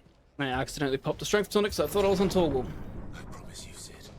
That's the other downside too. So doing precision 6 and ravages with Torgal is very important for damage. But the problem is it cycles between potions too, to the point where I used to only use precision 6, so I didn't accidentally use strength tonics. That's unfortunate. So there is a setup, quote unquote. If you do Phoenix Shift, cancel it with a slash and then a thrust, you should get a parry at the start of that fight. And I say should because that's what happens most of the time when I'm in a run. You just get punched. I don't know why. Hey, cool! It's that thing I was talking about. Yep, targeted the lightning rod, not Kupka. Fun. If you're not locked onto something, the game auto-targets the lightning rod, which is probably the most cursed decision that the designers had in this game. I can't defend it. I don't know why. It just is a thing they decided. So there is quite a few times where your thunderstorm and lightning rod just get wasted. The worst part too is like the enemy will be away from it, so you get nothing out of it other than feeling bad. We could do a little bit more damage there to Kupka, but it would trigger him to do a combo after, so if you're trying to go fast, you opt to just back up and trigger this as soon as possible. We're going to have a very, very long stage 3 of this fight because we don't have a strength tonic, so I'm going to have to try and deal as much damage as I can during Torment as well, which is going to be annoying.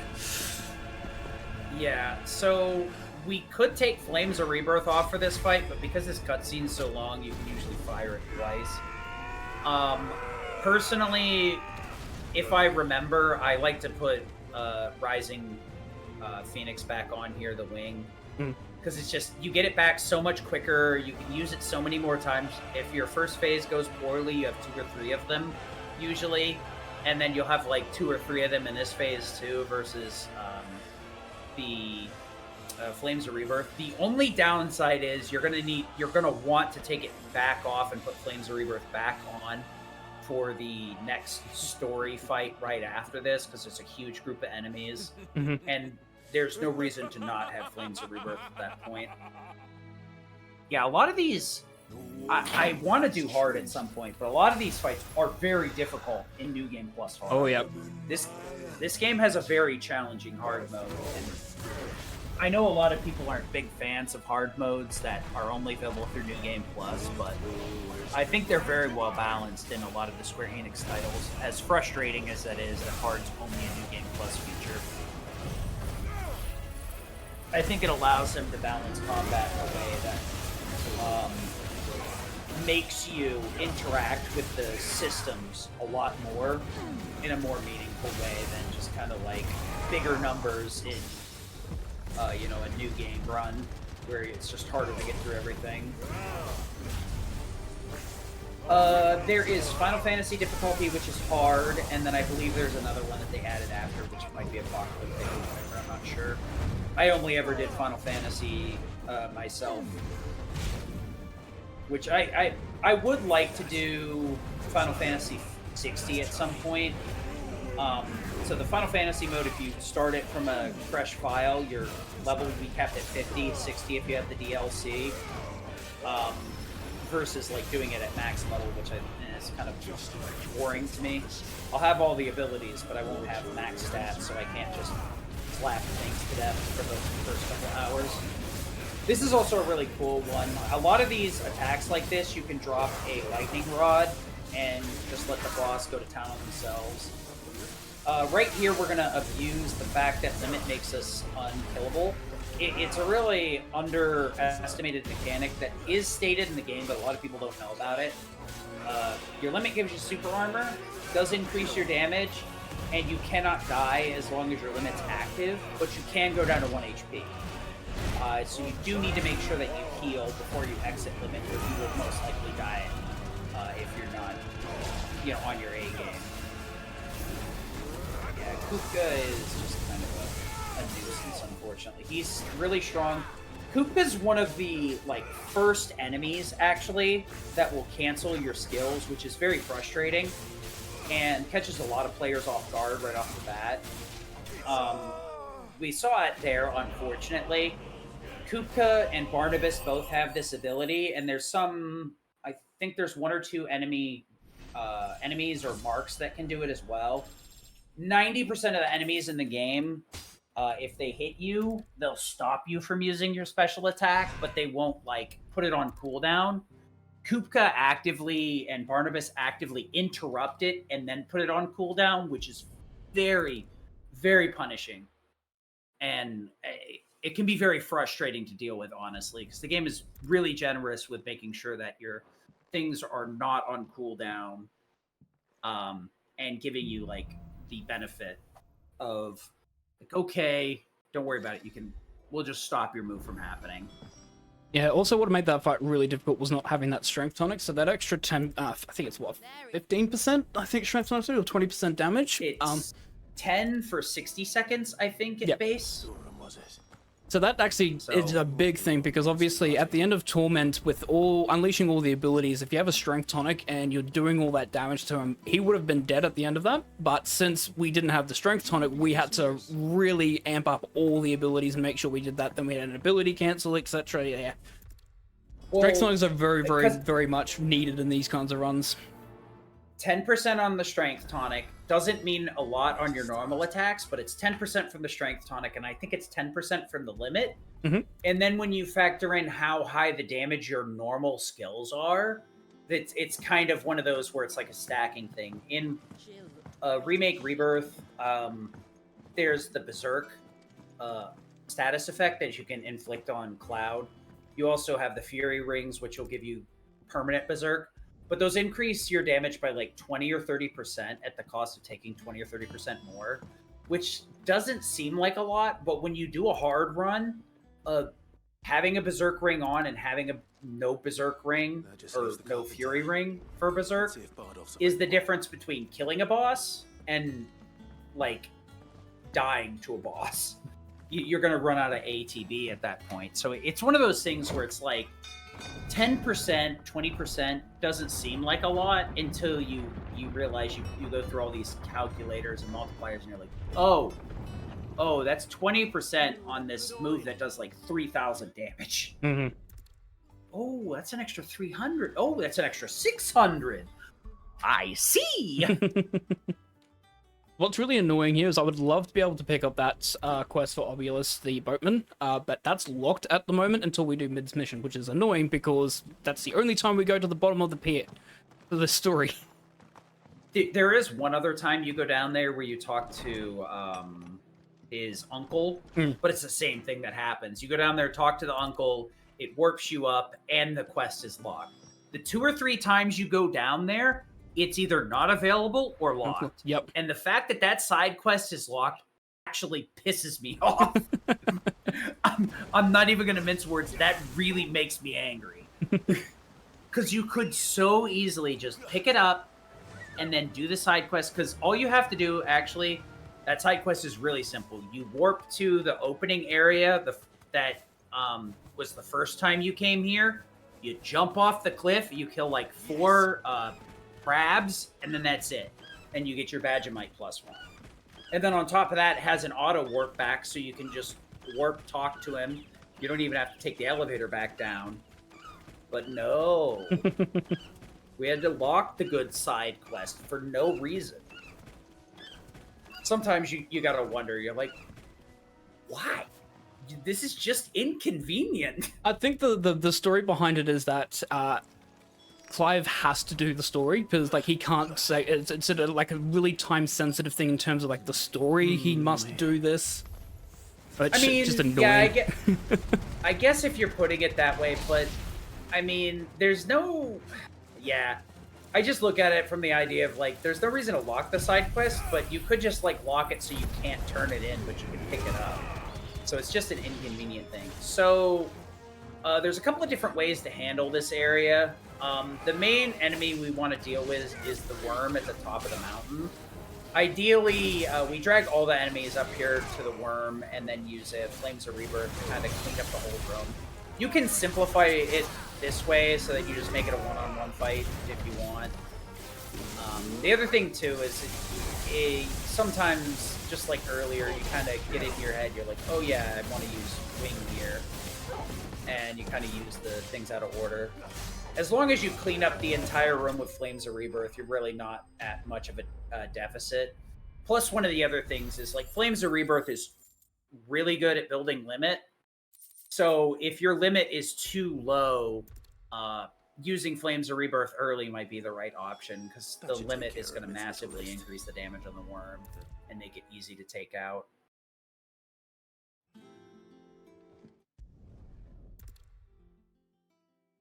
Yeah, the other thing too, like the speed of the PC version versus the console is going to depend on the PC as well too.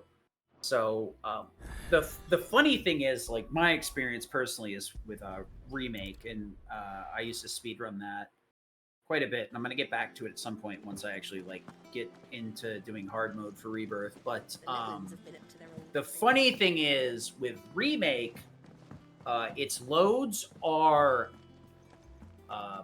the same as a PS5 if it's running at 120 frames. However, if it's running at 90 or 120 frames, the attacks in the game function differently, and I think it's because it skips frames. And I'm relatively certain that the same issue may be in this game. Yep. So you can get similar load times to a PS5, but you're gonna have to reroute some of the fights because certain things won't function correctly. It's really annoying. The other thing as well is that even if you can get load times similar, there is always going to be a slight addition on the load time, because for whatever reason for the PC version that's not on the PS5, they've added an extra loading icon, which actually adds an extra half second per load screen. Yeah, you'd have to be like, there'd have to be like a community approved patch, like a cutscene remover for some of the older games. But that's not, if it exists or when it exists, that'd be great. But as of right now, it doesn't exist, unfortunately. It would be very interesting because it would massively shorten the game. And it probably could save like an hour or two if something like that existed, if and when it ever does. Yeah, we are going down, as we talked about, talking with our Uncle Byron, and yes, the quest is still locked. I know. Every time I look at that lock, I'm just like, Badge. you're just doing this to piss me off, I swear.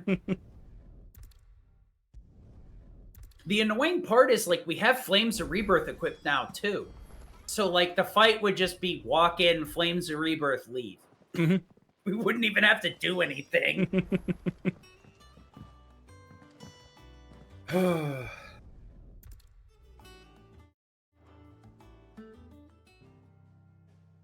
So, story-wise, we went to deal with Kupka because he's been aggressive towards us the entire time because, like I mentioned earlier, Benedicta or Garuda was important to him, and Benedicta we had to take on and ended up killing.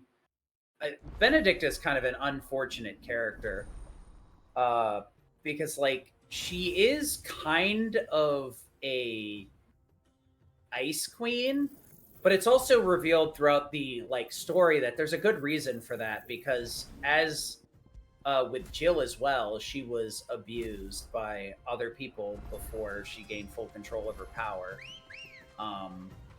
So she is kind of like a tragic villain in that sense. And we just got done like doing Jill's story as well at the Drake's Fang, where we were dealing with a liquid flame, dealing with the people that she was raised with, who were very, very degenerate people that won't be missed. And since he's after us, he also pretty much, Rosaria is where we're from and Rosalith was the capital, so he intentionally attacked Rosaria and Rosalith to draw us out. Yeah, something that's been brewing in the background that we kind of glossed over, really didn't talk about at the very beginning, was actually our mother is part of what actually set us up for that attack that ended up getting us captured and taken as a slave, and what we thought at the time was killing Joshua and also killing our father. Our mother actually set that up. And the only reason he attacked that was actually because she went to him and started plotting and planning with Kupka. However, we've disarmed Kupka, but we failed to kill him, so we need to go finish that job. And when we're talking about disarm, we don't actually mean metaphorically. It's literally the cutscene where he's trying to eat soup with iron hands is a very disturbed moment, or a very deserved moment of levity. Excuse me, because Koopa's kind of not a good guy at any point in this. Oh, I love this combo right here. So, Titan has a couple of different moves, and most of them are charge moves. The iconic feat is a guard that you can use to counter, but unfortunately we're really not going to use that. It is kind of weird that we get our block move like 3/4 of the way through the game, but hey, I mean, I guess that's how it was designed or something. But the wind-up move hits like a truck. It does take a little bit of time to charge, but man, it hits hard. The one that we used there was actually Upheaval, though. It is an AoE attack similar to Cyclone, Wicked Wheel, or Pile Drive, but it normally is a charge-up move. Now, the cool thing is we can get its max damage if we use it from a specific height. There's a couple of different ways to achieve it, but the easiest way is Wicked Wheel, Wind Up, or Upheaval, and you'll always have enough height for that damage bonus. So it's a super interesting combo that not everybody used casually. I really liked it a lot. Let's go and find out exactly what this photo knows. Well, Kupka, yeah, I guess he really isn't that bad. He's more of a spoiled child. The reason that, like, Kupka is a villain is he got mad about Benedicta and then went and attacked our hideout and killed a bunch of freed slaves that were functionally innocent out of spite. That's the more reason that like Kupka is so unlikable. That's unfortunate. Yeah. Don't know how I normally missed that, but yeah. I've done it before too. Torgal's knocked one of them the other way. Sometimes the auto-targeting does some goofy stuff. So the idea was to wind up and clean up 2 to 3 of them to cause this next wave to spawn, but unfortunately we whiffed. So we had to kind of think on our feet there. Yeah, I wanted to make sure I still had Ignition and at least Upheaval for that. What am I doing? I need a warp. Yeah, so, like, the story is actually pretty deep. And to be honest, like, I did enjoy it more at a surface level, but really, my favorite part of this was undeniably the combat, to a certain point where I was like, story, stop talking, I want to fight things. But it does have a very, very good story. And I thought we were like, the ones causing trouble in Delamere. Normally you're like, oh, slavery bad, but they do a very good job of characterizing it and showing it and not really telling you, where it's like, oh yes, you know, you're just like taught this in, you know, in just normal etiquette that like slavery is not a good thing. Meanwhile, they show how bad it actually is here versus like, oh yeah, by the way, slaves are used until they're, you know, turned into crystal. But you actually encounter those slaves at the inn at Martha's Rest, where Martha is paying for medicine to treat them and ease their suffering as they're dying. So that at the very least they have some level of comfort as they're dying versus just being used until they turn into crystal, like we saw on the way out of Martha's Rest. Or out of North Reach, excuse me. So no one actually ran this category before the warping update. I was in the middle of routing it. I think it would have it saves roughly 2 hours. Because we do use it quite a lot.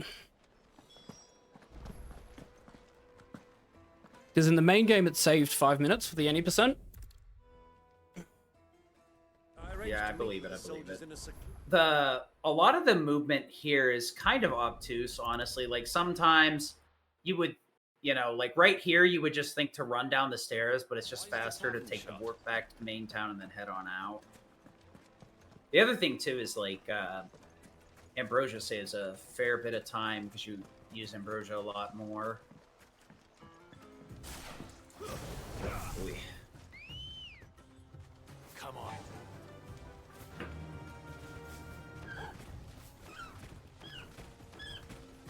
Are we in dash kick? Ooh, I think we are. Let's see. Yeah, we are. Good. Making sure I'm not. Stone, crystal. Yeah. I'm kind of like using them interchangeably, but it's like kind of their body just slowly Petrifies, becomes petrified, yeah, to the point of like overuse. It's the same thing with the land as well, where the areas of the map are turning black from the crystal sucking the lives out of the, or sucking the energy out of the earth to the point where it's uninhabitable. I mean, they go out of their way to kind of explain like how it is, but they don't necessarily ruminate too much on outside of saying it's very painful, or more or less implying that it's extremely painful to petrify. But one could only imagine how bad that is.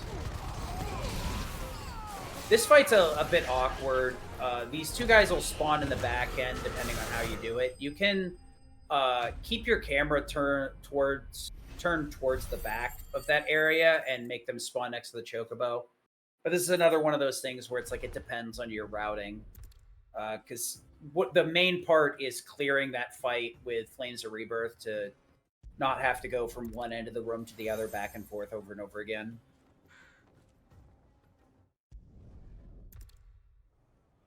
I've always preferred actually having the soldiers in the back, grouping them and then ignition, because by that time the chocobo reaches you and you can grab the 3 and the chocobo together. So therefore we will kill the chocobo and then the wind-up will kill. Yeah. I mean, everybody has their own like routing in the order that they do things. I know for certain that like it depends on your own personal preference. There's really, this game has a lot of different ways to do combat, and because of the way the skills function, if you structure your combat in a specific way, doing things differently can be beneficial. So there's really no, outside of using Flames of Rebirth or like Zen Tetsuken on like groups of enemies, there's no like wrong way to handle combat for the most part. Bilbo was true to his word. So we're going to pick up that side quest because it's on the way. We don't really go back to this particular area. We do kind of get there, but not directly to where the hot springs are, where these bombs basically are going to be. So, plus, we need to do the quest anyways, plus it's extra experience and AP. We won't turn in the quest, but we will do the fight. You know, I'm gonna be honest, I didn't realize you were buying strength tonics, and I thought you were gonna buy the accessory for lightning rod, and I'm like, excuse me? What? So a lot of these vendors will have like an accessory for a certain thing. When we were leaving Northreach and heading into the dungeon that we went with Sid before we got Rama, one of the vendors actually sold a cooldown relic for Rook's Gambit, which would have reduced it by a set amount, which is its normal cooldown, which would have made properly timed Rook's Gambit counters extremely quick. In terms of like, we would have been able to get a bunch of them very quickly. I always was tickled by the idea that it was there, but also praying that we never used it because I hate it. So Wicked Wheel into Upheaval will always set up for that full charge damage. One of the other ways is you can also grab an enemy with Garuda's Deadly Embrace, jump on them with the Stomp ability, and then stairway up to a much higher height so that Upheaval will be at full damage. Oh, that's unfortunate. Yeah, I accidentally hit the button. So, luckily with Upheaval and Wicked Wheel, you can charge them up, and if you notice, your jump button will actually allow you to cancel the move before you use it. So, especially with like bosses that are moving away, you can charge it up, and if they warp away, just, you know, make sure to cancel it rather than just fire it off. That's cool things. It's one of those like things that's there, and you need to use it, because wind up, sometimes if you go for it too late, you're just not going to be able to use it. So you have to be ready to cancel. Yeah, basically 100% we would do as Platinum Trophy, honestly, because Platinum Trophy pretty much would be the 100%. Platinum Trophy is really interesting too, because I think there's like an achievement for like every one of the iconic feats, I want to say. Mm-hmm. And there were a few that I had to like go back and figure out how they worked. Like getting Permafrost was not as easy as I thought it would be.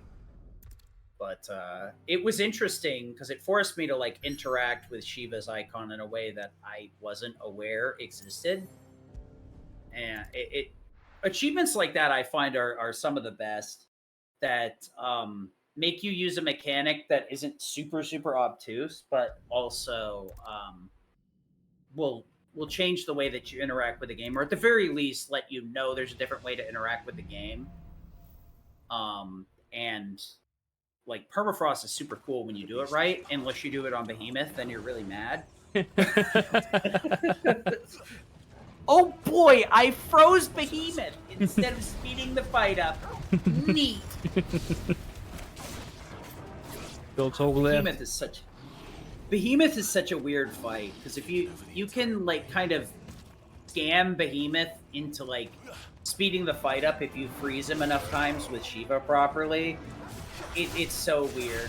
But if you time it too properly, you'll just permafrost Behemoth, which will just kind of like freeze him there for a while for no particular reason. Mm-hmm.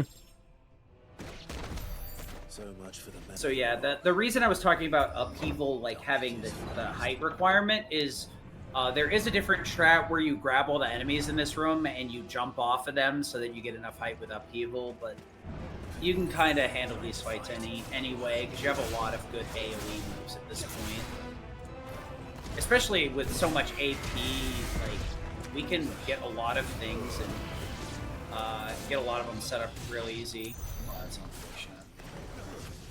Not surprising, though, unfortunately. Yeah, I targeted the wrong one. I didn't get myself into a better position. Oh well. Do you have enough AP to use multiple shortcut setups, or is it just slower to set those up? It's just slower because I'm not going to be changing abilities that often. Okay. I figured it was a New Game Plus thing, but if there was a category that would use it, it would be this one. Oh, absolutely. Yeah, so they did include shortcuts with the updates, but unfortunately, like, outside of using it in the early chapters to, like, flip-flop between Rising Phoenix and Heatwave while keeping Cyclone equipped, that's about it. Yeah, this room is a bit weird. Flames of Rebirth and a Strength Tonic will more or less clear it up, but unfortunately, because some of these enemies get pushed to the very edge of the room, you'll almost always have to clean them up like that. You can either use charged fires to kill them, or move closer like that and finish them off.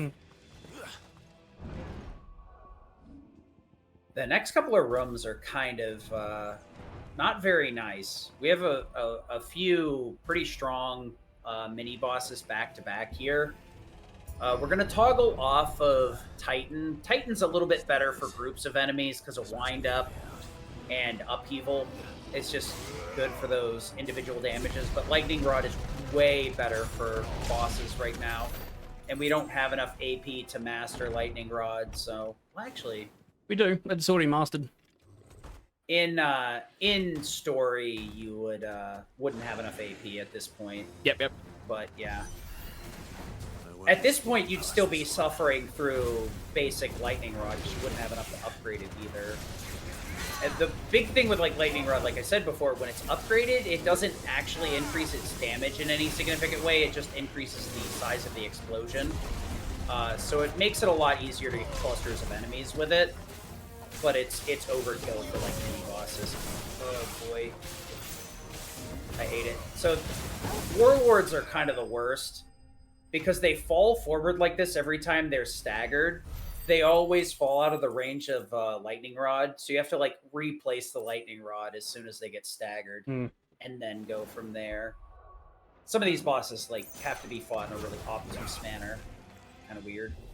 And one of the benefits of this category, though, is that since we've got like more experience, more AP, we can kind of get away with slightly unoptimized fights. You don't get punished too heavily sometimes. Yeah, this is the one fight that's probably the worst in here. If it doesn't go right, you're gonna be in a hard spot. The thing is like this guy always starts off with like a freaking Kamehameha, and we want to make sure to place the Lightning Rod and then follow up with attack so that we pretty much instantly push the stagger. So if you don't do the method right, you kind of can be in a rough spot. That was pretty good, though. Not perfect, but... Wasn't exactly where we wanted it, but we got away with it. Close enough, yeah. It was definitely a lot better than missing. Yeah, exactly. Like, that was efficient. This is one of those weird fights, too, where, like, you would think doing Ignition's a bit slower because the move takes a lot longer, but because it has the 20-second cooldown, you actually want to use, like, Ignition sooner rather than later because you'll get it back quicker. And this guy has more than enough HP to just kind of tank everything you have and a little bit more. So you're going to almost always need that Ignition. Oof. That's rough. Slight panic over there, but it's all good. So this is just one of those points where it shows out, like, the potions are nice because it allows you to just kind of face tank through stuff like that. And in this next room, we're going to get more potions anyway, so it doesn't matter. The accessory we got there is a nice one, though. That's a 10% damage bonus, or 11% damage bonus. Actually, I think it might be 13 or 14 for Thunderstorm. Ignition is still pretty much our go-to, but Thunderstorm is very strong. It's a good single targeting move. If we do want to pivot towards damage, we can use that for some of the bosses. Yeah, Quest Marks Curious. It's more or less 100% for a new game run, minus like the DLC. It's a little bit more. We actually do all the quests at the very beginning of the game before some of those quests get closed off. The category has been revamped to just not make it so you don't have to do those quests. So it's kind of a defunct category, but it's more or less 100%. I can't remember the name of the modern equivalent, but it gets everything pretty much. Yeah, so the modern category is called All Renown, All Chronoliths. Yeah, basically it's the same thing. It's we do all the quests, all the notorious marks, because we'll need to get max renown, and then all the chronoliths as well. The only downside is like doing the earlier quests are kind of long, so you save some time not doing those. But you also have the downside of not having that flush being flushed with AP from doing all those extra early missions and the 1 or 2 extra levels you get out of it. Oh boy, Lich is my favorite. Liches are like between the worst and the easiest, because if they warp, you hate them. If they stay still, it was easy.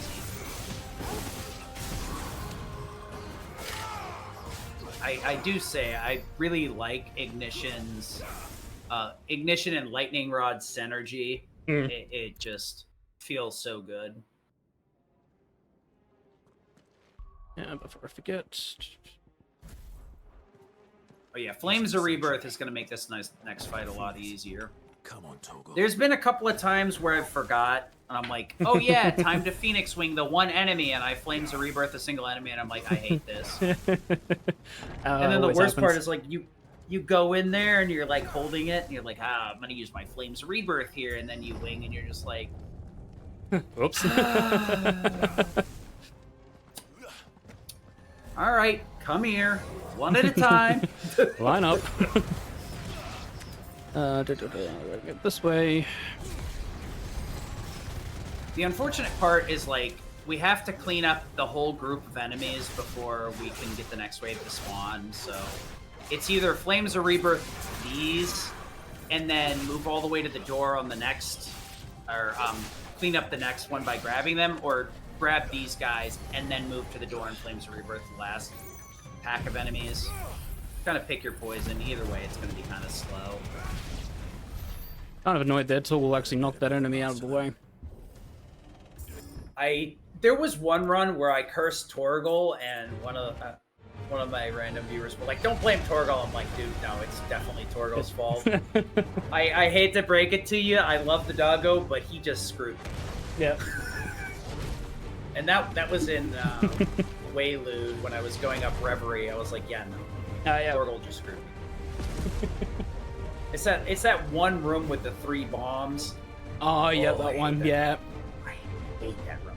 So this is the evidence of our conquering. He's been disarmed, like I said. The funny part is you could just apparently regrow these as the icon, so I don't understand why whatever, man.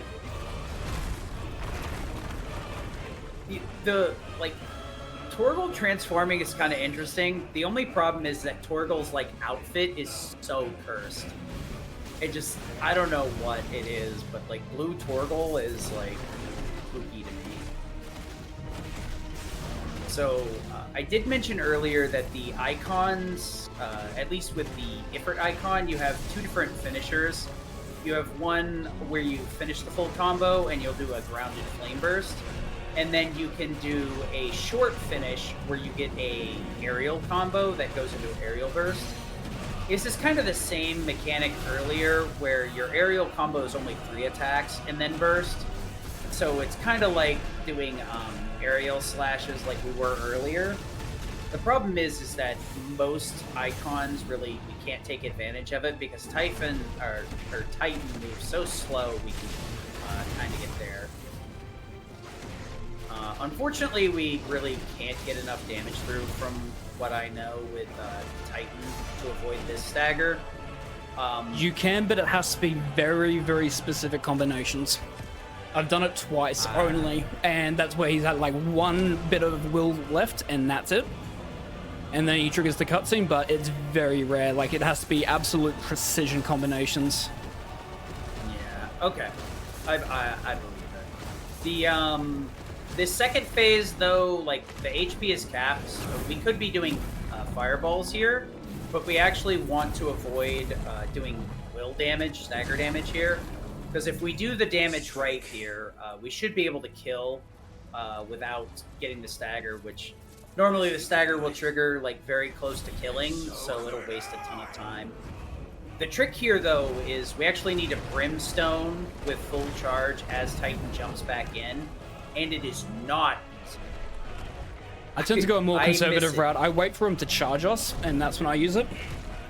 Yeah, that probably makes more sense, honestly. I've missed the jump in more than once. Yeah. The funny thing is the game wants you to use Brimstone on this giant rock, and you can just walk through it, or jump through it, rather. I love how, like, some of the hitboxes are. It's like, Nah, I'd dodge it. Nah, I'd win. Moment. Nope. I do appreciate it though. Like, in the Typhon fight, you would have access to both of your iconic beats if you dumb. were in normal. Yeah, That's alright. We should still have enough damage because we're a higher level. Worst case, if we need to, we have a second Brimstone that we can potentially use. So Brimstone kind of stinks a little bit. If you're hit while using it, you get like an auto trigger, which is nowhere near as strong. The fully charged version is a little bit stronger than that, and then obviously like releasing it in the red zone will do a lot more damage. So it can be kind of hard to time Brimstone properly. The next part is going to get really annoying, actually. Oh yeah, that'll do it. That's a dumb stagger. Yep. Well, One hit. One remember that HP. thing I said? Yep. 1 HP. 1 HP in a dream. Dude Yep. thinks he's the hero of this game. Bro thinks he's the main character.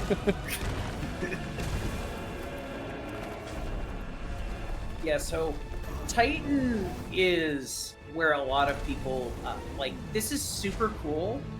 The music here is fantastic, but this is where a lot of people kind of get frustrated with the game, where the icon fights get a little bit too long. Casually, I didn't find this to be too frustrating. Just in terms of a speedrun is when like Bahamut and Titan kind of get a bit frustrating to deal with. They're about 30 minutes a piece, unfortunately. Yeah, so this one I think is like 25 minutes, and to be fair, like 15 minutes of it is the cutscenes. Yeah, that's the problem, is like it gets, you know, there's a point where it's like, can we make this look as cool with like wasting half as much of my time?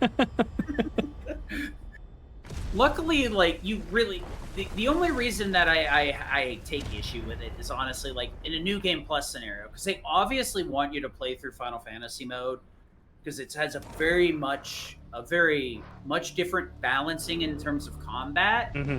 And this game doesn't really do a good job of,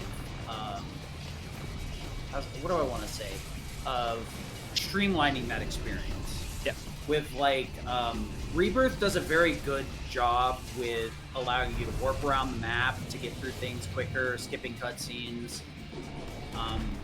Like, I feel like Rebirth and 16 could have been much better games had the development teams talked to each other a lot more.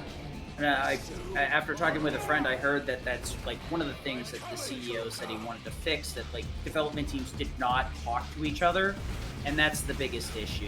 It's like, I feel like Rebirth and 16 could have been like 10 out of 10 games had they, like, the development teams discuss things with each other, because they both have extremely good ideas that the other one does very poorly. Yep. Which is frustrating. Fortunately, however, both of the games are good enough that I like playing them. I'd agree on that one. And yeah, I think that the frustrating thing is that, yeah, mid skip, it would be so much better, I think, from a speedrun perspective, if we were able to skip these kinds of cutscenes, or we could just get through them quicker. Because I think that would easily knock another 2 hours off the game. Yeah, that's why I was like referring to like a cutscene skip or something earlier, because that's kind of what this feels like. Yep. Honestly, like, I can take some of these things, but like that would be fantastic. I can say, oh yeah, normal cutscene skips or whatever, sure. Interesting. We're dodging and dashing here. Man, I do this the super lazy way where I just like let go of the button and you can slide right through the rocks. It's so funny. Yeah, I tend not to use evade here. I just tend to run from side to side. Yeah, that's a fair criticism. The Rebirth map and UI are... The one thing, like, I'll impeach Rebirth on is they're like, hey, let's make item transmutation. I'm like, that's neat. Why is it at the top of my menu versus my equipment? Oh, well, it's a new feature. Oh, so we just put it at the top of the menu because we added it? Yep. neat. When you speedrun a game, you learn to find the most inane things to complain about over and over again. That's because we have to put up for it for thousands of hours and thousands of attempts. Yeah.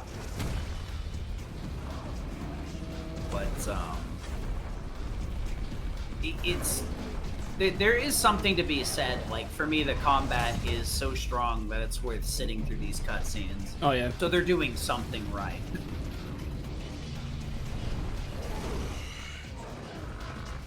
I think the biggest issue with like Rebirth's menu, the funny thing is, I don't know what it is that causes it, but like the Rebirth's menu is less responsive than Remake.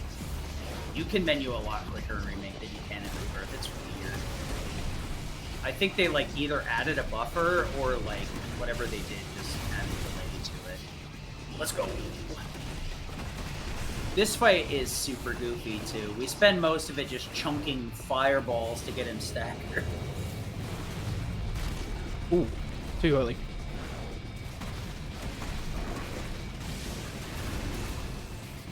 The weird part, it's kind of frustrating where it's like, even if you get like a stagger while the arm's here, you have to wait for it to fly back and then drop back down. Like, hey, I did enough damage. Come on.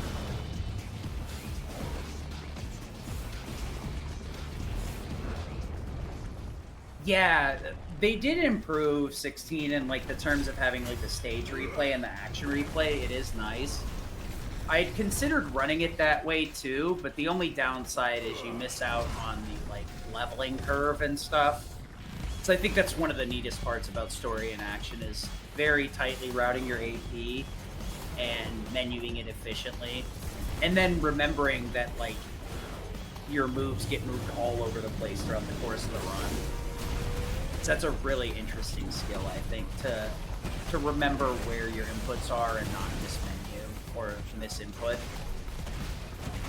This game has a lot of interesting skill caps that are a little bit obtuse, but I think they make the run itself memorable because it has different ways of challenging the runner.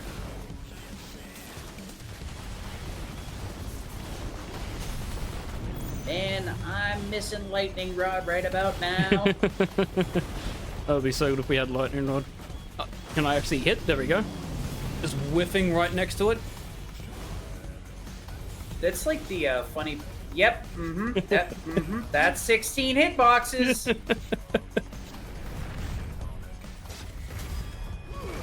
This fight I find is like one of the like most egregious places where hitboxes are questionable and beyond. Especially on the inside, the Titan inside Titan Lost hitboxes are frustrating. Yeah, that's the word I'm looking for. Frustrating. How did that one not actually get the full brimstone off? That's weird. That's right. Got to back Yeah, up. a little bit too early, I guess. Doing the full combos here and then getting the fire burst is really, honestly, it's the most important part of this fight is comboing efficiently and making sure that you precision dodge so you don't get knocked around. I guess grounded backdashes or back flames do more damage than the aerial one. Yeah, we only really do the aerial for the first phase of Titan because he does move around quite a bit, and especially since you're hitting his legs, it's very difficult to get that finisher off. That's why we tend to use the shorter one to go into the air so we can do the aerial combos on him. That makes sense. Because he has a much wider hitbox. Yeah. Yeah. Okay, that makes sense. Whereas with Titan, you can keep doing the ground combos because he has a very, very large hitbox, even though it is a bit janky on the inside of his arm. Yeah, like the hitbox only ends up being like really janky when it's the final phase. There's been more than once where I'm like, hello? Wait, did I need to RSVP that I'm gonna hit you? What's up? What's also interesting is that the charged magic, well, the finisher that you do, the backdraft finisher, the timing window changes in this fight as well. it's actually much tighter window against Titan for some whatever reason.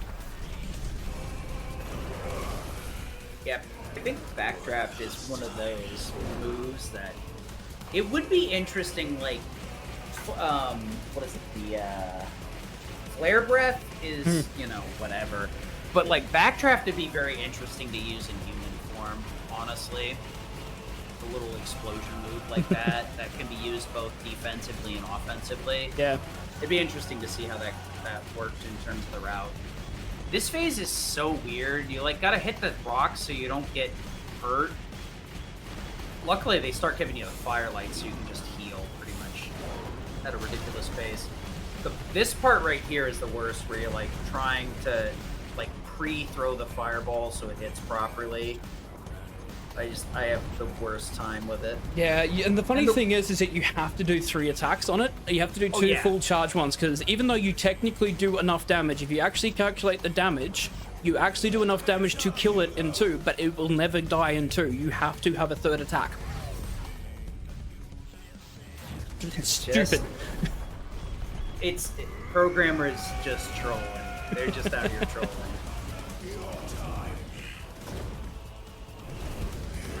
I think there's a lot of instances of programming like that in Final Fantasy. So. Alright, final phase, and we've got another instance where we could potentially do a dumb stagger here as well, so we've got to be very careful with our DPS.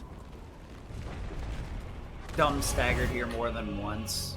Oh, yeah. When you don't get it, you're just like, oh, thank you. I want to try and see if I can get the stagger skip. That's a fun one. Oh, that's really cheeky if you can get it. I've gotten it on accident. I was like, wait, you can do that? Okay, sure.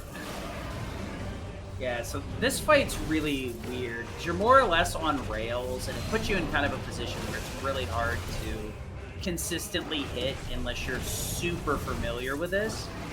Because if you just start swinging, you're going to miss 90% of your hits. It's super frustrating. No. Now, we'll go for the stagger. And then Titan Lost is so big that there's like no way to not. We're just never going to hit rock bottom. We're going to keep going. Sound like a politician. I'm not going to hit rock bottom. I'm going to keep going. There's no bottom for me. Falling horizontally. I don't think that's how gravity works, but I appreciate the effort. Well, I mean, this is magic. Maybe that is how gravity works in a magic-rich environment. I could be wrong here.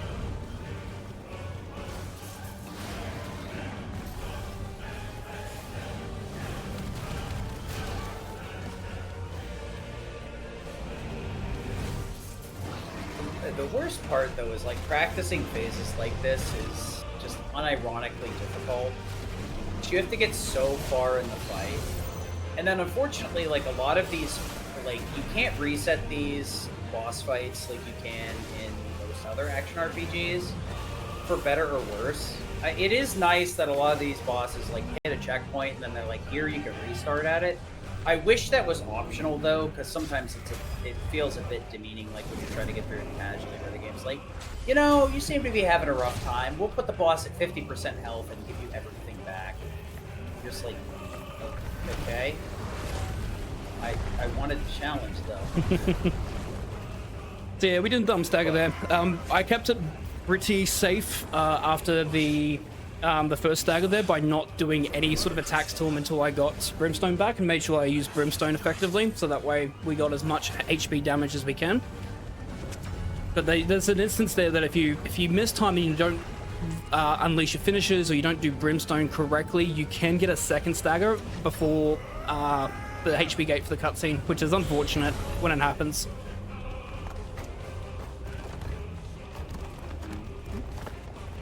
Can't form a vertically skill issue. Sounds like it.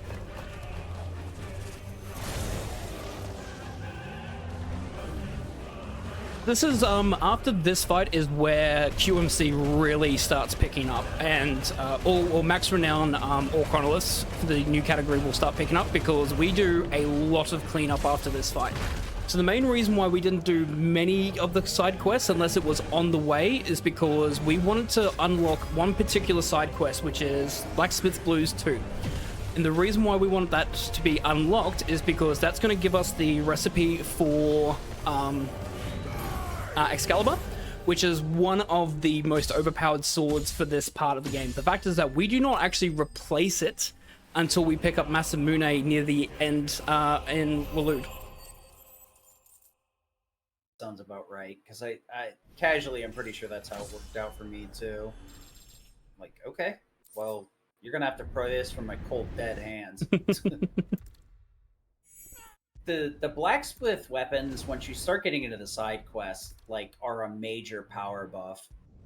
The two big ones, I think, like quest wise, that have the highest value for like a casual player outside of story are the blacksmith quests and the potion quests. Mm-hmm.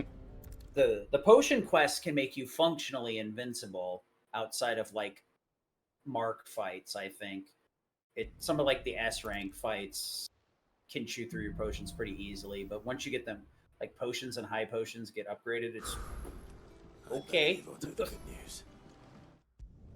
Finally, we can pick this quest up. Huzzah. He was just shy, don't worry about it. He's afraid to ask us to touch his cock and balls. Wait a minute, what was it?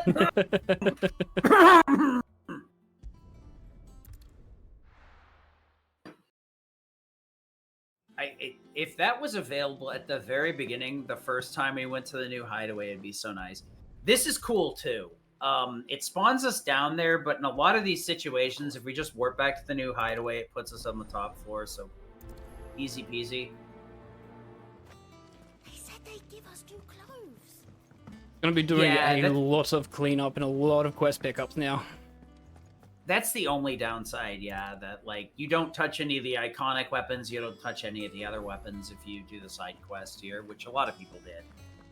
This is probably, like, the only place where you actually do need crafting material, because the Blacksmith Blues require some specialized crafting materials, so you actually have to go out of your way to get it.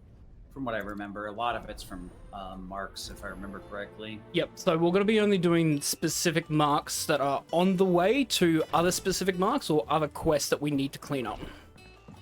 Sounds about right. So I've triggered the conversation. I'm not actually going to chat with Vivian. The reason why I'm going to chat with Vivian and continue the actual quest further is because, at some point it's going to ask me to go to Boklard and we'll lock all the quests again. So... Yep. Actually, I needed to talk to her now because otherwise I can't talk to Blackthorn. Because Blackthorn's side quest is actually locked until you hit Boklad again. Should be open Just now. these random... The arbitrary locks are kind of frustrating, honestly. But... Because, yeah, you do need to talk with both Blackthorn, Karen, and Hippocrates as part of the main quest. So anything involving them at this phase is locked until you get the information that you need to find out where to go next or how to get into Sembrek. That's interesting. I think, like, the crafting system in Rebirth is probably a little bit... I mean, this one's a bit more straightforward, but the problem is I feel like the crafting doesn't have a variety of options versus, like, Rebirth. But I could see liking this a little bit easier, or a little bit more. The other thing is, like, Rebirth does end up bloated with a lot of, like, weird crafting items that you just don't want to craft, or just actively bloat your inventory. So it is a fair assessment. The problem is like Rebirth hides all of its really good accessories and really good items behind, like, crafting literally everything to unlock the second and last tier. Oh yeah, the potion quest I was yapping about. Mm-hmm. The one that nobody thinks about doing because you have to come all the way down here to start it up. Really Oh, important yeah, to get that, though. Yeah, the crafting chain is kind of annoying. That if that's the case, then I agree. Yeah, the fact that you have to like craft to unlock the next tier. The other problem too is you have to dig up half the recipes too with the chocobo, so it's like very obnoxiously gated in the areas in a super obvious way that like, okay, you know, there could have been a better way to like do this. It's interesting though, because like it's like I said, both of these games have their strengths and their weaknesses, and I don't think flat out one game's better than the other, like unilaterally. 16 and Rebirth are like two sides of the same coin, if I had to look at it that way.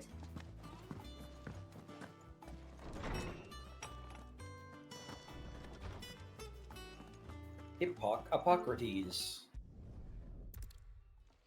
Doing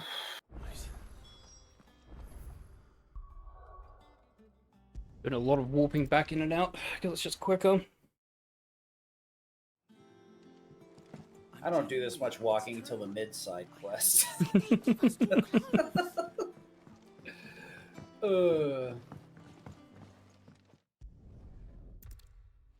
Yeah, the way that I did 16 is I did the side quests as I came through them. There was a point where I kind of started bouncing off the story and was just more interested in using them as a method to engage in more combat. That was the last of The only thing I really got frustrated with in 16 particularly was the mark system. And I feel like it could have functioned a little bit better, or like you could take the mark and it would send you, you know, at least give you a generalized area where it is. I found like the directions to the mark a little bit too generalized, so it made it hard for me to identify the area it wanted to do without like wandering around unnecessarily. Yep, I mean, honestly, like, I still have a map open. I have an interactive map that I use for this, so I can remember where everything is, because, yeah, there's a lot of marks that we have to hunt down, and they're not the cleanest notes as to where they are. They give you a hint saying, oh, it's in this general area, but those areas can be massive. Yeah, because I want to say even 12 had a more, like, it would show you where to go, but I might just be, like, gaslighting myself into making something up.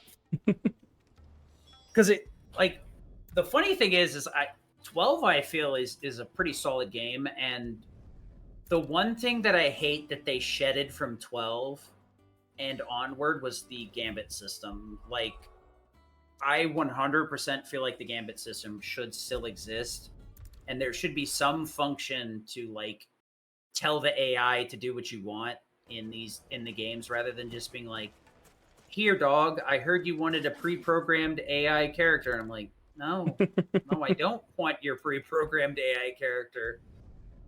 I would like to control the character." It's unfortunate. Luckily, this game really kind of has that issue, but since the majority of it is like solo Clive outside of like I better get to the it. DLC segments, yeah, Persona 3 players. Correct. Luckily, the combat's pretty straightforward though with like Clive though, since he's your only active character, and at least like if you're aware of how the combat works and you're doing segments with just Clive and Torgal, you can like lock down Torgal by spamming the heal command. It is obnoxious, but yeah, it is possible. Once you get to Jill and Joshua, though, all bets are off. So that quest that we did where we had to fight the bombs in the hot springs, we finally turned that in. Oh yeah. And then we got the Renowned, and I completely like zoned on it. That is one of the nice things from the side quests and the main quests. We'll slowly but surely pick up Renowned, which is more or less a third Every knife should be hard-wearing and resource, like money or the AP. We can use it to turn in for rewards from a side quest vendor. The good ones are going to be AP bonusing ones, that are a little bit far apart. Normally, we'd only hit the second one towards the end of the game, but we'll be able to get it a lot sooner. The other big one is you can get the Genji glove from there when you clear everything, which is a 5% damage increase across the board. But that's after clearing almost everything, so Looks like I found the river. if and when we do get it, it'll be pretty late, but not useless, for sure. So I'm not going to complete some of the quests we pick up just yet. We'll come back to Bokla because there's another quest I'm going to be picking up in the hideaway that's going to bring me back to Bokla, to Dalmekia and Dalamil. So I've picked up the quest and done what I can around the area, but I don't want to stray too far into doing these quests because it's just better if I come back here when I start looking at Blacksmith Blues. Thanks, Cal. Yeah, I guess that's fair to call it more of an EXP gauge because it's more linear. There's not like you can choose which ones to spend it on and porting your points. But yeah, Blacksmith's Blues and the potion side quests are pretty impactful. I want to say the potion side quests are going to increase the duration of strength and stone skin tonics, but I don't believe they increase the effectiveness. They will increase the effectiveness of potions, but that will really only matter if we're having a bad day. Yeah, they increase the duration and that's it. Which is a bit unfortunate, but honestly, if we had like 25% strength tonics, You deserve a rest. I think it will also increase our bag, so I think we can carry more strength tonics too, right? Yep, we'll end up having being able to carry up to 4. Just a few. Just a few. Just short of 4 strength tonics. Can I just chug them all at once? I don't want 4 of them. I want 40%. Just imagine. It does give a bit of, because the funny thing is that we can I still use my any % notes on that, but it actually works really well having that many, because it means that if you accidentally pop a strength tonic or a fight goes really, really south, you can just use another one. Yeah. Because a lot of these areas are routed for having 2, and even then, like, depending on your route, you can also pick up, burn strength tonics ahead of time. The main thing is like when you accidentally fire off a strength tonic, it's usually because you're trying to ravage with Torgal instead, and that used to be why I used Sick in Precision 6 instead of Precision Ravages, because I was like, it's just not worth it. I'd rather accidentally burn my potions rather than burn my strength tonics. It's the frustrating part is like Precision Ravages do more damage. Yep, I looked at their notes incorrectly. Went accidentally back to the hideaway instead of talking to the assistant. Oops. Back we go. Wouldn't be the first time that it's happened. But yeah, there's a lot of back and forth for sure. Yeah, that's a rough one for sure, because you're like right there. It's fine. We were just checking to see if there are any side quests we need to finish. Exactly. I said I was going to clean up. I just didn't say how.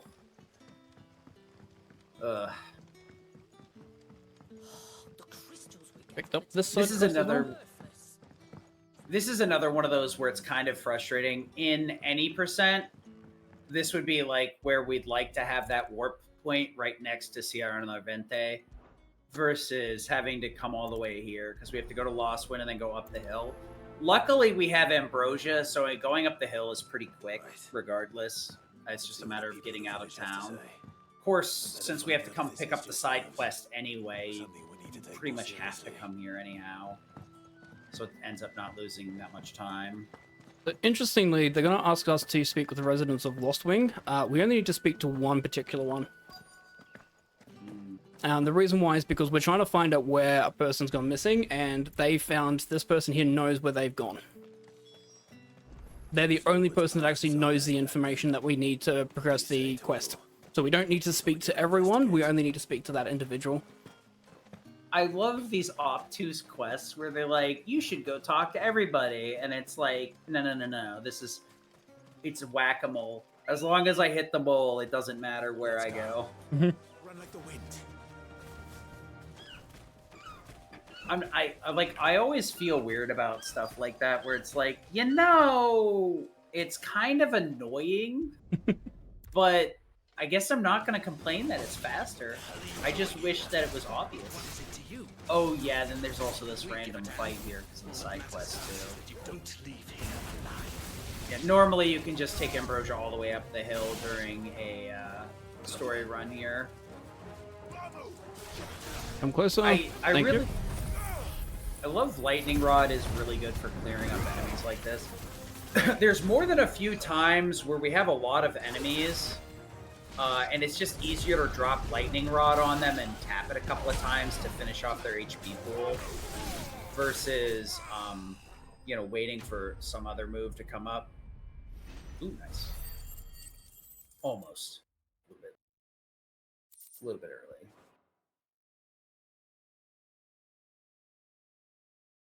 Yeah, I've heard that complaint a lot with the side quests. Some of them, I think, the main, for me personally, like some of the main quest ones felt like they should have been side quests.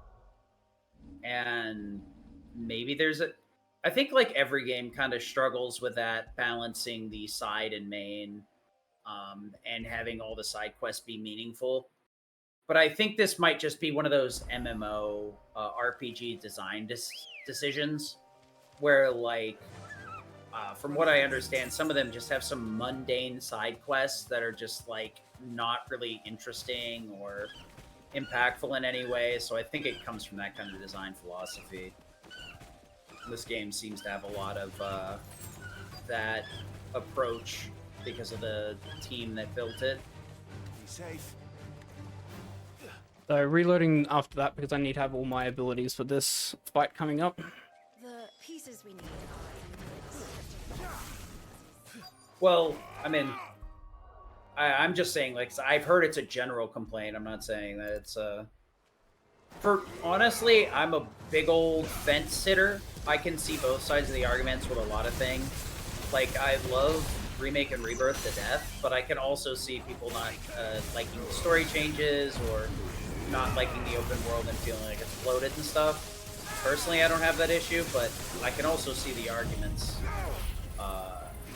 And people are entitled to their opinion, so I'm more than happy to engage with the conversation. So, honestly, these Armans can be a real nuisance.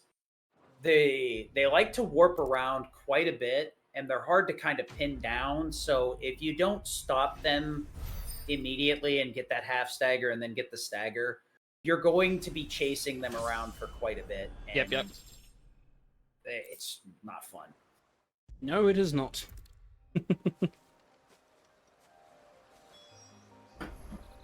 Titan, a lot of the icons are very fun, actually. I feel like they all are pretty well designed and balanced in an interesting way, where each one kind of has a role, and it doesn't really feel like there's any roles not filled. I feel like Garuda's very good at staggering. Phoenix and Ifrit are very good, like, basic skills that just kind of cover the spread. They do a lot of everything, and they're not, like, fantastic, but they're very good. Titan hits hard. The defensive mechanic is nice. I'm glad that, like, Rama got the buff, though. Rama's skills are very strong. Judgment Bolt hits like a truck. Really good at staggering. Thunderstorm is a very quick Judgment Bolt. Lightning Rod, go burr. Like, there's no other way to describe that one. Bahamut, Mega Flare, Giga Flare, need more said. So interesting on this main quest, we're picking Taya instead of Jill. Now, traditionally, I would always pick Jill because the conversation and the cutscenes are better, but the reason why we picked Taya is because Taya is actually in a closer position at the start of this than Jill is. And therefore makes it a lot easier for you to grab the required ingredients. Take it. Let's it's such a mundane thing that you really wouldn't think about because you were just like, why don't you just smash? One of the other cool things too here is if you're short on potions, high potions, or strength tonics, you can pick them up here while doing this side quest, and it's just right in the way. So like right here, we can just pick up an extra one. One of the other things you got to always be careful about is like don't buy single potions, upgrade it since you have to hold the button to pick it up anyway. Titan's other interesting part is not only does it have defense, but if you block with it, you can counter as well and do follow-up attacks.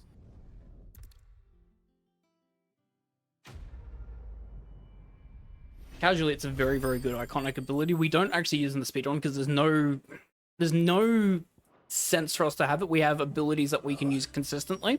I better go and give Mid the good news. Yeah. Then. At the point where we have access to 3 cooldowns and 6 abilities total, it's just there's no reason to be blocking when you can be punching. The speedrun motto. Why take the hit when you can hit first? Yeah, so Mid has a pair of very long side quest chains. She was building a ship. This one is usually the one that a lot of people interact with and kind of get a little bit frustrated with, and we're pretty much done with it, thankfully. Now we have some side quests to start cleaning up. A lot of the stuff is still going to get blocked. I'm probably just going to unlock Bocklad first, warp there, and then unlock the rest of the side quest stuff. Just thinking on the fly here, what's the best way of doing this? Yeah, a lot of these like get unlocked and locked in a very awkward manner where it's like kind of hard to route it to the point where it can get annoying. Yeah, it's this side quest that's the big problem. The return trip to the hideout kind of. Then you go to Leighton's Cleft. Everything. Yep, locks absolutely everything. And so we'll have to go through Leighton's Cleft. But the positive side is, we can just jump back out of it. Yeah. Luckily, like, even if our side quests are locked, we can have the warp points for the most part. So a lot of these we don't have to go too far out of our way. That's good. Honestly, like, the platinum sword would be more than enough here anyway. Going for the blacksmith blues too is overkill. We could handle everything with what we got right now. That's the funny part. I gotta speak with Karen, that's right. Gotta remember this process. The problem obviously is we only have 3 that we can do as well. So I have to sometimes wait. That's right, he's just asking me to find the Griffin, so therefore we're gonna go back to Lost Wing. Yeah, you gotta. This is the one where, like, this is exactly why they don't give you the warp, because there's a Griffin right next to Sierra Norvente, which is the actual warp point, and I'm fairly certain this is why they won't give it to you early, because I don't want you to just warp right next to it and go right into the cutscene. As obnoxious as it is. It would be nice if we were able to do Blacksmith Blues at the same time as doing when we were here originally, but since it's locked until we complete mid-side quests, yeah, it's annoying. We have to come back and once again go through Lost Wing. I'm not going to change his mind. Probably like the only frustrating part about like doing side quest stuff, where the chain is a bit obtuse and you can't like super optimize it where everything's like on one trip. Because I used to run like a lot of Mega Man X, Mega Man X2, Mega Man X3, and you'd be surprised at the silly stuff that they did to go out of their way to just do it in one trip. There's so many silly like frame perfect nonsense that goes on in X1, 2, and 3 to try and avoid a trip, a revisit. X3, unfortunately, is kind of in a situation where you can't unless you can frickin' get frame perfect clips through frickin' floors. There's no one trip ever, unfortunately. Interesting key part there is if you play on 80%, you'd normally have spiders there that you have to avoid. Since we picked up that Lost Wing mission from Quentin, the spiders no longer spawn there. I mean, I honestly, It feels like a bit of a deficit because you can't get like the super speed kicks off of it. But I guess like also not having Ambrosia being uncontrollable is pretty helpful. Oh, good, Ambrosia goes straight. Yay! My favorite. Alright, so bridge. Alright, so we're gonna pick up the checkpoint first. Because we do need to come back here because there is a chronolith here that we are going to do. We're not going to pick it up now because the way that the chronolith, we can technically do the chronolith at any time that we want to. However, I prefer having a higher level just to make it a little bit easier on myself. You deserve a rest. Yeah, because you're not doing the hard version, so your equipment isn't locked, right? Or... Yep, equipment's not locked, so basically you don't have to level up you don't have to master or level them all up. You always get the full version of the mastered versions of those abilities as well. So you don't have to do it, but it's just basically a higher level just means higher strength. I mean, you also get to use your weapon, right? They Yep. give you... Because if the hard version like locks your weapon and all that stuff, it gets annoying. You have to really know what you're doing. Okie, thanks, buddy.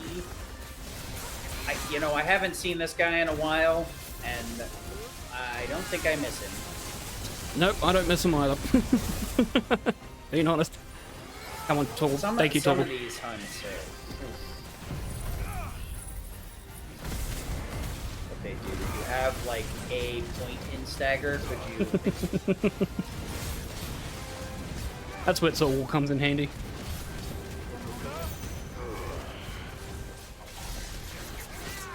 Ollie G with this guy is falling.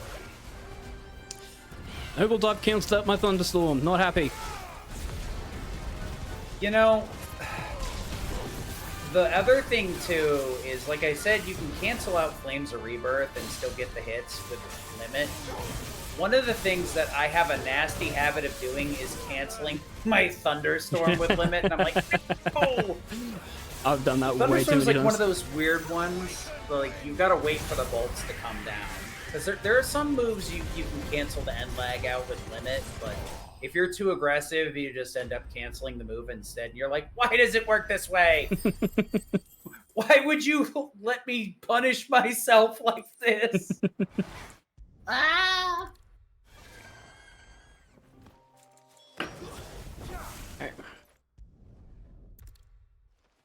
So the main function of the hunts is to get rare materials, mainly used for crafting.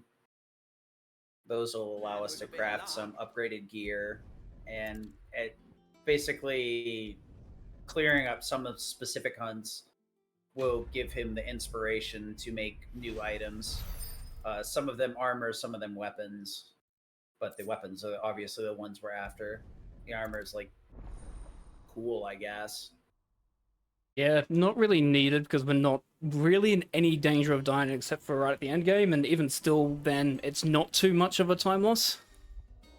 I mean, we get the boosted potions, so we can more or less offset regardless with the increased healing potency and carry weight. To the point where like you can get like 7 or 8 potions and like 5 high potions. Gets kind of ridiculous, actually. Oh boy, my favorite. I hate the side quest from the missive. Not because I like dislike the side quest, but I hate how like much effort you have to go through to pick these side quests up. You have to pick them up, and then you have to be like, yes, I'd like to accept them. Yeah, and you can. The funny thing like, is, you can back out before it even gives you the option to accept the side quest as well, which is what happened there the first time. Yep. I always, because there's that part in the story where you have to come over here to take a look at your missive to like progress the game, and I'm always like subconsciously worried about it because of the side quests that you can insta cancel. I'm like, no. I'm like, oh wait, that's right. This one doesn't function like that. Thankfully.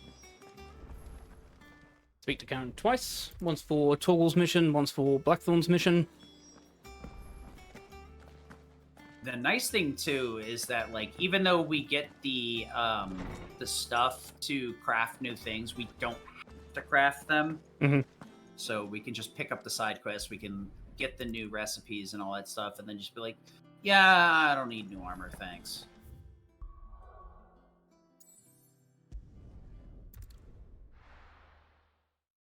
Yeah, it's such a good goal total. And much fun was had. Ugh. Told me she was building a ship. Cool, so we're gonna have to deliver stuff around and things in Martha's Rest, things of that nature. Actually, no, there's one other quest here. Let me just triple check. Yes, that's the other potion one that I need. I forgot you could talk to that guy. It's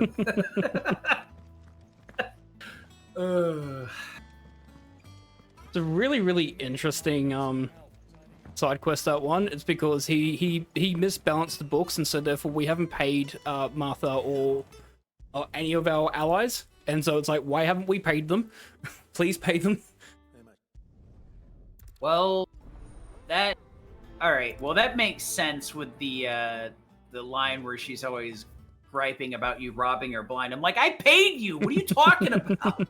I didn't rob nobody. Raise the price then! This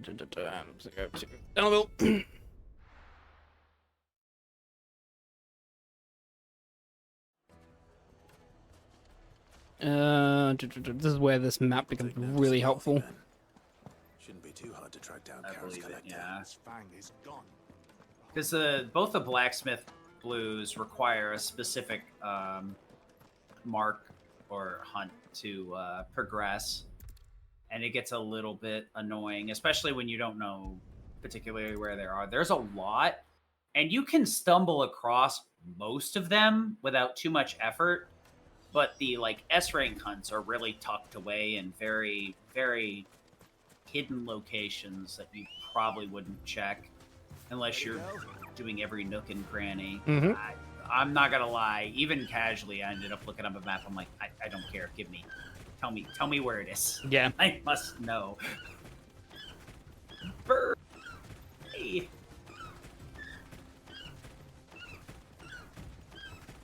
Going over this way because we've got two side quests that we need to do. First and foremost, we have this one here where we just need to talk to them to talk about how to like get a sharp material, basically, or to strengthen a material. Oh yeah, I remember this side question. So we found that limestone is going to be good for strengthening material. Head north up here because we need to retrieve some stolen goods from bandits up here. But there's also, since we're up here, there's also a notorious mark that we'll be taking, which we don't necessarily need to take now. It is annoying. It is a giant tortoise, and tortoises are one of my most hated enemies in this game. Dude, yeah. there was a point where I considered doing like Martha's Rest so I could buy Giga Flare before the turtle fight. I was like,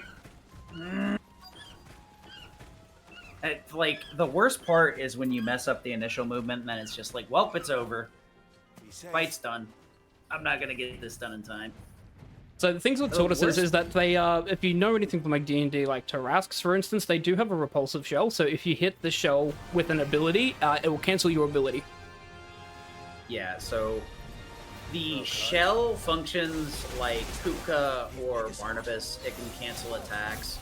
So if you're not being careful about it, you can bounce off of it.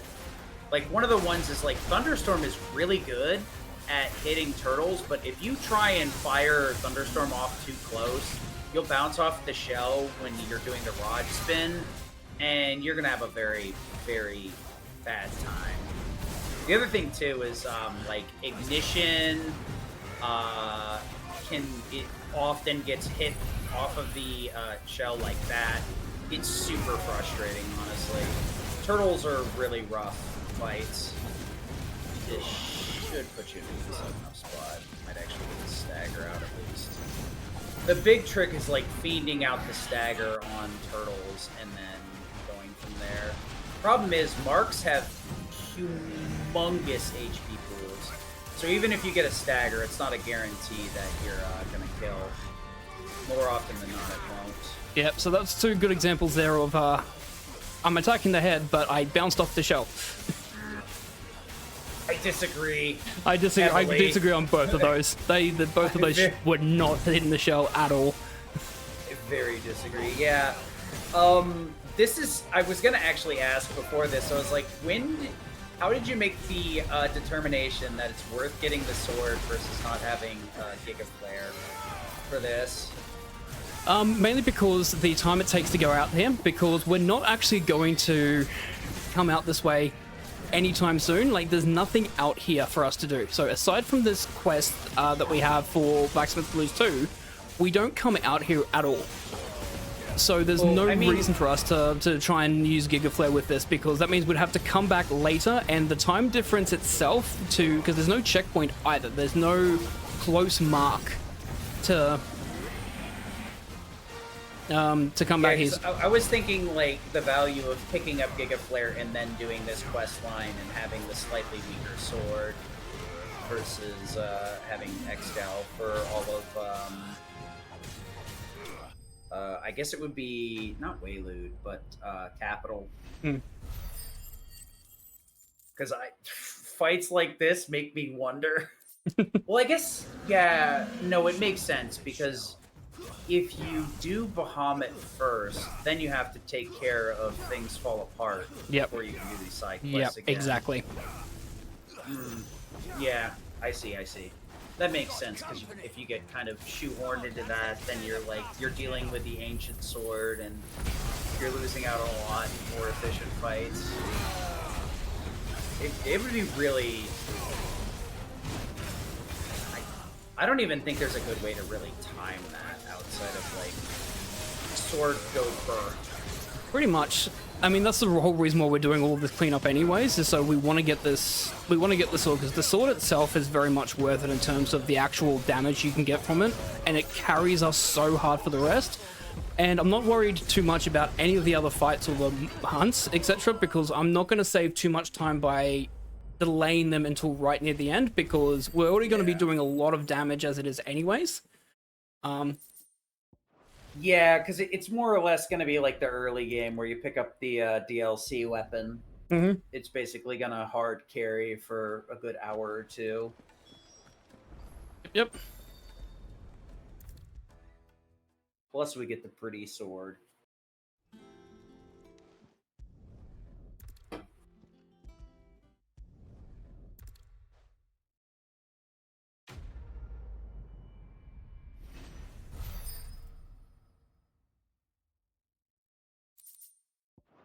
So, Excalibur's unlocked.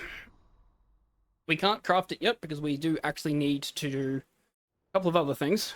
I need to get a couple of items. Yeah, we get the recipe, but it requires, I think, 2 hunts to forge. Mm-hmm.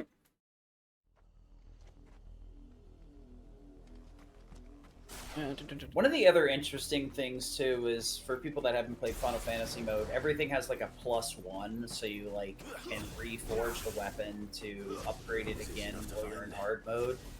It's real interesting, like dynamic where you kind of cycle back through the weapons again in the same cyclical pattern. The other funny thing too is like the accessories can all be upgraded, but you can only get them as you unlock the icons.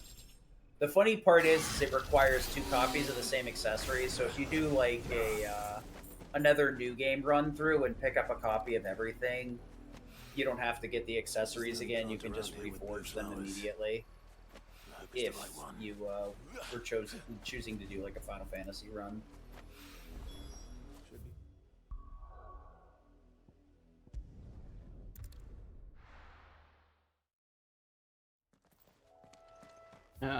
Picking flowers. What is this? Final Fantasy 7? Wait a minute. Hey, it's that side quest. Yep. And this one actually will turn in straight away as well.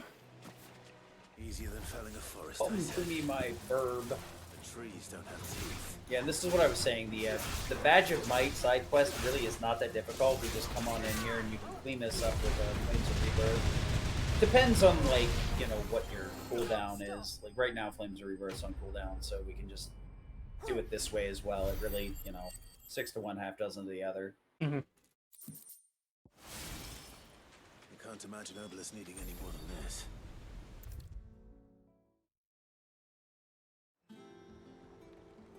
This is important that we're picking this up because, as we talked about, we get the Badger Might +1, which I will be equipping immediately because why not? Yep. Extra damage. My brain always gets fried when I have done that side quest because I like look at the little pickup item on there and I'm like, oh, I gotta grab that, and I'm like, wait, no, I don't. Okay, I'm just double checking where's my next ones are in here. I'll do Martha's Rest stuff now. I still find it interesting that, like, it's not better to equip the Badge of Might +1 and the Badge of Might for just the raw damage versus, like, 10% on Ignition. But I guess it's just, what, 7 attacks, so... That's the one interesting thing with a lot of these games, like... in terms of speedrun, you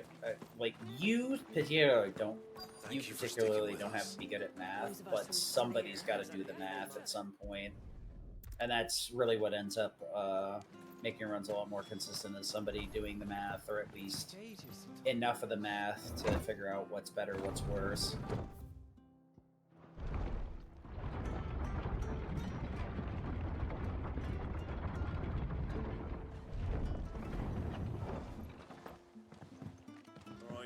Especially for this run's still not super optimized as well, so in terms of like how I've picked up these quests have not been the same ever since I've started running this. That's the only downside with less popular categories like this, especially longer ones. Most people don't go near it because it's just such a heavy time investment. But it does have a very big opportunity for, like, a unique skill expression and, like, playing the game in a different way. Because being able to have this much AP and having access to these different weapons, and to me, like, the Chronolith Trials and the Marks are probably by far the most interesting part of this category. Side quests are more incidental than anything if I had to put my opinion to it.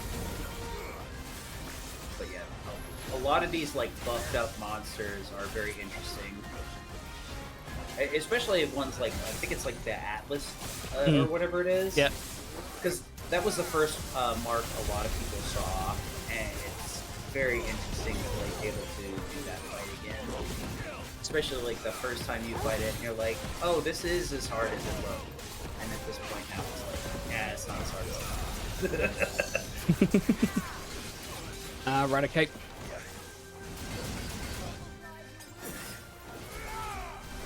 There it is. Supposed to Rook's Gambit, dude. Don't have Rook's Not Gambit. equipped anymore. Damn it. Stop. No, I'm not putting that on again. You can't make me.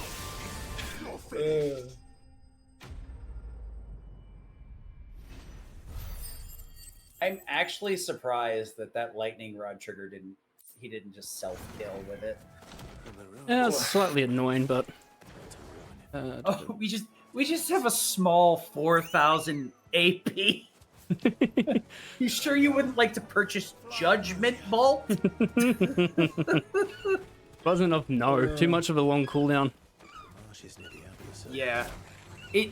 That's the only reason, like, the place it's useful for is, like, the final boss, because the cutscenes are so long in between every phase that you can fire it off and just, it'll always recharge.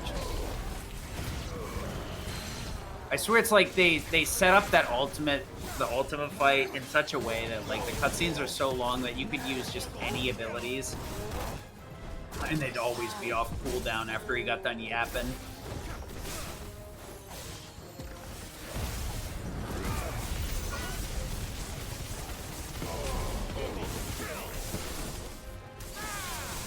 Honestly, big swing is like low key hard to parry. Some of these moves, like they definitely are a lot harder to parry than they look on the surface. All right. Well, I've gone to this much trouble. Stupid lightning rod still exists. Yeah. Reminds me of That's one of the other obnoxious parts about Lightning Rod. If you're like trying to do thrust or Phoenix Shift movement, the game will auto-target to it.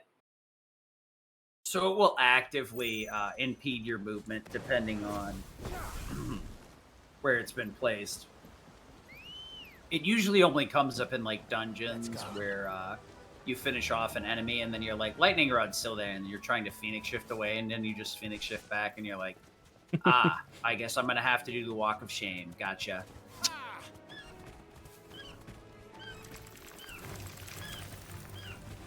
I will say, I am very much appreciating the amount of chocobo movement we actually get here. It's super nice. Be safe.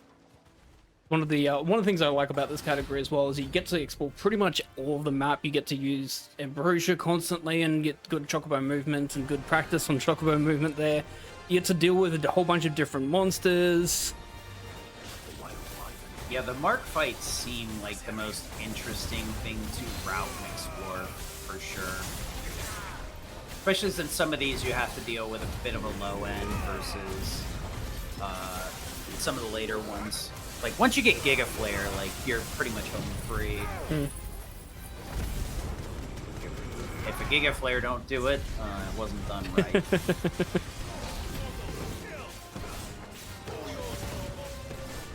I'll never understand what the heck they were thinking with that move. It's like a truck and recharges in 60 seconds. Why? Well, just why? And then there's, what is it, Earthshaker from Titan? It's like, oh yeah, it has like a 3-minute cooldown, and it hits once. Accidentally hit a strength tonic there, not Torgal. I was trying to get Torgal to kill him. That's right. I'll buy some more because I'm probably going to be up to a point. Hey, so go ahead. You were talking about the strength tonic, and there was a bit delay, and I'm like, what strength tonic? What are you talking about? I was like, oh yeah, there's a delay. On the positive side, we'll probably, once we do a couple more side quests and marks, we'll be going back to Karen anyways, because, well, we got to turn in a Star Ruby to Karen, and once I do that, I'm just going to be picking up the experience accessory and overriding Wages and Warcraft with that. Because we're now at a point where our AP is much higher than it needs to be at this point. We've got much more AP than expected at this point because of the extra stuff that we've done with Wages and Warcraft equipped, and we're not going to have to worry about AP very soon. Because pretty much none of this has been classed as boss fights, so that 20% pretty much applied to everything. And with like 4,000, I think that's like 2/3 of upgraded Giga Flare.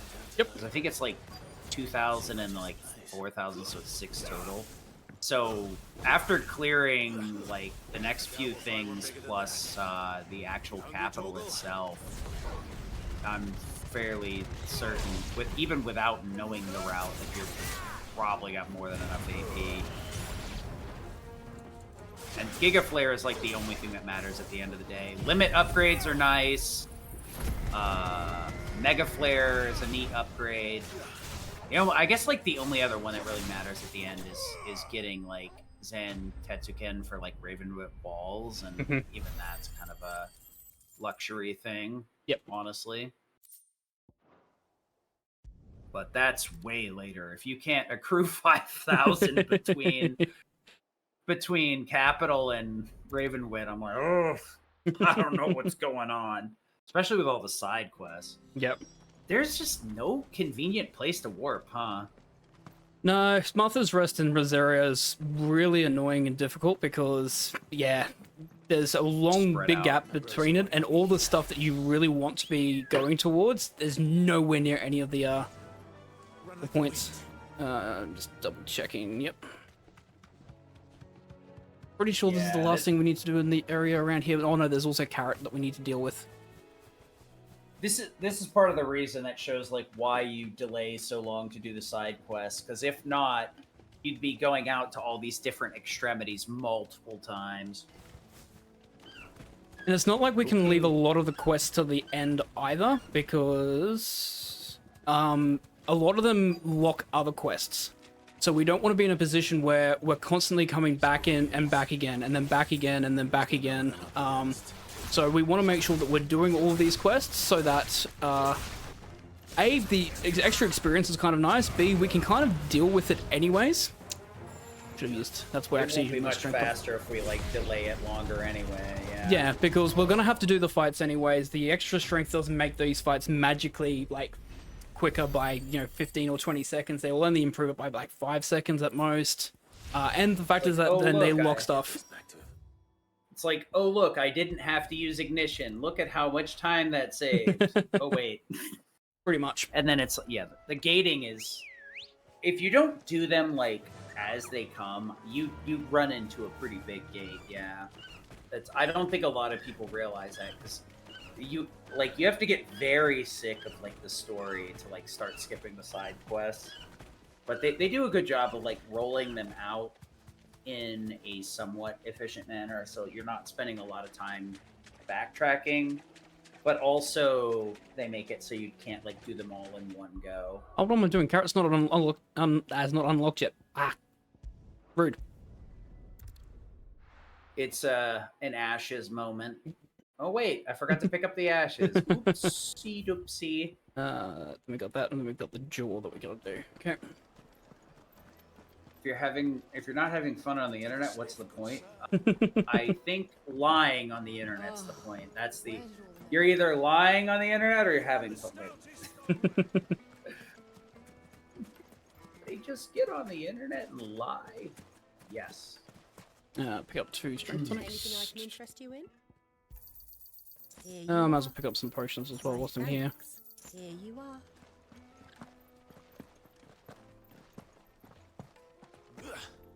We will not use Ambrosia for this because it's actually quicker. But Some of the places, like whether it's combat or it's just like a short distance. I think it's roughly 72 yards. If it's 72 yards or further away, then it makes sense to use Ambrosia. If not, then Phoenix Shift is quicker. I didn't realize it had been measured down to the yard. That's useful information. Nice. Didn't know that. Okay, Loki, this is one of the reasons why I picked up Strength Tonics and Potions, and this is one of the toughest fights that I have to do. Yeah, the assassins are like very rough to deal with because they're just so aggressive and mobile. It's very hard to keep them pinned down. There's a reason I call them ninjas instead of assassins. They're just so quick and they can output a lot of damage real fast.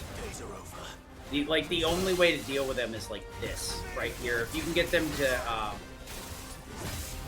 lightning rod themselves with a smoke screen, your life will be a lot easier. The only annoying is it's sometimes so hard to bait them into lightning rods. You're just slightly off, they'll whiff, and you're like, oh, come on. It was right there.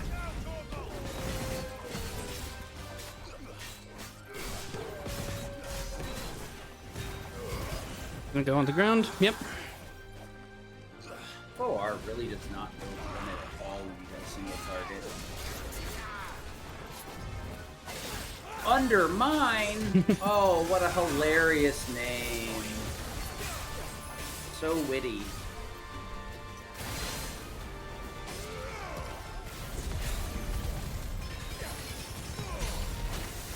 Oh. I had to emergency get out of the way there. That could have been really bad. Yeah. Poison Mist is like strong in both sense. It can do a lot of damage to you. Poison Mist and Katon will shred your HP incredibly fast. The thing with the marks is like you don't see people encounter them normally because the category is so much longer. But you have to realize is they're really souped up. They'll shred you quick if you don't respect them properly. There's a lot of the stuff you can just kind of like disrespect pretty much, but hunts is not one of those things. Suppose you won't be needing an escort then.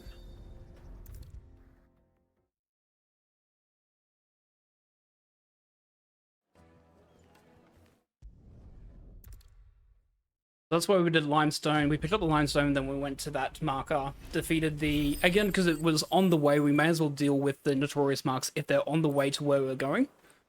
Take a sniff, good sir. Limestone did that, so we can come back to turn that quest in, and then come back and finish off to turn this quest in. Master Lubo says Drake's fangers.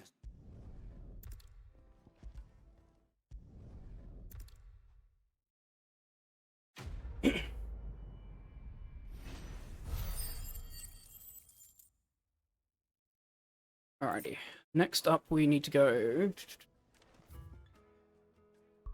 Triple checking my knowledge on this one. Yep, you need to go here.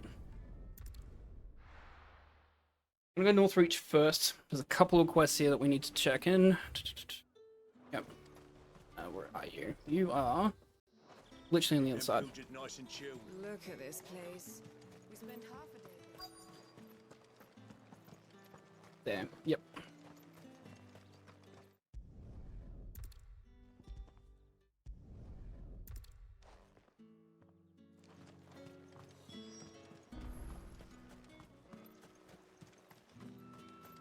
Couple more marks that we'll be doing as well, namely the Bomb King, because that's obviously part of weird science, but also that's actually a very useful, it's got one of the required components that we need for Excalibur. Boom Boom King, let's go! What am I gonna do without Sweetwater and oil of talc?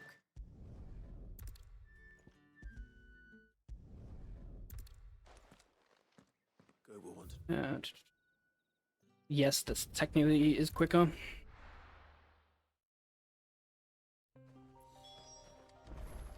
Be surprised what's faster in this game. It Come can on. be kind of backward. Fly, Ambrosia. Now we're going to approach it from the left and then swing to the right. The reason why is that there's enemies to the right which spawn. If they spawn in, I have to deal with them before I get to talk here.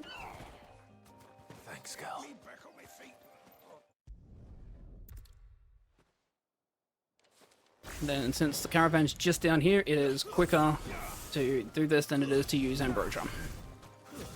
Not by much, but it is slightly quicker. Trying to get into the carriage.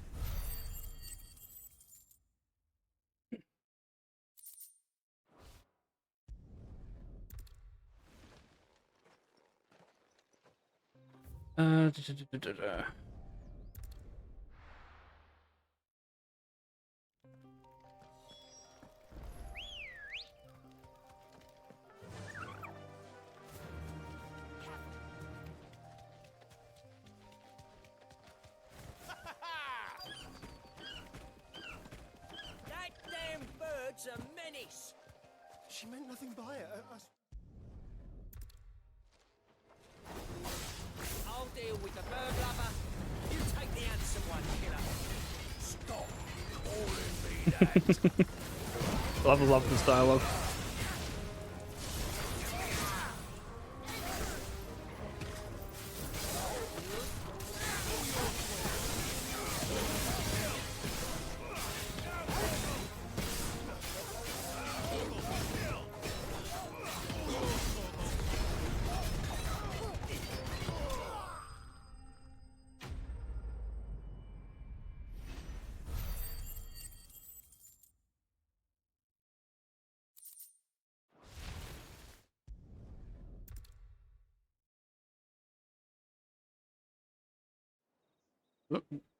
Yep.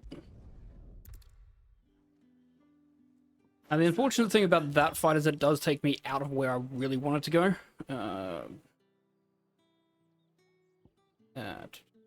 Oh, hang on, now I've got to really double check and think. No, it's here.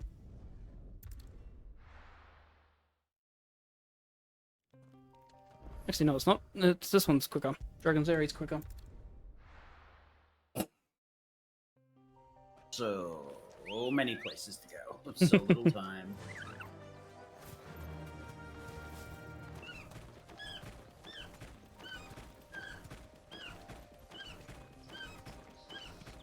We're going to do the Bomb King fight. No mistakes. That's like the only downside is like if you wait later, you can clean up a bunch of hunts back to back to back to back. Mm-hmm. But if you want to do some of the upgraded items, you have to go out of your way to hunt them. Luckily, like the ones for the armor is really not necessary. You can buy some decent armor later in the game, and if you're really that down bad, you can get them mithril wristlet in the Drake's Fang, and that lasts you for pretty much the entire game. I can walk from here. Outside of like the extraordinary craftable stuff. Oh, Bomb King, yeah, right, this guy. Fun. Yeah, this fight you can actually die on this one really quickly. He has a couple of moves that are really bad. What we have here? Rank B. I disagree.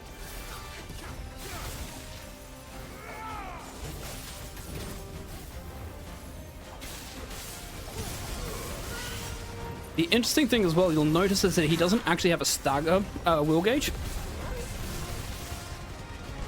He's one of the very few like notorious marks that will not have one.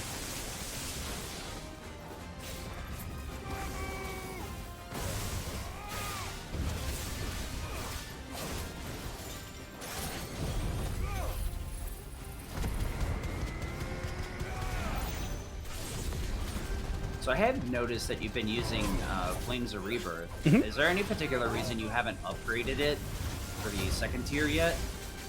Nope. Absolutely no reason why I haven't. I should be doing that. Fair. It wouldn't be the first time I've noticed something out of like, just pure observation. There's been a few times I've noticed weird things like that. Because I know like Wing of Rebirth is weird, right? Where if you cancel it with a limit, you can cancel the first part.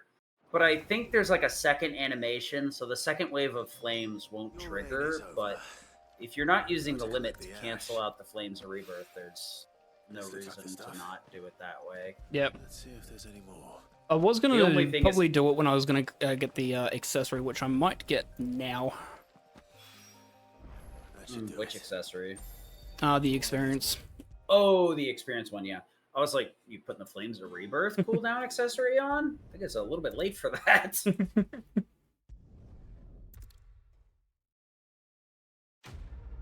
Turning in some of the stuff back into the hideaway. I mean, you might as well just take the auto warp to come back here, because at least it gets you over to the hideaway. Mm-hmm.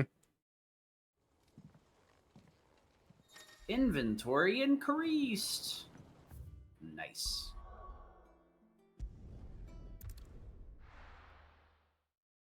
Yeah, the increasing the amount of potions carryable is just super impactful.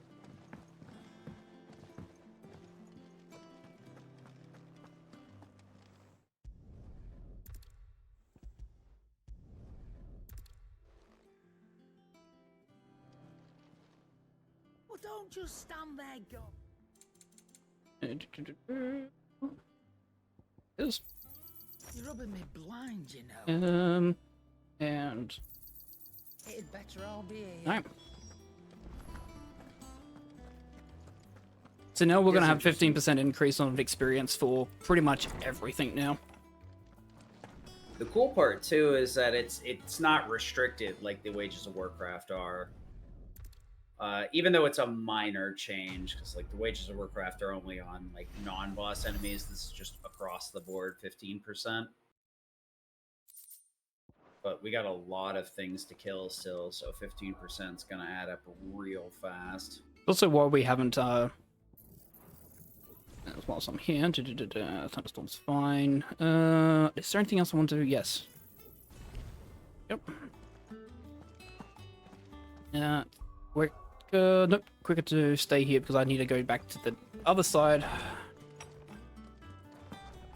Yeah, I started picking up that limit upgrade earlier in Waylude just to have the extra bar, so I have a little bit more of the power, and then I can cancel it just in case. Yeah, Limit Go ahead. Yeah, the limit is really, really important, especially having, you know, having enough AP to be able to do it early, because it means that I won't necessarily always have it on and let it run out, is that I can then manipulate it a lot more to have a second one. So if I do need an emergency limit, I have an emergency limit there. If I need to completely, you know, unload everything that I have with, you know, in Stagger, I have enough limit break there. I can probably get away with doing it. Yeah. One of the things we did kind of gloss over is limit. You can cancel it early, but it consumes the entire bar. So functionally, with like 2 bars, it's usually just better to let it run out unless you need to rebuild your limit for the next thing. Cancel it, take the damage debuff, but, you know, increase the amount of limit you rebuild. But with 3 bars, you know, it's more reasonable to cancel it on bar 2 and keep the 1 extra bar for X, Y, or Z. Hey, potion potency. Yeah. Yes. I actually also need to get back to Delamil. There is to realize I actually need to kill 1 extra mark, which I have not done. Do that now before I head back here. The reason for that is so that way I can get Excalibur. I was gonna say, you're missing 1 more for Excal. Mm-hmm. I have to fight Grimalkin. So I was pretty sure it was both A rank hunts that you had to clear for this, but the problem is like they're kind of structured in a way where you have to like do a few ones that kind of aren't necessary, but they are. They're like soft required because of the order.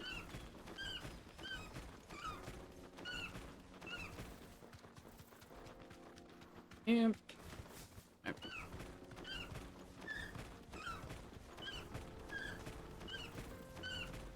Malkin's also an annoying one. It's 4 fights in a row, pretty much. Now, a lot of the hunts, honestly, are very taxing. At least they're rewarding once you complete them. They, not just the rewards themselves, but the fights are pretty complex, so for the most part, you feel pretty good about clearing them. Yay! Ambrosia! And we talked about sometimes Ambrosia just likes to not do what she's supposed to do and just randomly targets and drops her sprint. The worst one is in Waylude. When you're going through that last area, you're like, yeah, I'm going to the end of the game, and then she like turns around to kick a wolf that's up the hill, and there's like a wall between you and it, and you're just like, really? Come on. We're gonna be like this. Oh yeah, this fight. Yeah. Yeah, so there's 3 waves of enemies and then you have to fight Grimalkin. So we want to do Flames of Rebirth early so that way we have it ready for the 3rd wave. Get on the right one there.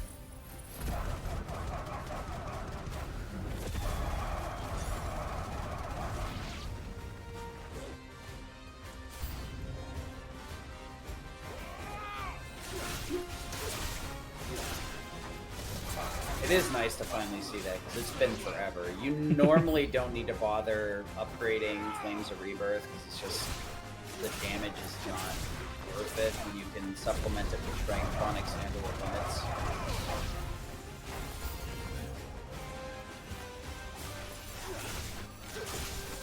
It's a subtle thing, but I do appreciate that movement where you grab the enemies and then you hop back to catch them all with Ignition.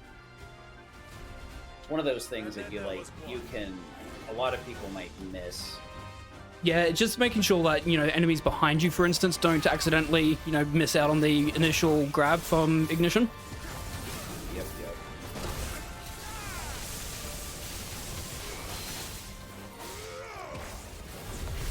So this works like a standard curl fight, or like the Republican War Panther that we fought earlier.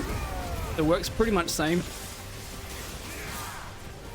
Want to keep them close, want to make sure that they're hitting the lightning rod as much as possible. Yeah, the more times you can get them to hit the lightning rod, the better.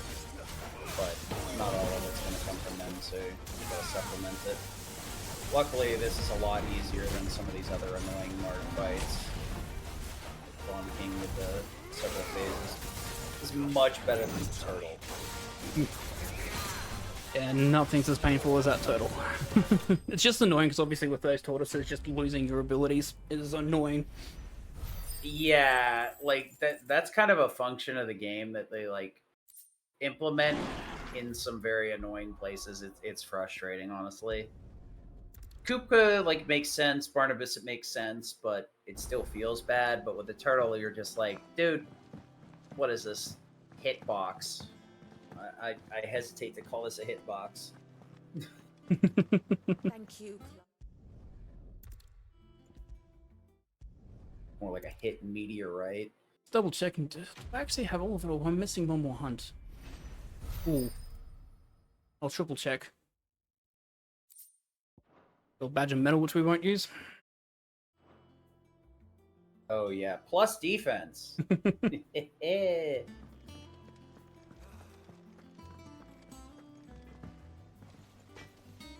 are ya? What's that for you? Nope, got it. No scratches, right? Extra 28 on top.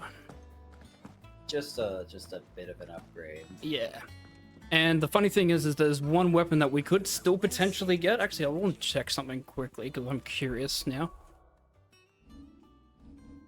Yep, so it's 268. The weapon that we would normally pick up on any percent, the ancient sword is 252. So this is even better than a hidden sword. By about, what, 16 extra damage? Yeah, it's pretty big in the long haul. The final like upgrade sword is a massive, is way stronger than the final one though. Mm-hmm. So it's like additive by the end of it. It's just gonna make things a lot easier. Oh, speaking of easier, I think I'm gonna tap out. Yeah, no problem. 6 hours in. Thank you so much. No problem, no problem. Good luck with the rest of the run. And things look like they're going pretty good, so good luck with that. Awesome. Cheers. See you Thanks so later, much. chat. No problem, no problem. I'm out of here. They told me she was building a ship. Turn these in. So these are the final 3 quests that we'll need to do. Just turning them in, and then basically that's the first part of the cleanup done.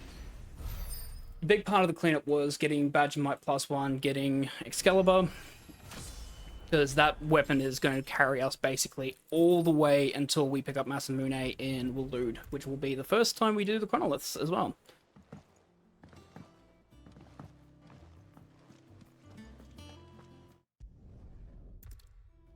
Basically, once we've done this and we've put this all these side quests to rest, then we head back onto the main quest. QMC stands for all quests, all marks, all curiosities / chronoliths. So pretty much all the things you can do in the game that's not the arcade mode, the stage replay, Karos Gate, etc. So just the main story and then all the fun stuff on the side.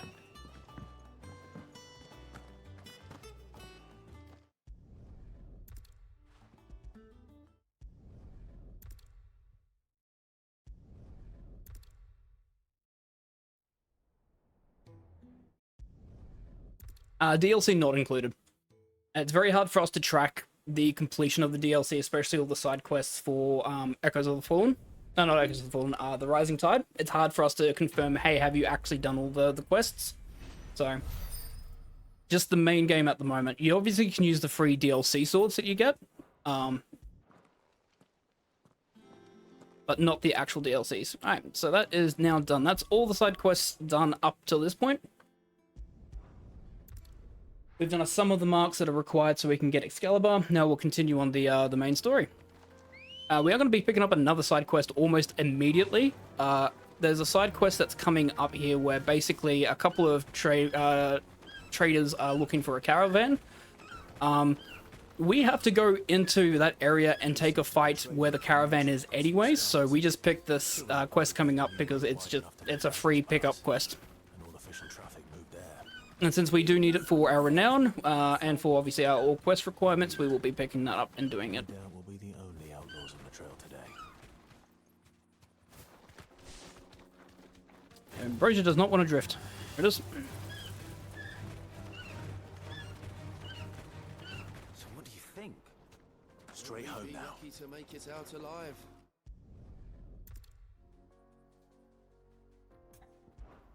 Well,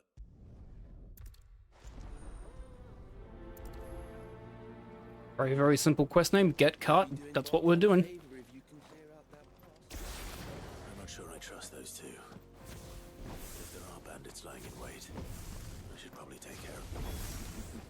Look lively, you lot. But this is a forced fight anyway, so we have to do this fight. So, We are bandits. taking the quest obviously is just going to be better for us in the long run.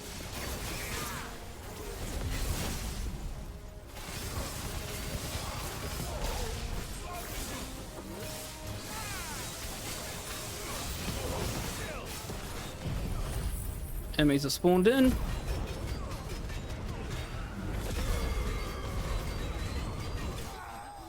We'll use Flames of Rebirth to finish them off. That's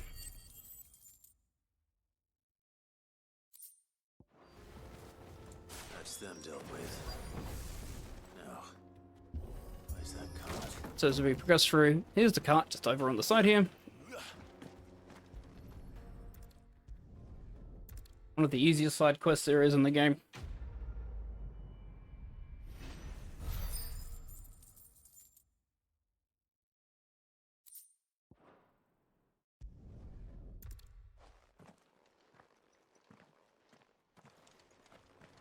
Alright, since we're back onto the main story, I suppose we should talk about exactly what's happening in the main storyline stuff now. So we're making our way into Boklab because we're trying to gain access into the Sandbreak, the Holy Empire of Sandbreak, because there's a crystal there that we want to destroy. So we're meeting up with Goots, who has got a pass to get us into the city. Get surrounded.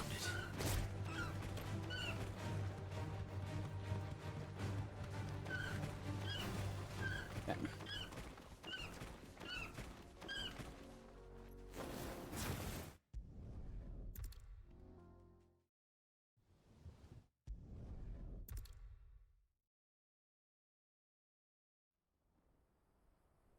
It always feels like this should be a cutscene, but it's not.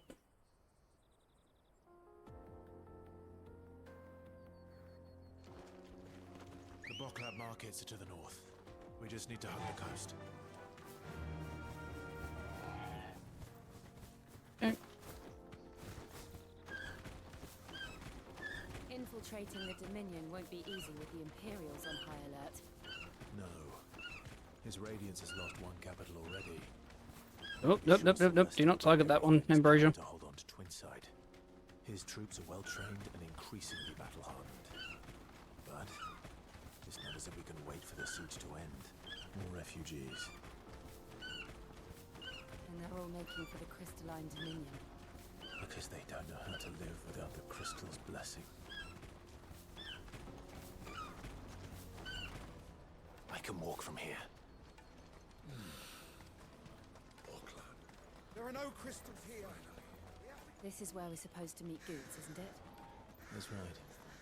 He said he'd wait for us here after replenishing his supplies. I dare say he'll have finished by now. Let me carry your goods. I'm cheap. Peaches and pears. Meats and meat.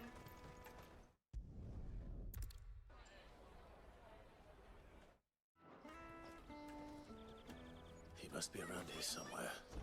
As sweet as nectar! I'll take the large one. Alright, so we speak to Goots and we find out that a child has run off with our passes, has stolen it from Goots, and Goots we need to find and track it down. So he advises that we talk to one of Karen's known contacts here. over at the Red Chocobo.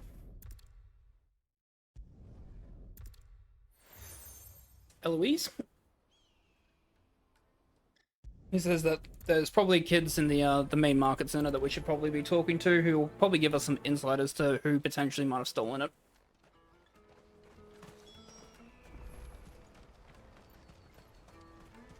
Out of my sight, wretch.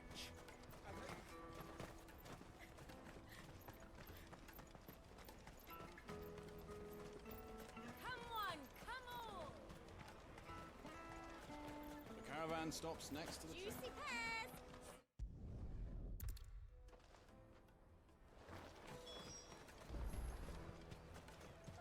You won't find anything of this quality in Twinside. You should come with me. All right then. Questioning children. How hard can that be? This is one of those other sort of quests where they'll give you multiple people to sit there and talk to and say, hey, you need to talk to all of them to get the information. You don't actually need to. You only need to talk to the person that has the information, which is that last kid there.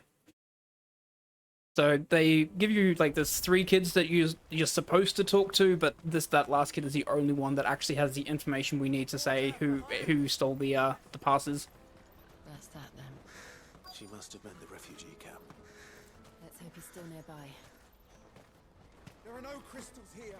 We have to keep. So we corner him, he runs off. We're going to chase him down. Before his employers do. Because this kid has actually fallen in with a couple of mercenaries. And they kind of like blackmail him into doing stuff for them. So we're trying to get to the bottom of who exactly are these mercenaries and what we can do to try and help get him out of that scenario and situation. We also meet Eloise's brother, who helps us basically confirm, like, yeah, these are the bandits and such.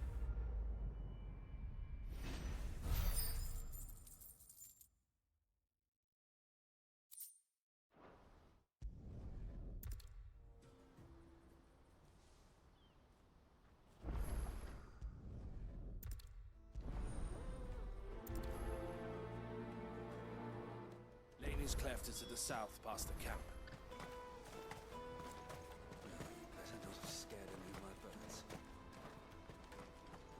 Now, in any percent story and action, we would actually go out of our way after this first fight to pick up the Ancient Sword, which is 252 base attack and will damage, which is a fairly good sword. However, since we've done the Blacksmith Blues 2 side quest and we have Excalibur, that's 268. We therefore do not need to pick up the Ancient Sword because it does less damage. So we will just ignore it and just go straight through into the fights.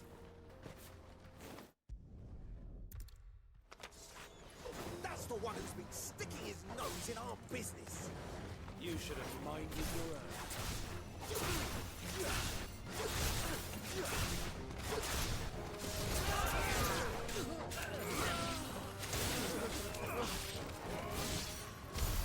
I doubt these were the ringleaders, but at least we know we're on the right track.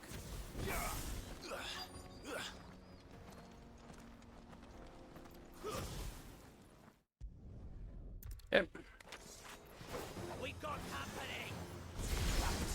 Fight's super annoying because of that bravery.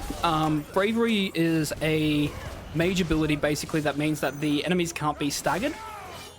So things like Ignition normally would be able to go and pick up enemies and drag them with us. With Ignition, as you can see, since that enemy had Bravery equipped or given to him, he ignored being dragged by my Ignition. Hello, welcome in. Run's been going really well. Thank you for stopping by. Hope everyone's also having a fantastic day. Or morning, afternoon, night, depending on where you are in the world.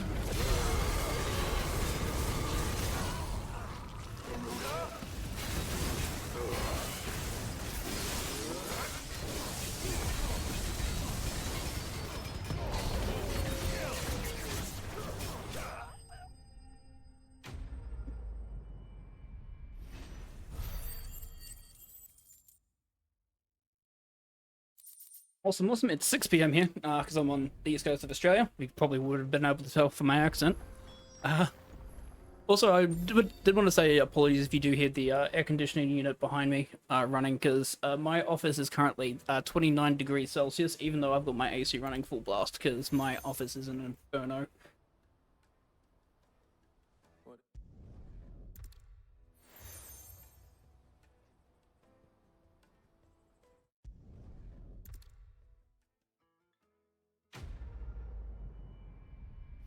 Alright, so we helped out Theodore and Eloise. They help us return our trader pass so we can get access into Sembrak.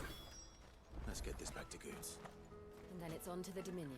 There's a couple of other side quests that have unlocked now. We won't be picking them up now because we will need to come back here a couple of times.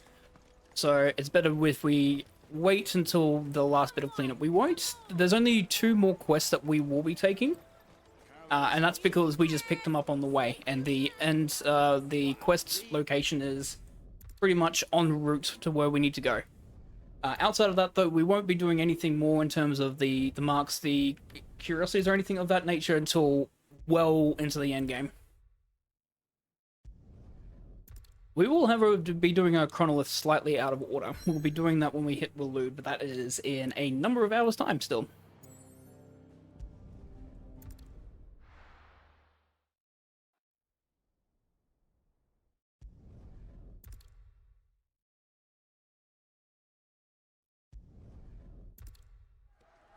I wish it was 1 degrees here and I could have a heater on instead of an AC unit. The city's on fire. I'm sure Goons is fine. He'll be making Alright, for the square. so The one with the bell tower. In the middle of town, right? Holy Empire of Sembrak, which with our mother betrayed our father and our country, or nation, in order to save our younger brother, basically. They're having a civil war at the moment because our mother basically has a son with the king here, and the king's first original legitimate son is being kicked from the throne, basically. And he's not taking that well. We have to.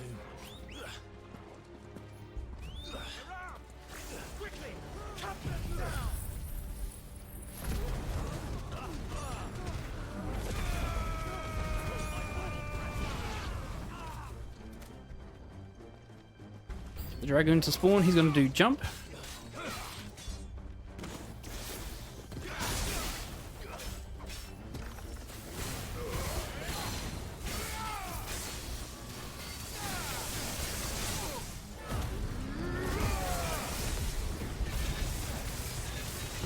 Okay, go into that.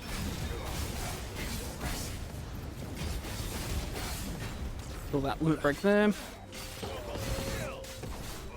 Okay, good. There's no doubt about it. They're dragoons. What is this then? A civil war. Oh wow. That's a fun glitch. I love that glitch. Never thought I'd be glad to fall into a sewer. Okay, we're going to reload after here because we need to get our abilities back, and Flames of Rebirth is currently on cooldown. We will need it for the next fight that we have, and whilst it's still a little bit away, it still won't actually be ready at all by the time we get to the fight. Because the cooldown being 2 minutes, it'll only take us about, 40 seconds to get to the next fight. So it'll be still on cooldown for roughly a minute. Sorry, there's not a cutscene. There it is. The bell tower. Right. Let's go.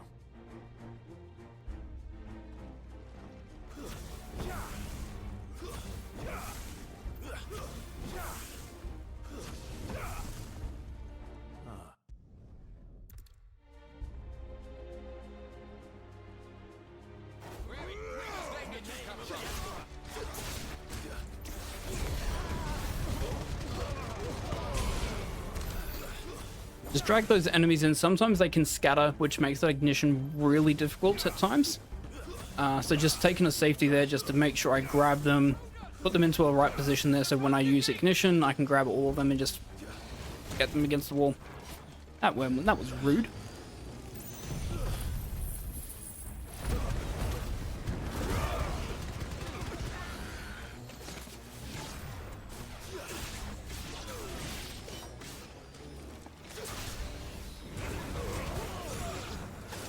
Accidentally used the limit break there. I should have just kept the Flames of Rebirth working. That's right. Now we've got a dragon coming. Be nice today.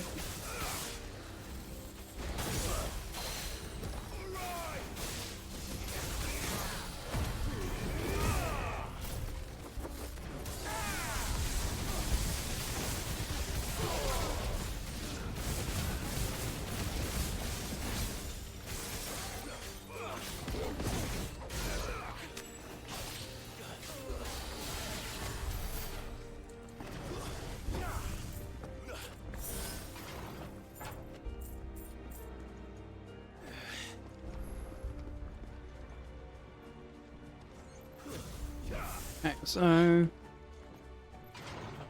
gonna change one of my abilities after this quick fight with these enemies here. In the name of His Highness!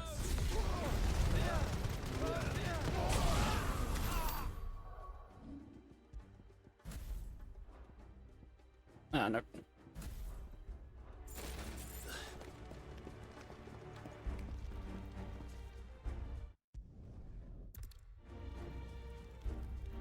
Honestly, I just realized I do not actually have my right setup. This should be Titan, this should be Lightning Rod, this should be Wind Up.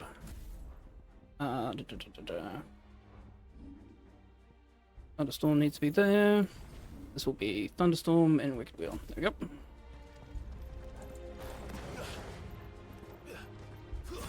So this is where mastering abilities becomes really important to make sure that I can have the right ability set up on whatever icon I want. QMC stands for All Quests, All Marks, and All Curiosities and Chronoliths.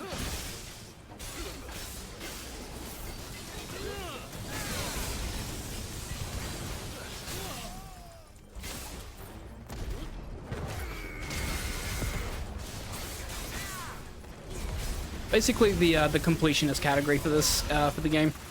What we define as a completionist category. It's defunct now. The official leaderboard, you'll see All Renown and All Chronoliths as the official title. The only difference between this and the leaderboard run is that we don't do the quests before Oriflamme, where the time skip happens in the leaderboard runs. In QMC, you would do all of them, including the ones in before Oriflamme. Enemies on the ramparts! Kill them!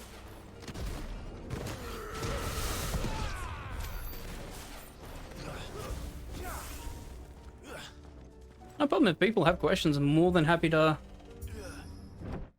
answer them.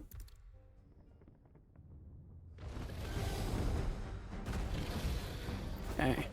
We're going to lunge 3 times, put a limit break, lightning rod there, limit break, ignition. Rising flame. Want to make sure that I target the dragon with the thunderstorm.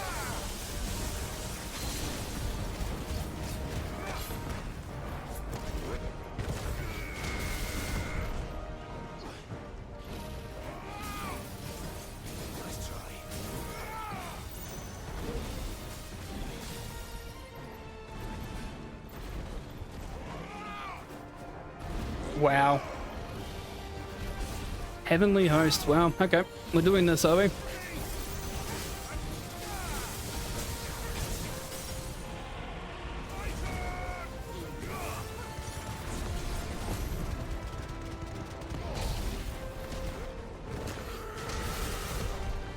So yeah, we're stuck now. We can't do any more damage. Because we're now at the point there he has to use his desperation move, and so therefore we're HP locked. I think it has something in store for us. And so it doesn't make any difference really that I use my abilities, because they will recharge in time.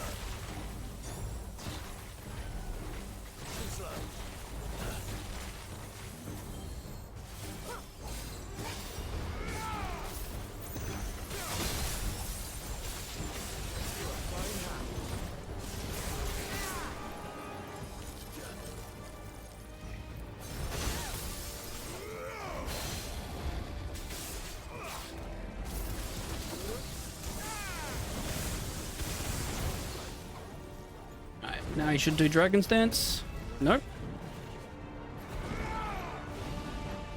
There it is.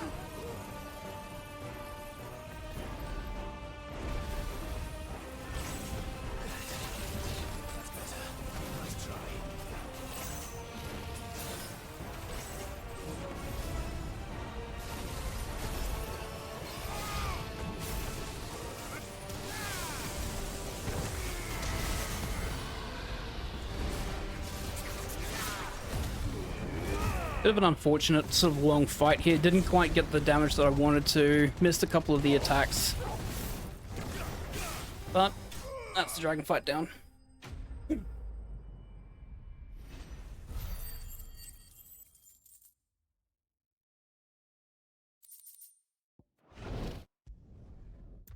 Alrighty.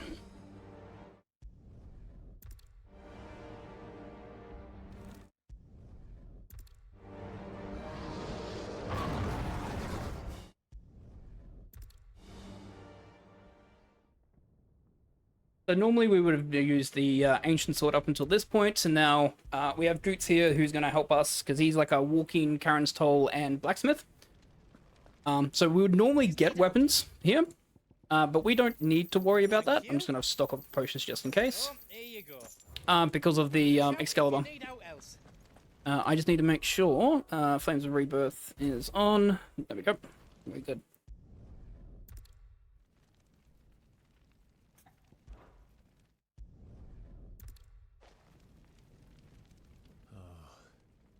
It's past time.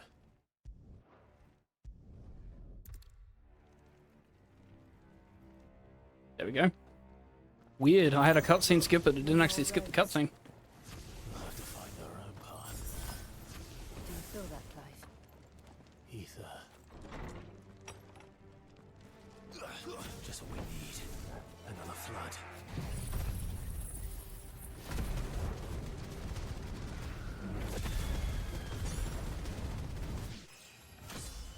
Alright, so that gets rid of all those enemies. It's already turned them. And there's no reason to hold back.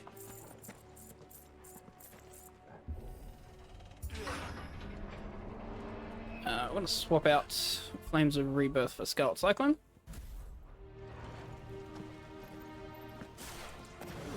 Time to fight. Oops.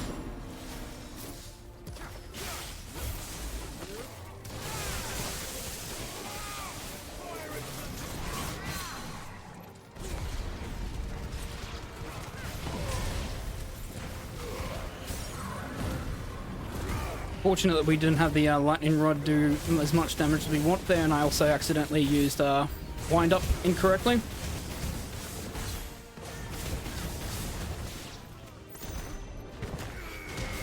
There we go. That's good. Now we just need to pick up these enemies with ignition. Take care of this one.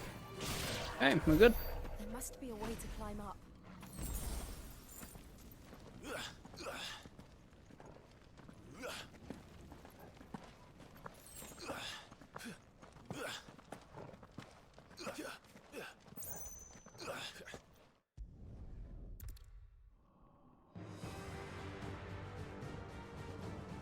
Alright, so Dion, who's the prince of this land, pretty much has inadvertently, accidentally killed his father, mainly because our mother, he was aiming for the new heir to the Holy Empire of Sanbreque, and unfortunately missed and got his father with it instead. So he's gone a bit berserk. He'll kill us all.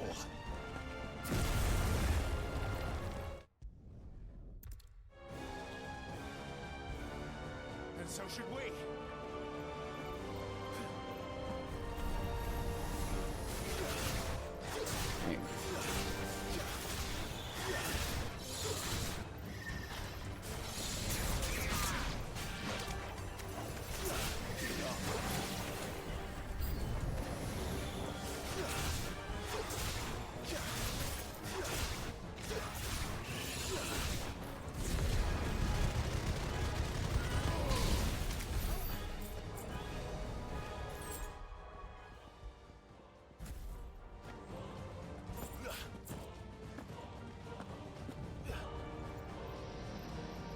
He rolled a nut one, he absolutely did.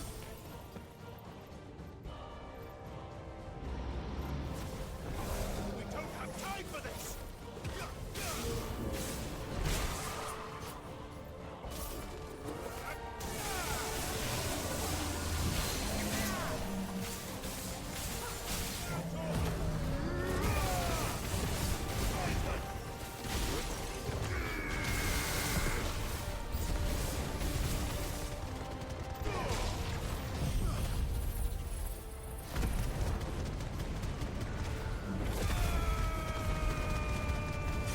Okay. We'll swap this out now for Rising Flame.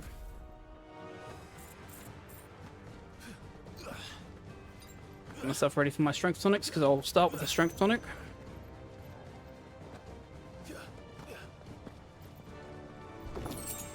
Oh, there we go. Extra crafting materials, even though I didn't need them. How are they still standing? I don't know. Alrighty, Necrophobe. So we want to parry the lunge attack that we have, and then unleash a couple of abilities into it. It's alright. We're just gonna go and just do this.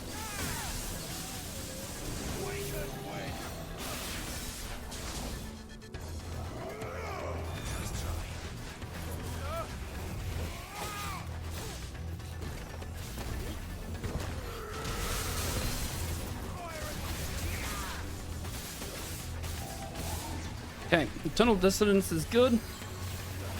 Mental Dissonance is great, I should say.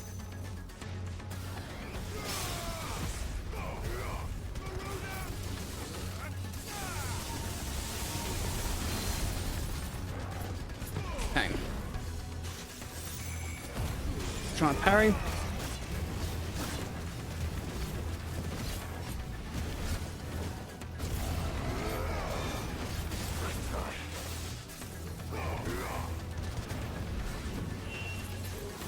Yep, there's the Dark Energy Swarm. Cool. I don't want to know what that is. We have to end this right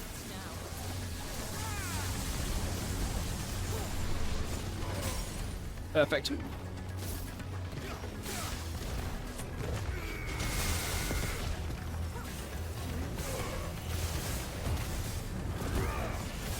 Okay. Put the second Strength Tonic. Since I can.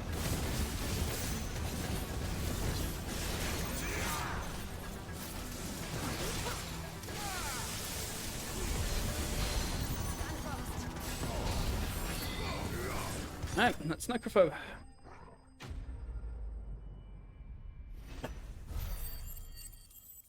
Alright, now we have a gigantic icon fight, and we've got another kaiju battle basically, as we'll be fighting Bahamut. Now, this is got multiple stages to it. Probably one of the coolest fight sequences, though, I think, in the game. We'll go for about 20 to 25 minutes, though. It's a very, very long battle sequence. We won't be able to get up through the building. It's worth a try.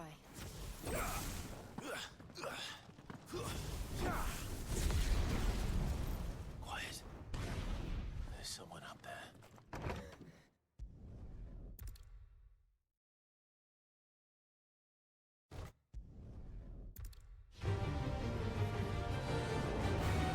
Been a hot minute since we've had an icon fight.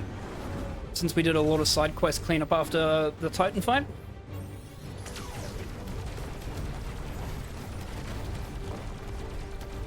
Now we've got 2 quick time events that we're going to be failing because it's quicker to do it.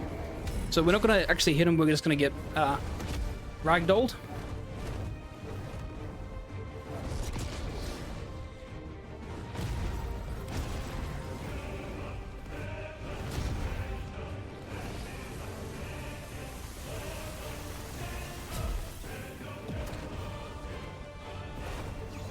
And in the next one, he's going to unleash an attack, which we're not going to dodge. We're just going to get hit with it because the cutscene animation of us like dodging it, we still end up getting hit anyways.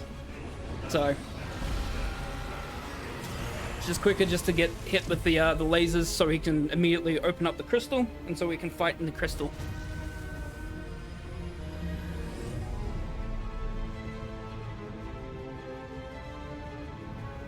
Here's a gigantic flower.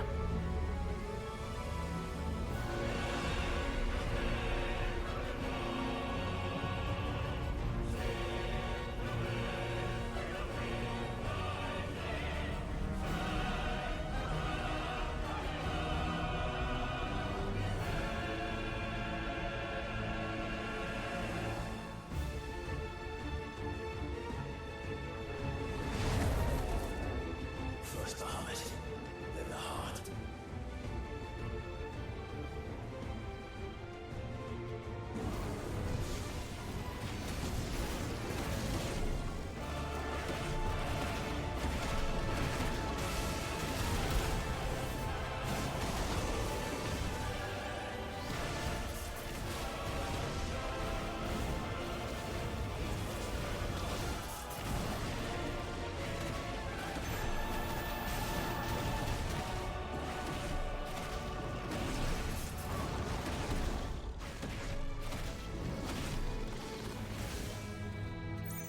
Come on, fly away. Thank you. Didn't want the stagger there because I wanted this cutscene to trigger first.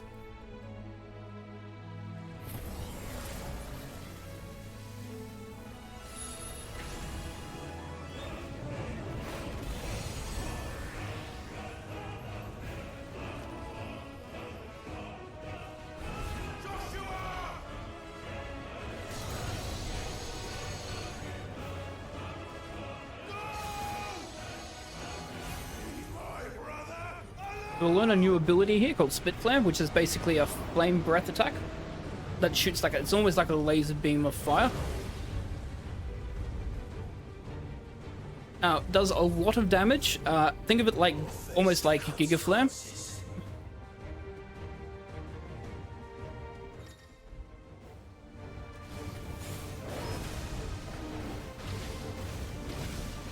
There we go, got the stagger. That's what I was looking for.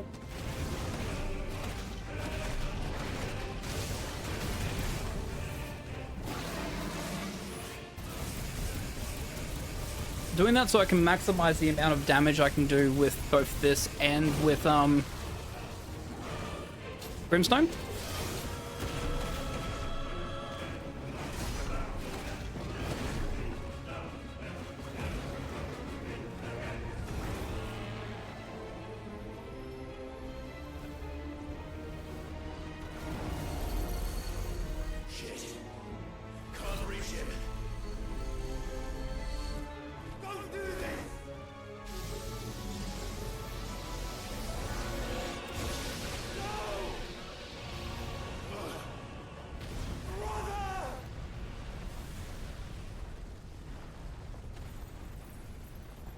So we get taken out by a Giga Flare, and now we'll be playing as Joshua for a bit.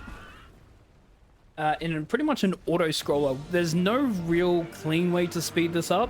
So long as you're just constantly attacking, you will always get the damage that you need to do, and you'll hit the HP gate pretty early. Even on any percent without doing all the extra side quests and the extra level ups. This is very, very straightforward. So it's pretty much like an auto-scroll. There's only one point right at the end that you can really speed up. But until then, it's just get the amount of damage that you kind of need to. Just don't take too many hits. And you should be good. So basically, the main attack that we're doing is just holding down the attack button. Instead of like doing the individual shots, we're going to hold it down so we can charge a beam and then hit him with it.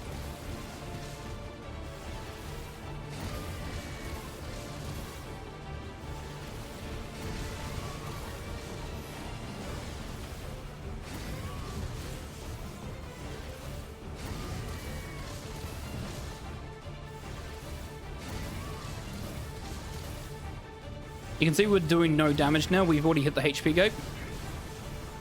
They're doing literally zero. You can see like there's a white mark there, so it looks like you potentially could do damage, but that mark and the actual bar itself does not decrease at all.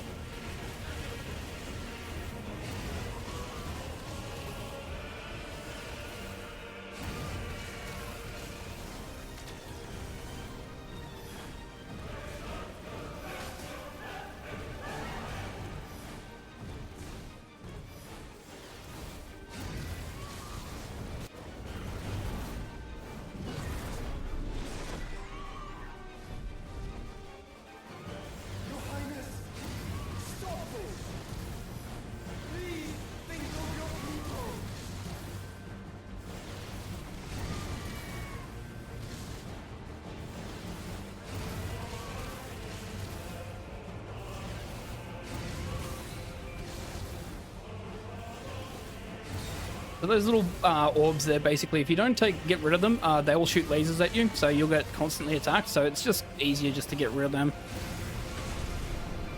Because again, we're going to hit the HP damage already on Bahamut, so not much more damage we can do.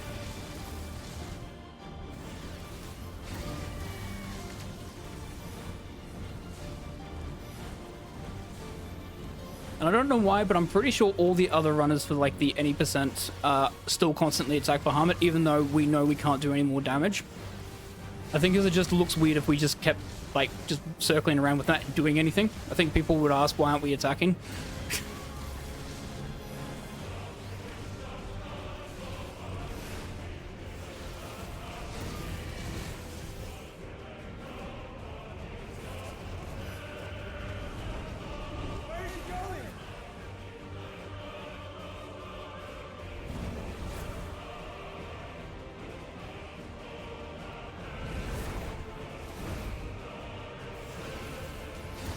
The second last phase of this part of the fight.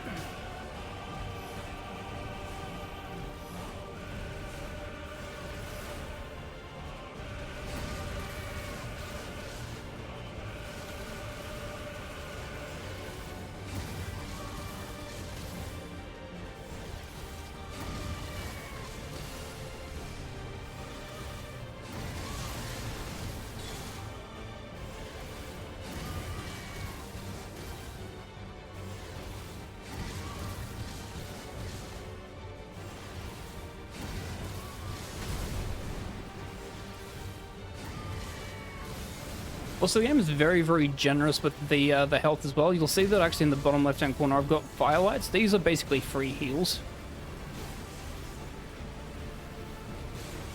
that recover. I think it's 30% of your HP. In any percent story, especially, you would never really need to use it. A lot of the icon fights in the traditional main game are not that challenging. They absolutely, if anyone has played the Rise entire DLC, you will absolutely know that they absolutely turned it up with Leviathan. Sorry. This is the part where we're at the end of the auto scroll. This is the part that we can obviously speed up, because what we want to do is break these 6 orbs so that we can stop him doing Giga Flare. Nope, we still have about 7 more hours to go.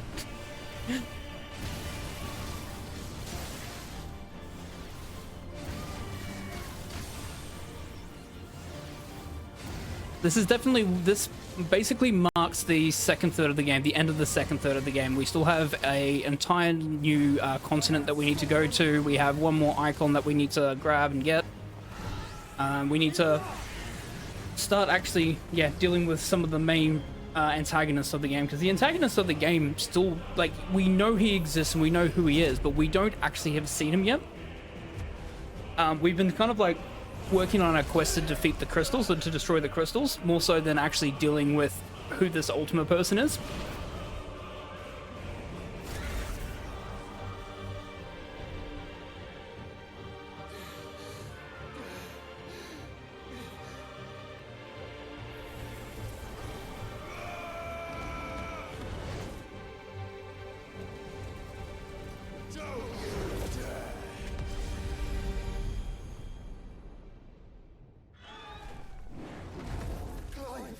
Thank the founder.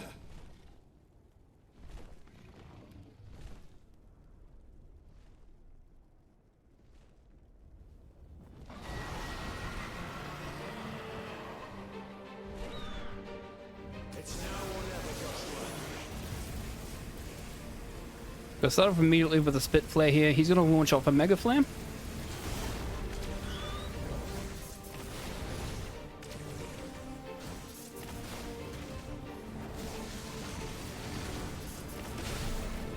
Get a Brimstone in.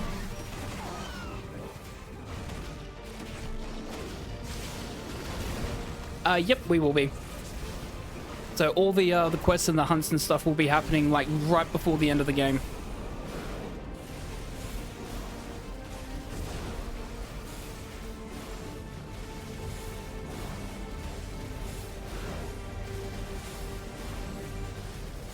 So we're gonna do as much damage as we can before he gets into the Terra Flare. If you're sure.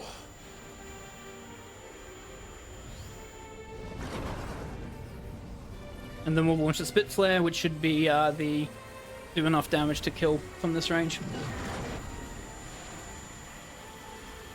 Yeah, we've done one part of the there is a very large amount of game still to go. Casually, from an any percent perspective, I believe there would be about 2 hours to go after this fight. 2.5 hours. We still have a lot of side quests and objectives to beat, which we will do just before we get to the final fights.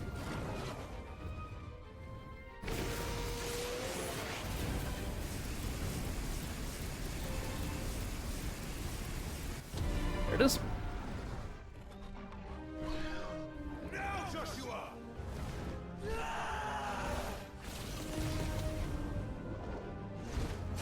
Hey Madeline, yes, it's the debut of my V2 model.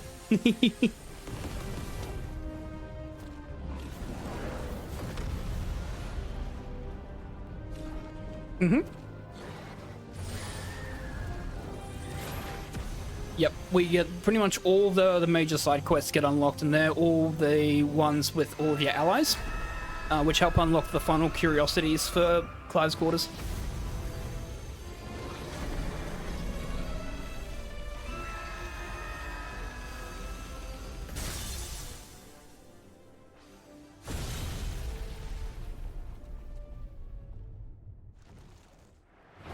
You didn't get the dumb stagger. I'm happy.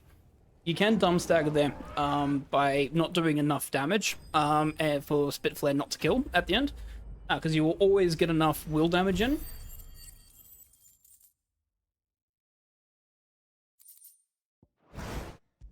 Palmer's not finished yet. He's still on a massive tearing spree. We fused with our brother to become a Freak Risen. Don't question.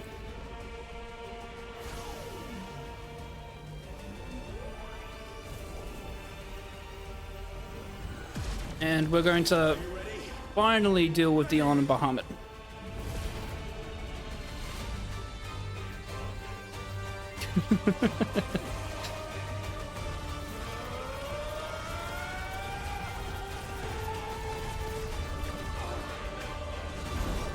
Failing the cutscene here because it's quicker.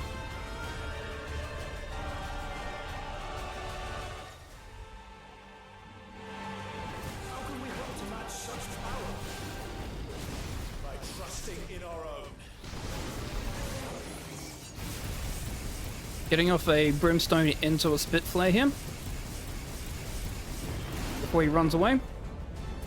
Bahamut, especially in these kinds of fights, is slightly annoying because he loves to fly away constantly. Like that.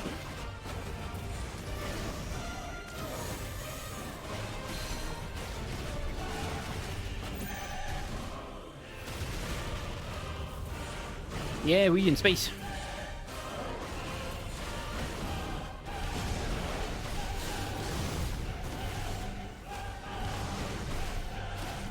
Okay, there's the full stagger that we want.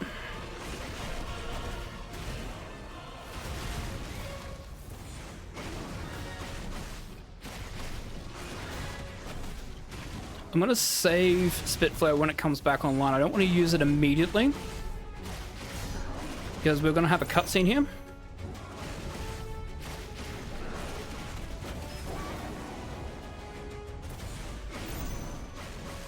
So I want those two abilities to be in after the cutscene, because otherwise I'm wasting time.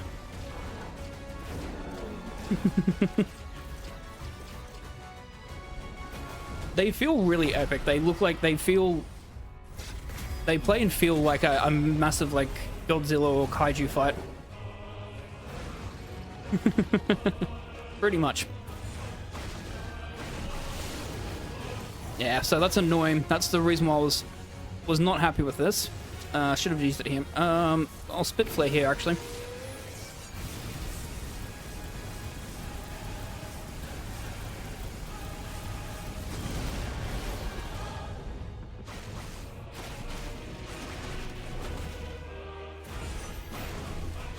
Here comes Terraflare.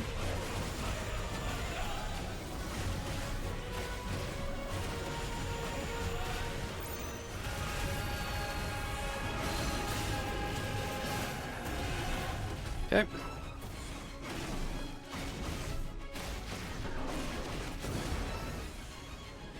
There's Radiance again.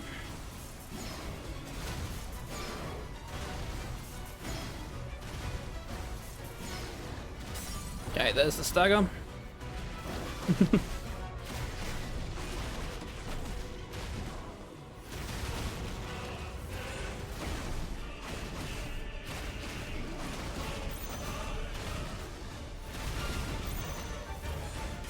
There we go. That's Bahamut.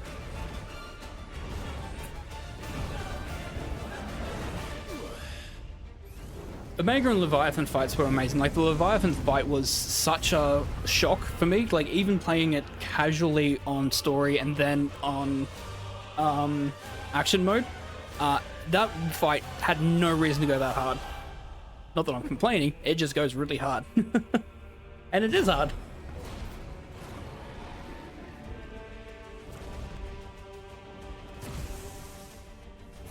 What in the hell?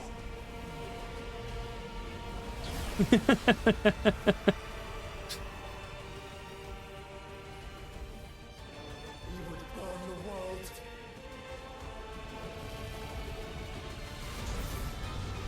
How do you feel, Bahamut? You can cast the same magic as Donald Duck. Not today. Come on, Joshua.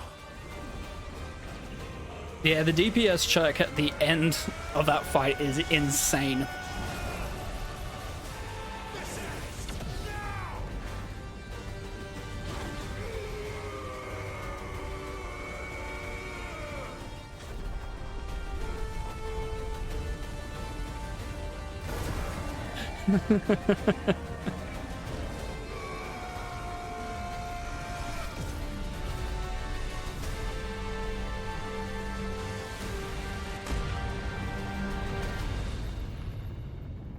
He still gets outclassed because it still didn't actually was effective.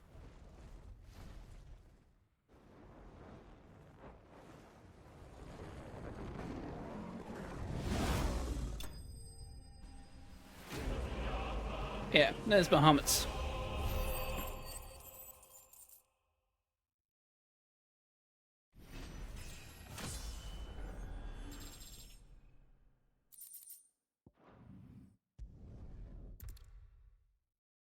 He crashes down to Earth, turns back to Dion. We pick him up, bring him back to the hideaway. Our mother gets killed in the resulting explosion and destruction of the city. Yeah,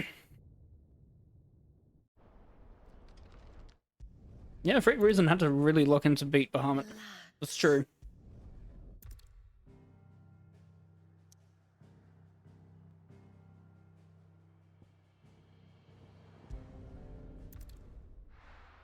No one shed it. No, no one.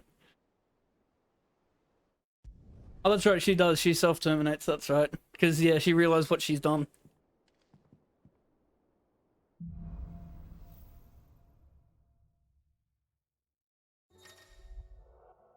So we have Bahamut. Disturb Joshua. While he rests, might as well see what Otter has to say. Since we actually have Joshua now available, I'm going to do something very quick. Gonna go to the Redstone here, mainly because there we go.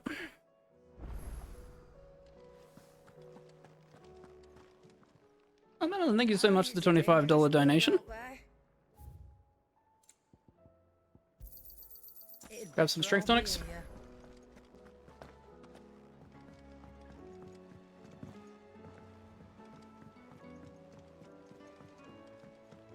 Yeah, not Primogenesis yet. Mm-hmm. There's talk of these skies driving men. First Clive got to get chopped in half.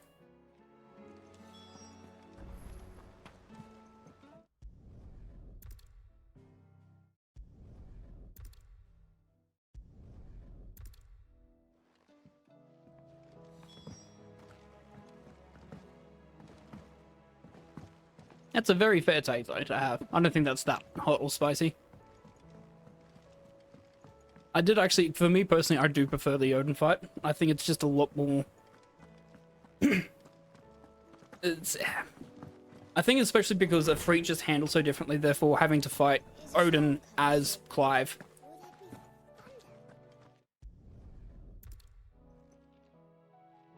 Perhaps Otter will be more inclined-ish. That's right, I can't walk back. It's all locked. The others had to say.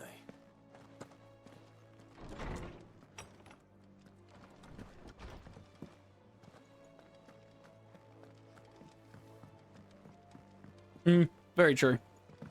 It'd be very, very difficult for Clive to fight, you know, Icon Bahamut and Titan without the ability to A, fly, or B, like, measure up to the size.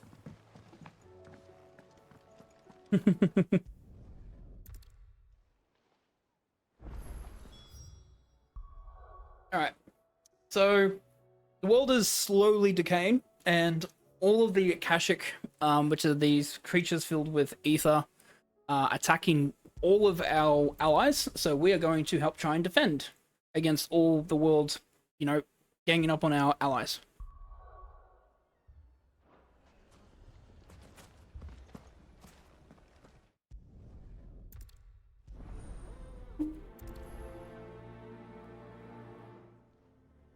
Suppose we just follow the shouting. Oh, I can see that. Yeah, absolutely. What's he doing here?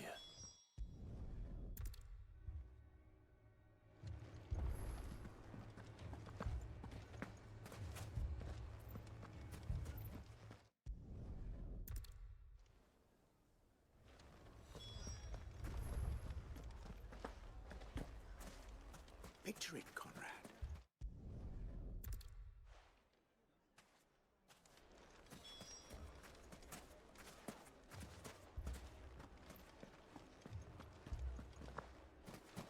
My shop.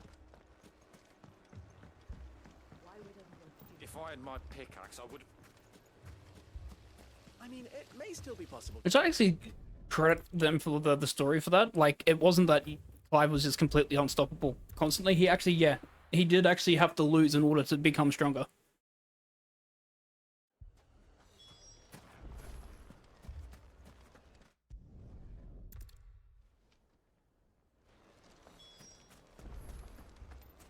I just need to double check my abilities are correct.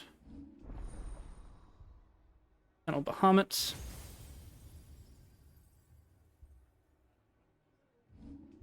Yep, good. Just making sure it's Rising Flames and not Flames of Rebirth.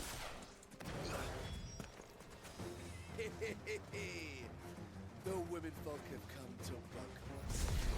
I'll take that one. Oh wow, bad ignition. Very bad ignition. Didn't grab all of them at all.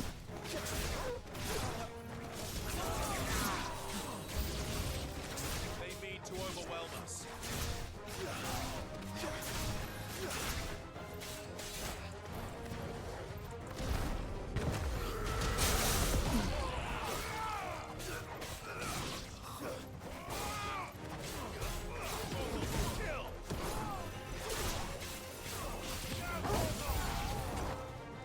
There he is.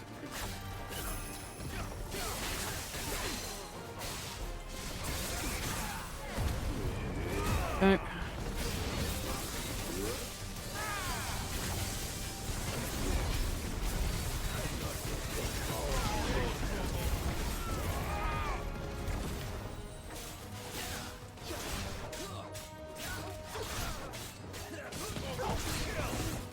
There we go. So, anyway, because I didn't have ignition correct at the start, lost some of my abilities, had to compensate.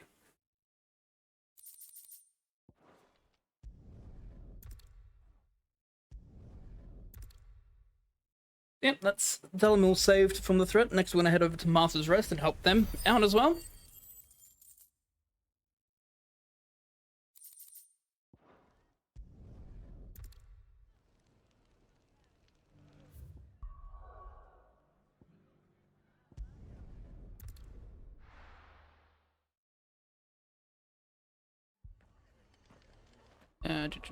Just quickly change this to Flames of Rebirth, because we'll need that for the fights. This man's gonna die if we don't get him to a healer.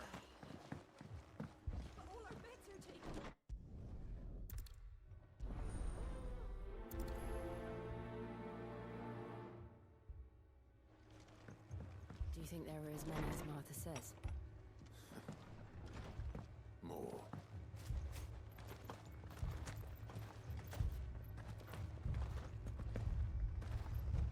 You don't think they've abandoned us, do you? Oh, wow. I suppose it'd be very difficult to get Metaphor, speedrun Metaphor in, because it is so new still.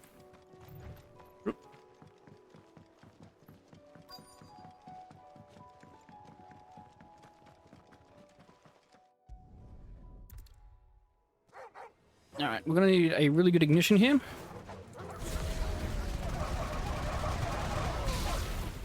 Okay.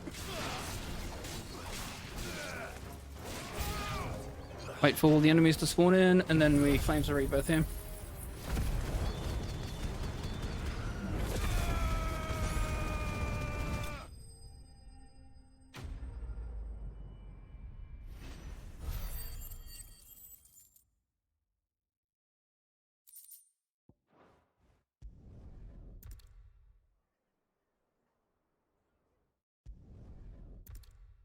Alright, so we're going to reload, because we want Flames of Rebirth back.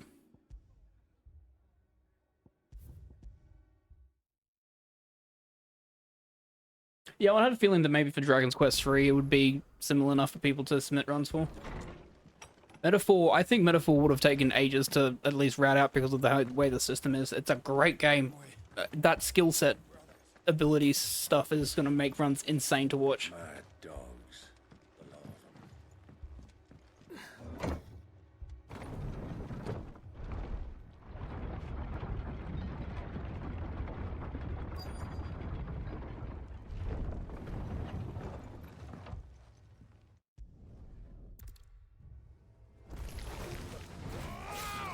Alrighty. I'm going to Strength Tonic. I'm going to wait for him to move away.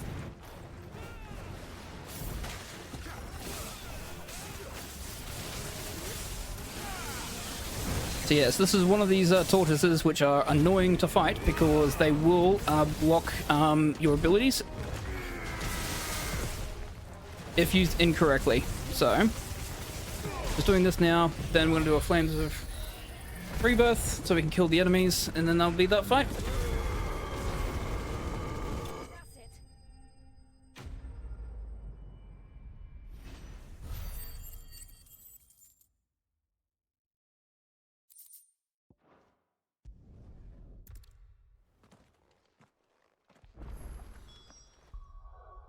Once again, we're going to reload, because again, we want Flames of Rebirth back again. And I'm going to warp to Martha's Rest.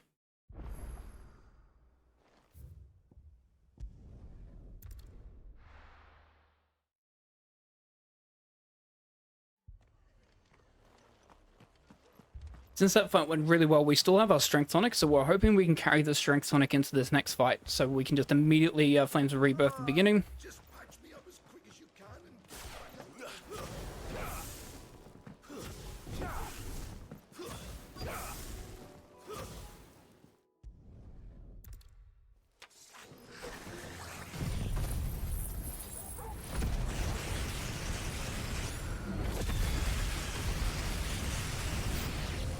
They're headed for the rest. Okay. We have to slow them down. Martha and the others won't be ready. Going to ignition these two chocobos, if I will let me. That's alright. Didn't quite get all of it, but I'm happy with this. Get rid of this one, just with an aerial combo. Target this one for Lightning Storm. Target the other one for a wind up. Something's coming.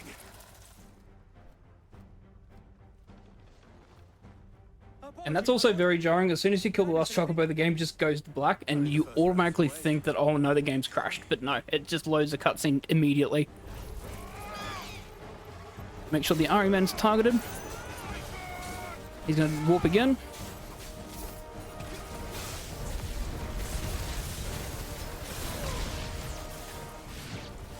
Rude. Okay. Perfect, that's what we want.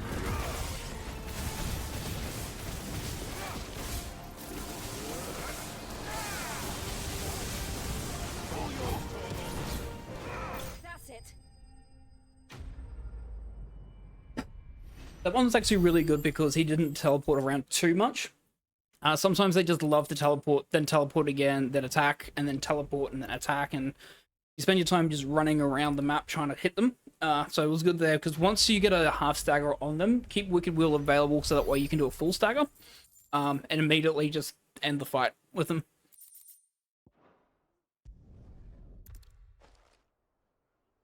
Okay.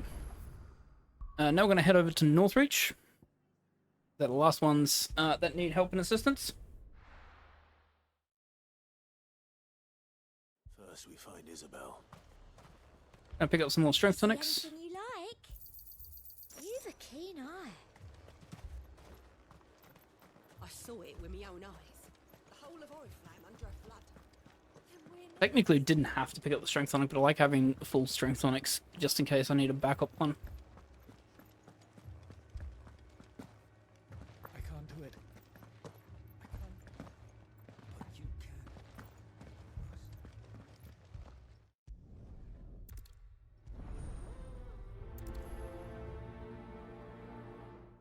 So I learned that there's an ether flood that's happening to the north of Northreach near Moor.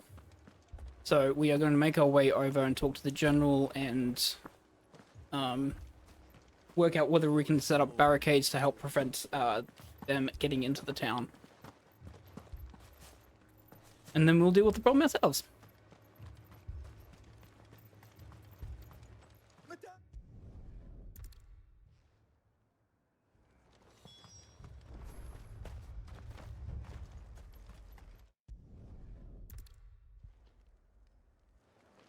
My family.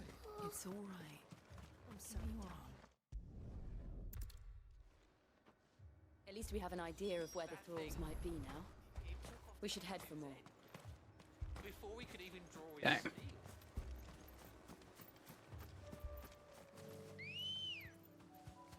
Good girl. Brazier looking good with their gold armor.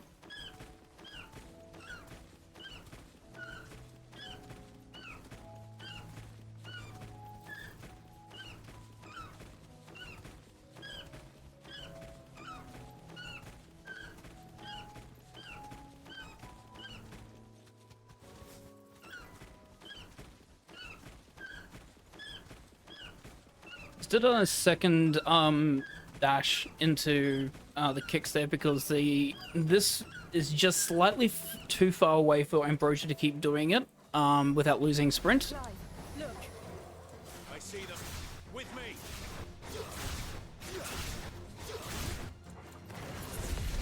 And grab all these enemies into an ignition.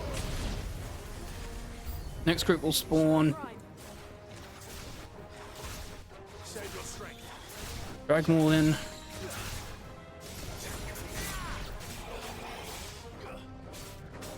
Ooh, the wheel's not doing as much damage as it should.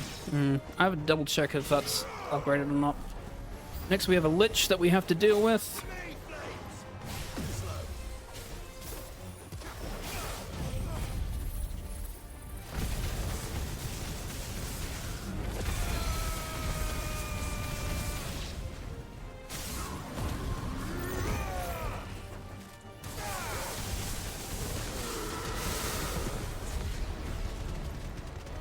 Go with ignition there, save the limit break because we'll need the limit break for the other fights.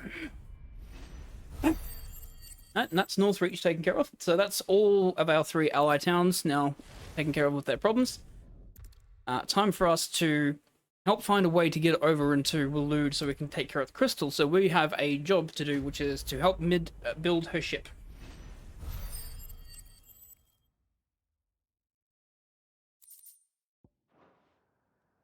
Our friends seem to have things under control.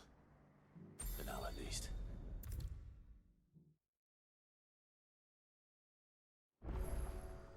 Nope. Jumped there, didn't talk. Okay.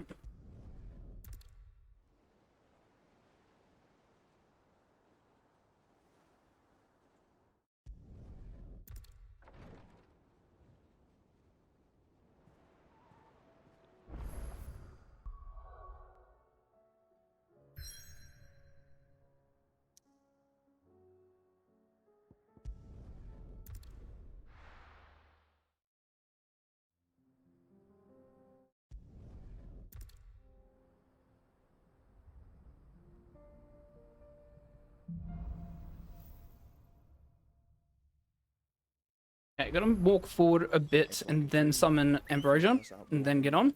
The reason why is that there are enemies that spawn both to the left and right. I need to be very, very careful because if I kick and an enemy spawns in, Ambrosia will auto-target and then I get bored into a fight, which is just slow and painful. So just do a safety walk forward first and then start kicking. We can use the ruins to cross the ravine. Assuming they would allow it. The echoes have a will of their own.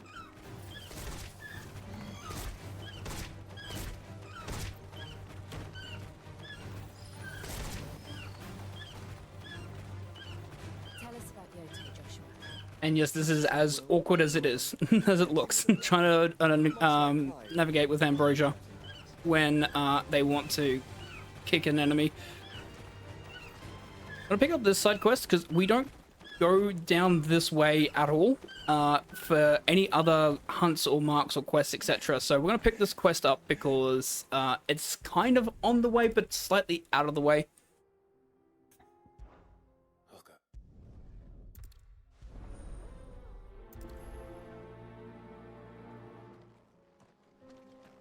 You said the encampment was close.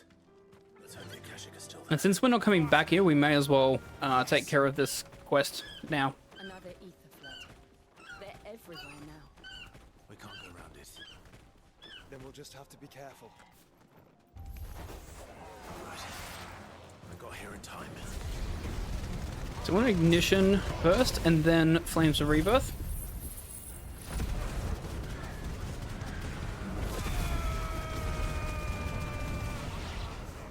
The chocobos will still survive because they have a lot of HP, unfortunately.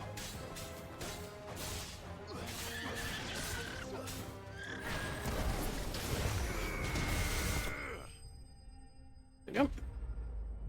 Jill with the assist by freezing it just as I was about to kill it. Thank you, Jill.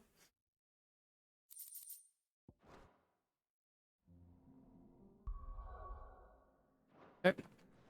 Search for survivors since it's within 70 yards. That doesn't sound like an Akashic. We just need to Phoenix shift over.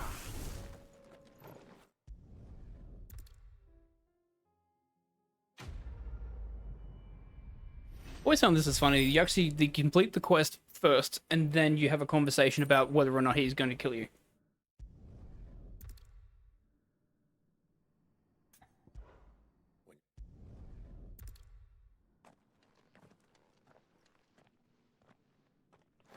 Alright, so that side quest is done.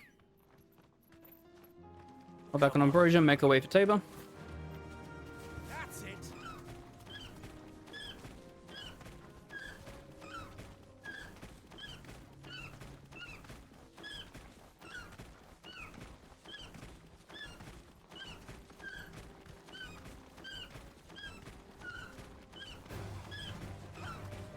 Got close to the wolves there, so I could trigger that fight, so therefore we can get the longer kick animations from Ambrosia there.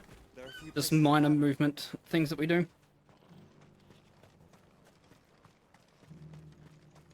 Where now, Joshua? There is a residence just inside the city gates. She awaits us within.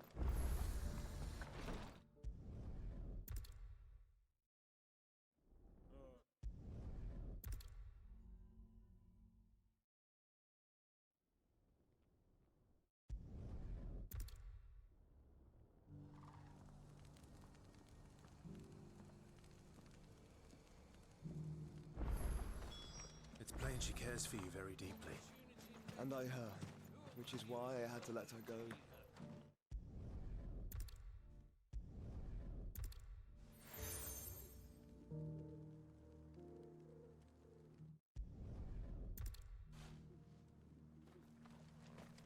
Cyril seemed very, You certainly keep strange bedfellows, Joshua.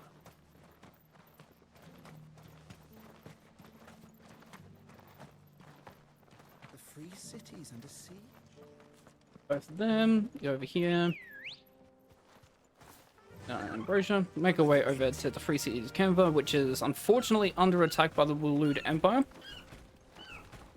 By Barnabas and his crew, basically. We're going into Canva because there's an ironworks factory there that we're going to be using so we can build our ship, the Enterprise.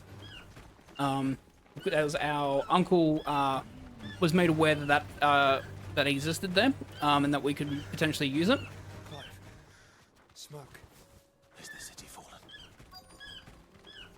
And now that we've realized that Barnabas and his crew of orcs effectively are wrecking the city, we need to stop them.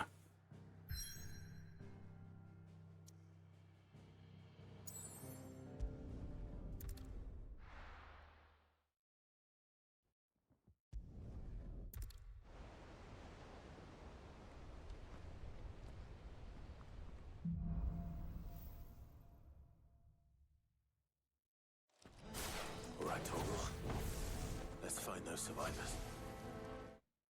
That's not a cutscene. They don't stand a chance against those things. Fuck.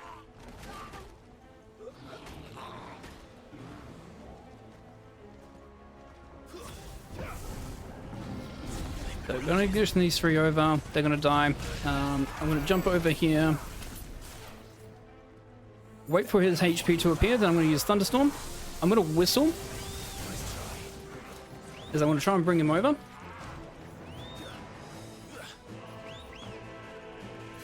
So taunting to bring the enemies over. I'm going to spawn these enemies in. The 2 mages are going to try and cast a protect off, which is going to be slightly annoying. They're going to get it off. Use ignition. Just to round up the enemies, target him.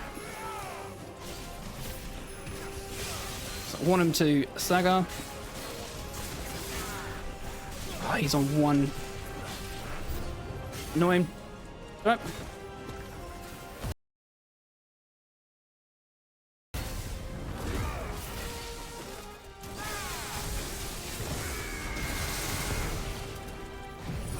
Okay. This should now kill all the remaining enemies.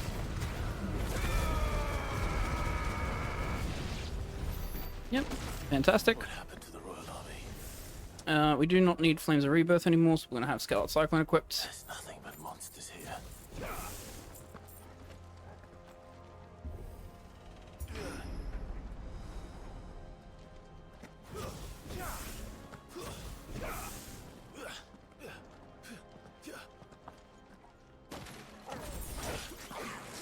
Once again, targets, Thunderstorm.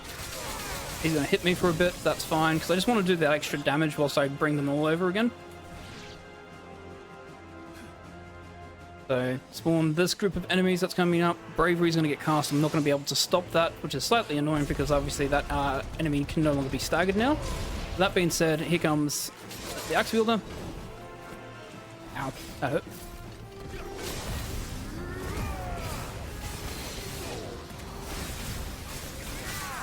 Okay, good. Just going to reposition the lightning rod there.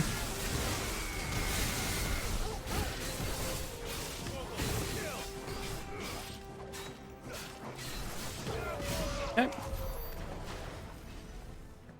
And we have ignition available again, which is good because we've got another group fight that we will need to use it for. Big.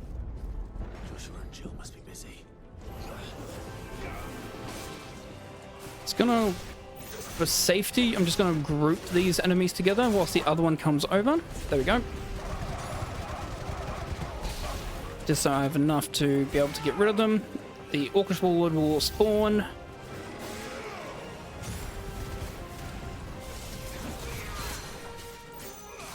Perfect timing, because I've got this stuff available now. Yep, he teleported at the wrong time. Unfortunate. There we go. He's going to stumble forward out of the range of the lightning rod. I'll reposition it.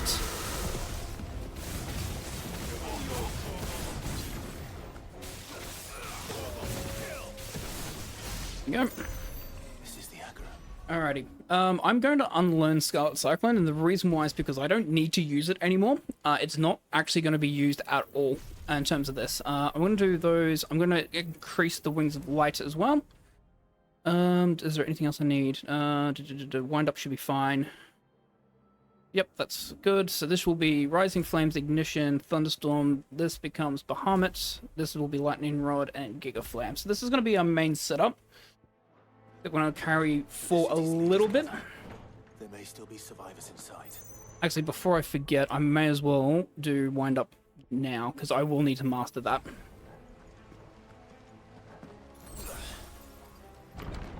Where are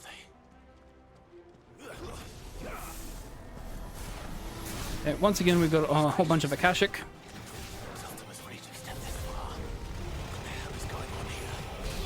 I have that one Wraith that decided not to play nice and get in the ignition. That's fine. Where is your master? What does he want?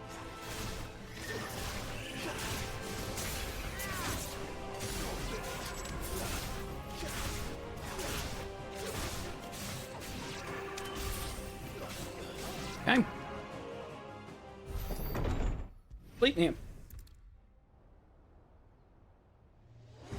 First, going to start off with a strength tonic.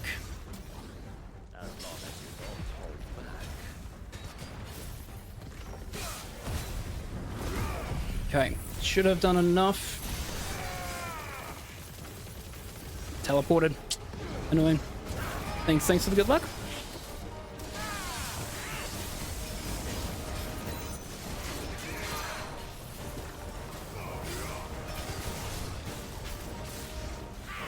Come on.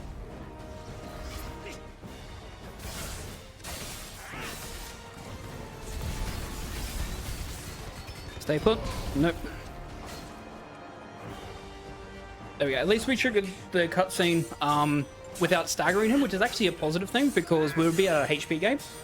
So what we can do now from the cutscene is basically we can get an almost instantaneous stagger on him now. You will forgive me if my performance... And we can pretty much unleash everything. It is just that I expected so much more from our chosen one. Perhaps this will kindle your flame? What now? A gift from my liege lord's armory. Gungnir. Watch closely, Mythos. Dodge out of the way of that laser beam. Yes! Yes! Okay, good.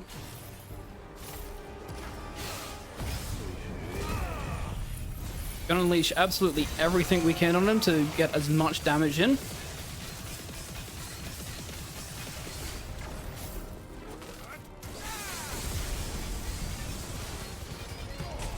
Now we've hit a HP gate because he needs to do Dead Man's Beer, which is his desperation move. So we have Bahamut equipped. We have Wings of Light upgraded, meaning that we can get as many Mega Flares as we can if we do some perfect dodges. Of course, I'm not dodging at all. There's one. There's the other. There's the last one. Need to dodge that. Dodge. Equip. We'll unleash. Use a second strength tonic here because we can.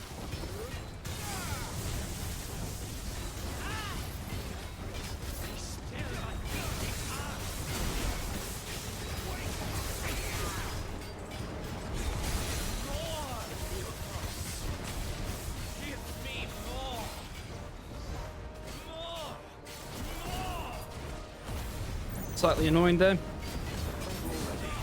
Because we missed the Rising Flame.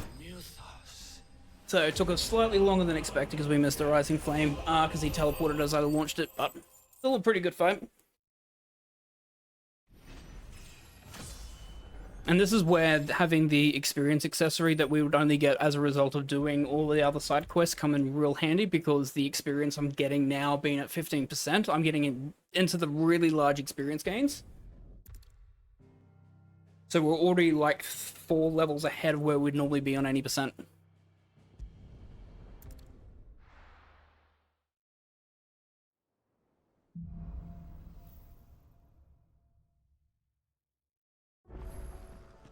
Right.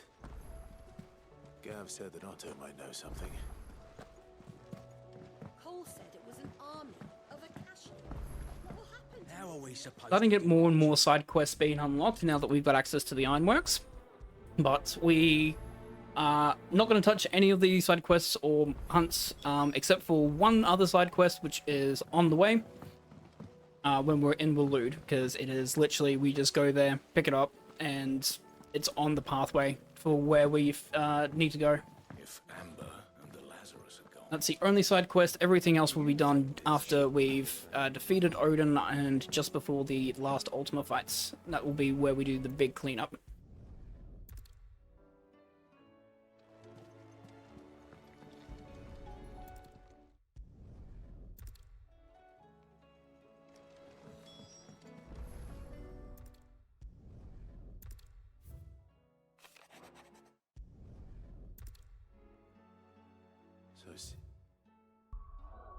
We're back to the hideaway.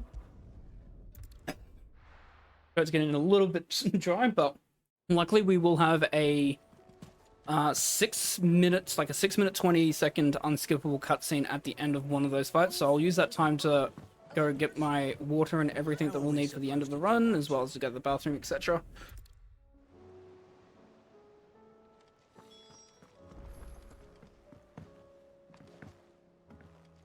But I think I mentioned this at the start of the run. If you are looking at doing this category, which is a defunct category, it's now called Max Renown or Chronoliths, or if you want to do even just the any percent, we do allow a 30-minute break.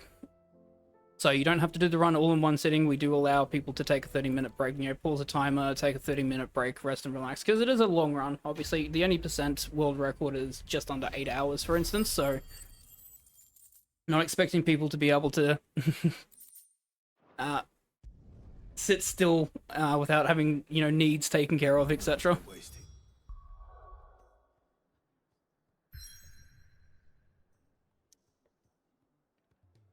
Nope. And before I do that, I just realized I need to replace something. I could have actually just done that on the screen anyways. This needs to be Flames Rebirth, and this needs to be Wind Up. I believe. Just double checking my notes. Yes. Yes. Okay. Let me head to the Ironworks, so we can finish getting the ship built, now that we have the part necessary to make it work, or to be, you know, extremely speedy, but we've ambushed. And we need to hold off the enemies until we can get the ship to escape.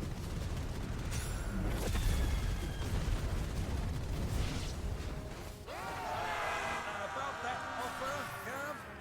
How are we doing, Mid? I thought you said that ship was fast. Just positioning myself for this ignition. I'm going to put a lightning rod, bad lightning rod, I'm going to reposition it there.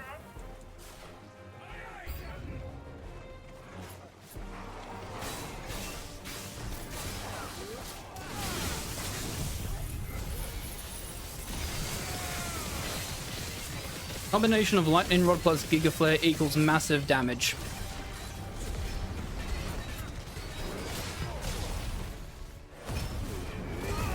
So we tend to use those two in combination, if we get the ability to. Giga Flare has not a very long cooldown, surprisingly enough. It is one of the... It only takes 60 seconds, I think it is.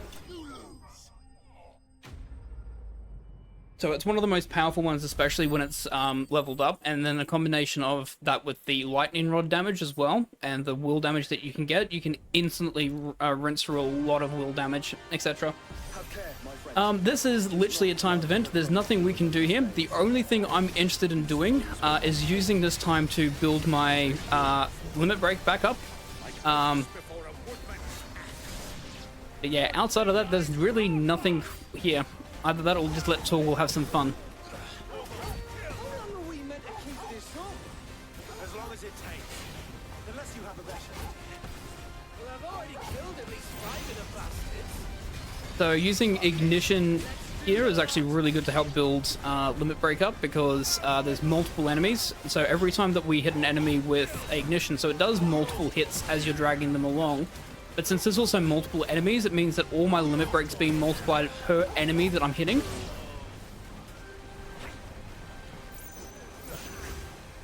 Two and a half bars is fine for limit break. I don't need to do anything more. Pretty much Giga Flare spam, especially when we start doing all the notorious marks. For instance, we will be using Giga Flare quite often, because it is just so good to do a lot of damage with it.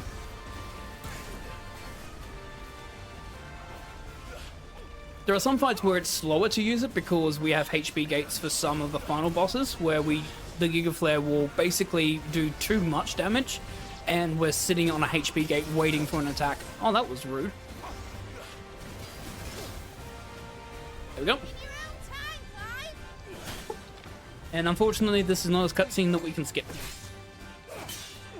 We have to watch them as they fight off and as the ship escapes.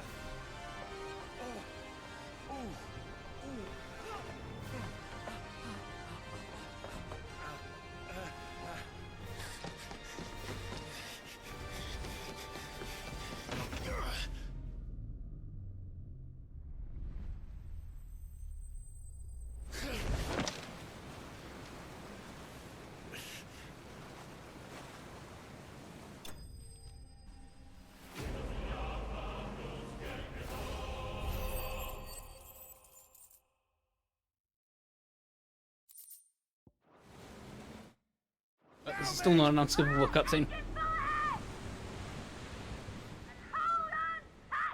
Alright, so we make our dramatic escape.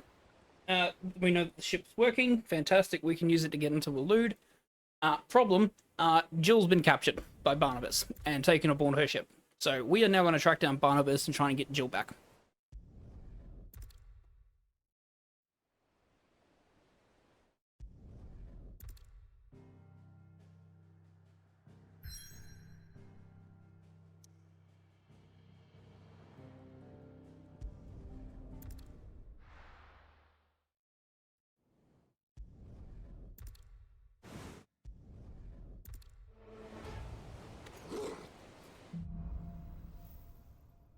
Alrighty. Gonna pop a strength tonic here. Gonna hope that Torgal doesn't keeps the enemies over here. Fantastic, thank you, Torgal.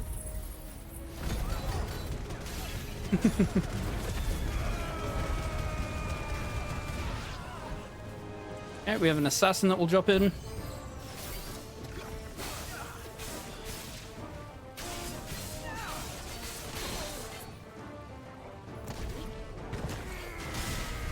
Teleported away the last second. That's annoying.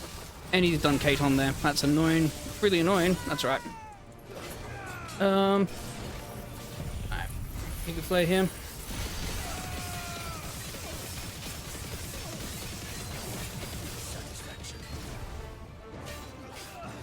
Okay. Kept ignition available because I want it for this upcoming part here.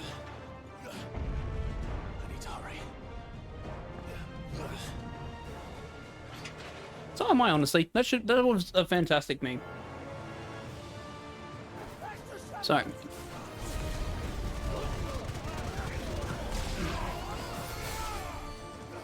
Slightly annoying. I'm going to get rid of these two, and the reason why is because they're going to cast Cure, and that can actually be really painful, because even on the mini-bosses or the semi-bosses in these fights, they can actually cure them. So you can go down and have this big guy here go all the way down to like 1 HP and then have like 60% of his health recovered because one of the magicians used a cure. Painful.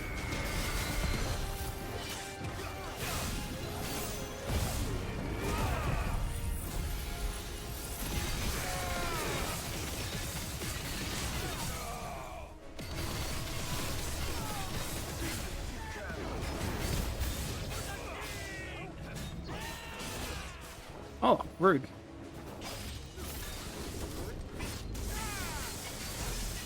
Making sure he's down. Then we're gonna ignition. So we'll kind of helping there by dealing damage to them, but they kept them distracted, so they weren't actually anywhere near my ignition. That's alright. Torgal's doing his best.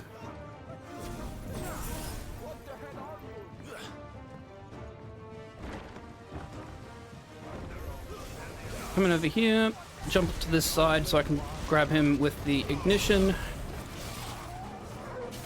Thank you, Torgal. Get the level up.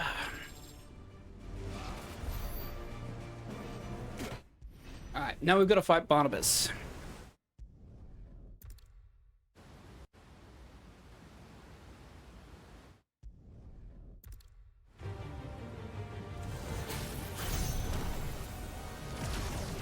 So the other latest update that they've done,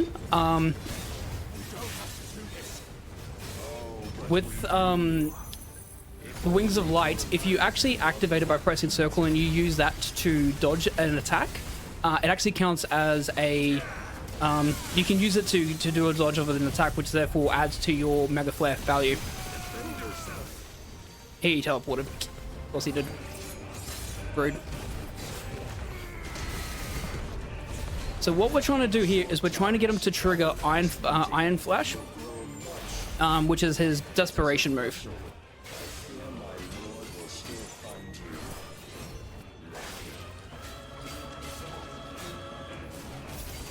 Here it is.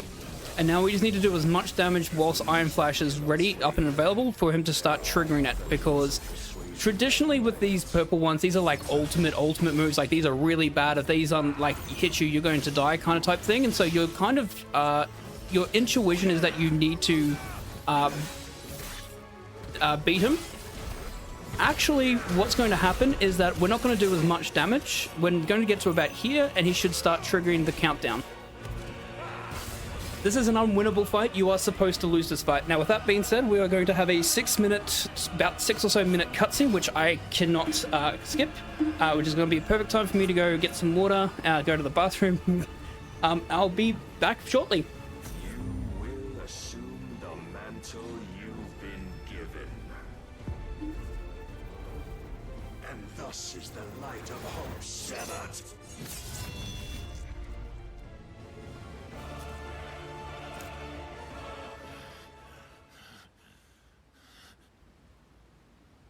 You would yield so soon. Never. Clive!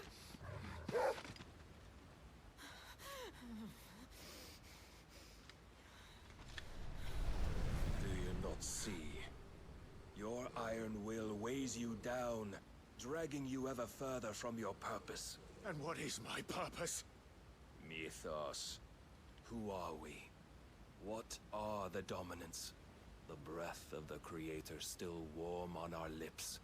We carry his light that we might guide the masses in his name. We are but mighty acts of God. We are more than that. You would be nothing without what he has granted you.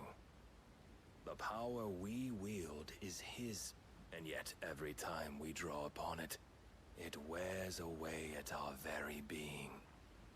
It breaks us, it unmakes us, that its immaculate aspect might reveal itself. The icon. It is too much for even his chosen few. Apart from you, Mythos, you wield the might of many, yet your body does not answer for its avarice. What are you saying? What I am saying is that we dominants are a means to an end. We were created for you, that you might drink deep of our strength and thereby fulfill your divine purpose. Which is? To feed. As you would know, could you only look beyond the walls of your prison of self-regard. As long as you choose to ignore this, you shall never penetrate my defenses. Still, you may take solace in the fact that you are not alone in your plight. The chains of volition shackle all of mankind, but there is yet cause to rejoice. For the Lord, in his mercy, has taken pity on his flawed creations, and shall see them restored Alrighty. to their proper forms.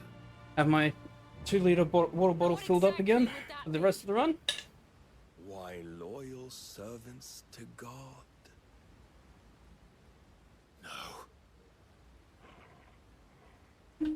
Manners, Lord Rossfield.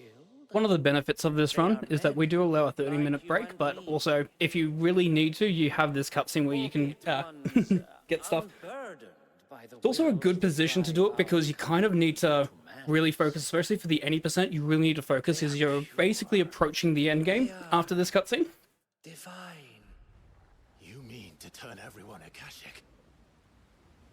Not turn, Mythos. Turn back. And in regards to the story, basically, because I don't have the subtitles on, and the reason why I don't have the subtitles on is because it's a mature game, so there's a lot of swearing. And I'm trying to make sure that we stay somewhat family friendly. So basically, the Akashic, these creatures that are being formed with the ether itself, is exactly what originally the world was created for by Ultima. However, these creatures started to gain free will, which became the people that live on this world as it is now. So the goal for Ultima is to turn everyone back to what they were originally, which was Akashic, which were these beings with no free will and no control over their own lives, to serve Ultima. But but perhaps that fact may be put to use.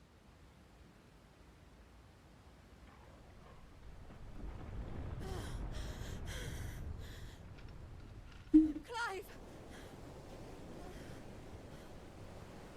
The faster it binds you to the remaining dominance, the stronger your hunger will become. Until it leads you back to the only answer there ever was.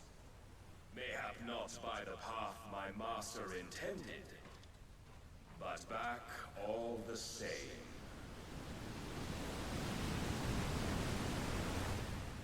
Ash is not far. I could freeze a path. You're in no fit state. Probably not, but I can try.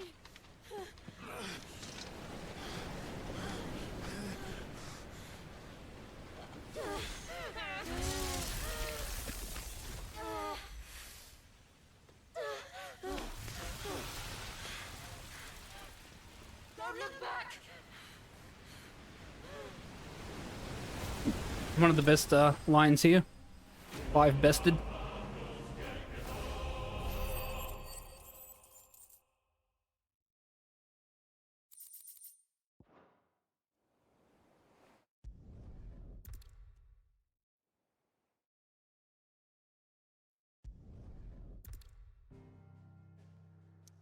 So we're going back to the hideaway because we're with our tail between our legs because we got rinsed by Barnabas. So we're going to go back and start looking at what do we need to do, how are we going to get to Barnabas and Waloed and the crystal and everything there. Like, what do we need to do to take on Barnabas? I should visit Joshua. And check to see if our brother is feeling any better. Because he was also injured.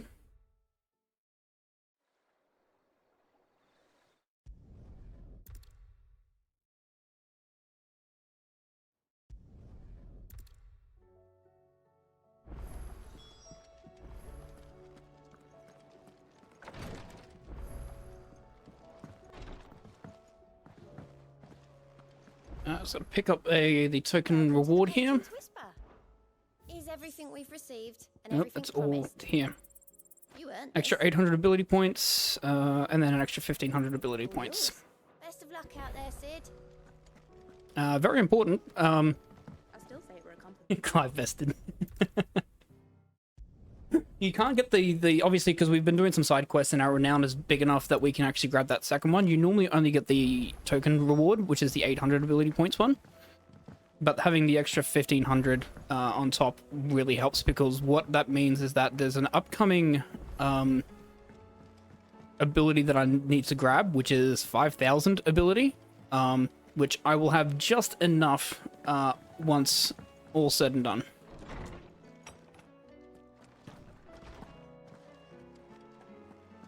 I have no reason.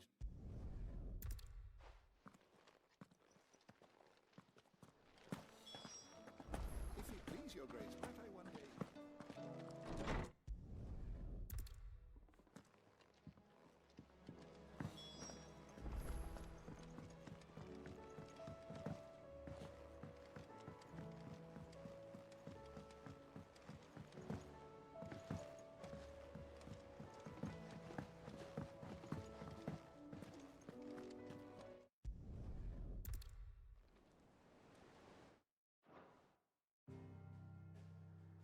Ready. Making our way across the narrow into Waloed, so we can take on Barnabas.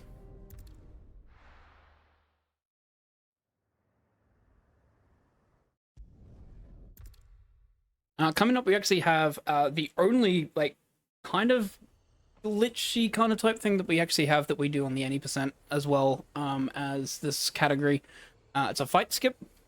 Basically, we want to try and get to a gate and open the gate, but if there's enemies nearby, we cannot interact with the gate control, so we want to basically trick the game into thinking that the enemies can't see us, or we're outside of the enemy combat zone. So therefore, we can then sneak across over and unlock the gate. Shall we sample its inhabitants' hospitality? That's it. Remember what I said about warm welcomes, Gav? This place is as dead as Grieger's ghost. I think for 16, because I do speedrun Kingdom Hearts as well. I like action RPGs, and when I first played 16, I was like amazed with the game. Like the game for me was one heck of a good game.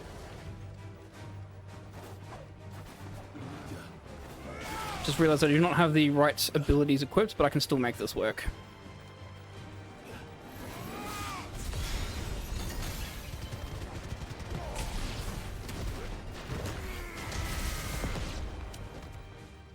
Okay, there we go. So we've gone outside of combat.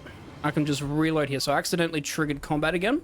So I'm just going to reload because I effectively got out of combat. So the game puts an autosave in. So if I just reload here, the game will still think that we're out of combat. Back at the edge of the gate.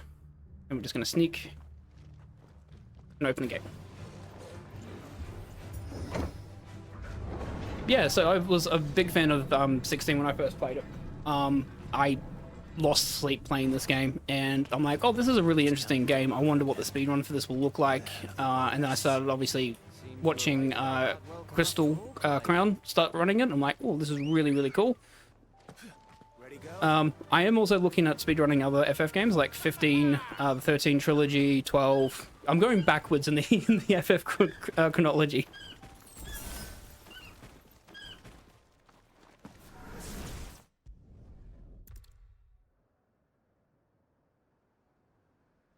Alrighty, we are going to go off the beaten trail here. So normally, what we are going to, in any percent, what we would do is we would head straight to the village of Eastern. We're going to take a detour because there is a weapon here that we're going to equip, which is going to replace the current one that we've got. So the Excalibur that we forged back after Titan as part of the first cleanup. It's a good weapon, but we are in a position now where that weapon is starting to lose its advantage. So there's a good weapon here called Masamune, which is a secret weapon that you can find and pick up. I'm going to get off Ambrosia here, and the reason why is I need to lure the birds here.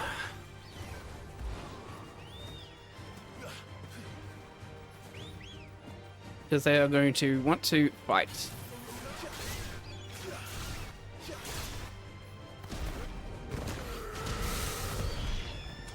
And then I can just ignition this one. Thank you. Good boy, Toggle. We're gonna go in here. So we have Masamune. This is a very, very powerful sword. But we also have the chronolith here of Shiva. So this is the first chronolith that we will be doing in the game. Because we don't come back here.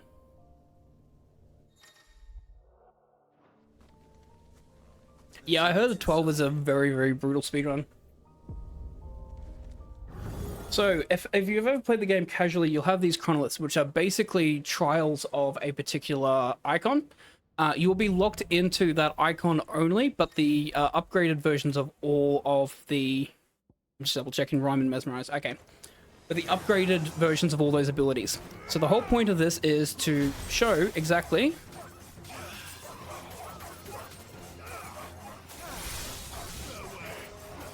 how well you can actually use all the different icons that are given to you.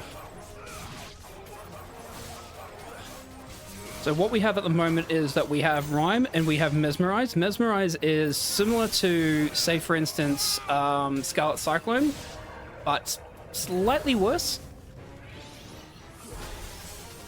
Yep, there we go. And then we have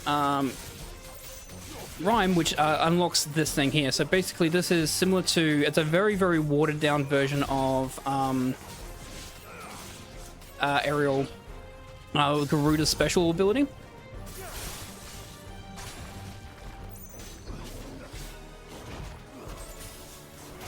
Okay, I'm gonna actually try and see if I can lure it into this here. Because I missed it just quickly. Let me just reposition that. There we go.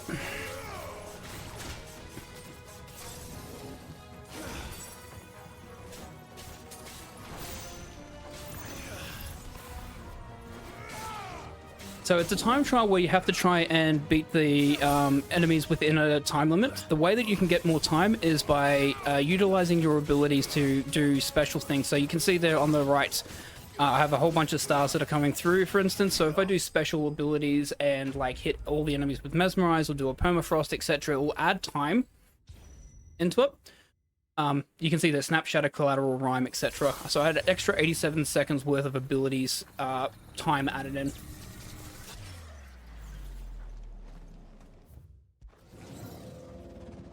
Yeah, I'm more of an action RPG fan. I do enjoy the turn-based style. Don't get me wrong. I've just always been more of an action RPG kind of player. So stage 2, we have Ice Age and Mesmerize. So Ice Age works similar to Titan's abilities if I, accidentally, released it properly. So you have to charge it up to do as much damage as you can.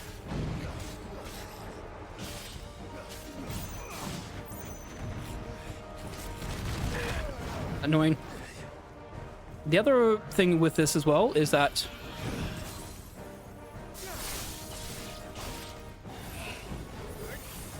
there we go. Perfect. The other thing that's actually interesting with the Chronoliths is that you can't heal yourself. There is no healing available, so you have to go in on a single on your single health bar. We can obviously change that and affect that by... Sorry, I just need to focus on targeting them correctly. Oh, got him. By using our limit break where we need to. So I kind of use that as an emergency. So I do lose a bit of damage, but in saying that, it's also good just to keep it in situations where I need as much health as possible.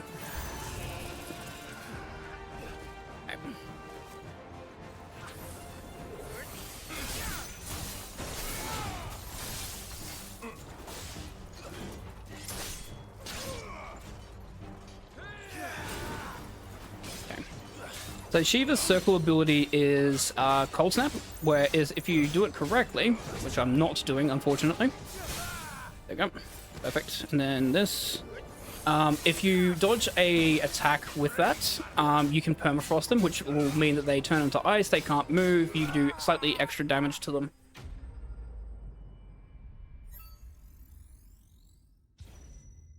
What I probably should have done is probably added an extra limit break, so I have 4 limit breaks to use instead of 3, but that's fine.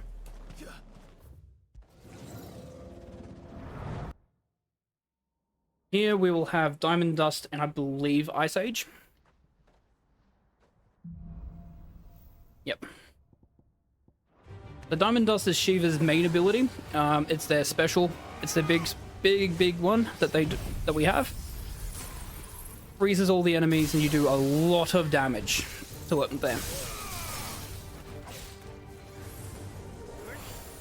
So a combination of using those two, insta stagger there.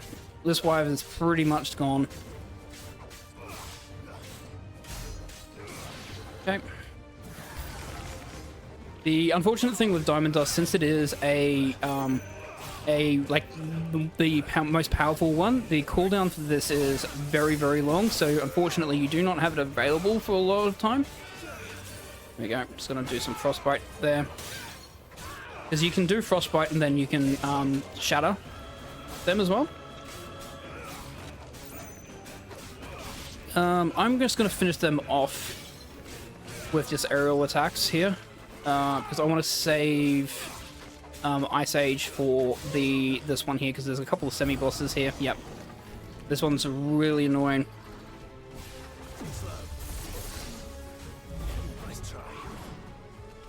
Okay, so I'm going to just get rid of this one, because the big horn is actually really annoying to deal with. I might use my limit break here with Diamond Dust. Just so I can do as much damage as I can. And then I can just recharge my limit break.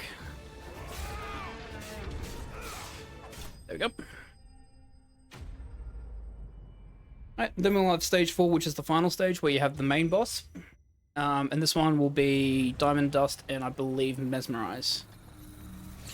Oh no, it will be Rhyme. It'll be Rhyme and Diamond Dust.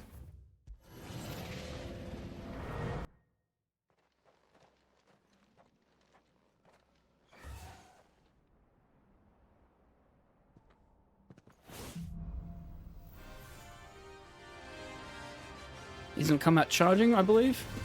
Nope, he's gonna use an fire auger. Okay, we need to be careful here.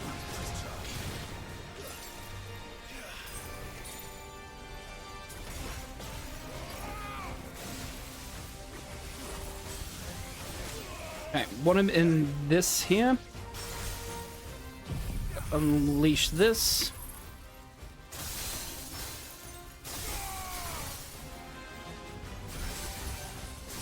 There we go.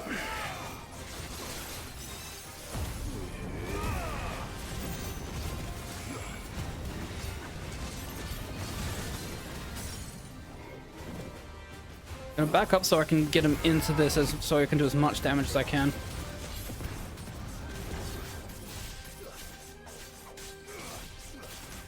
So hitting an enemy whilst they're in rhyme, as you can see, does a lot of damage when they're staggered. It is a really underrated ability, but unfortunately doesn't have much use in speedrunning. Casually, it's fairly good.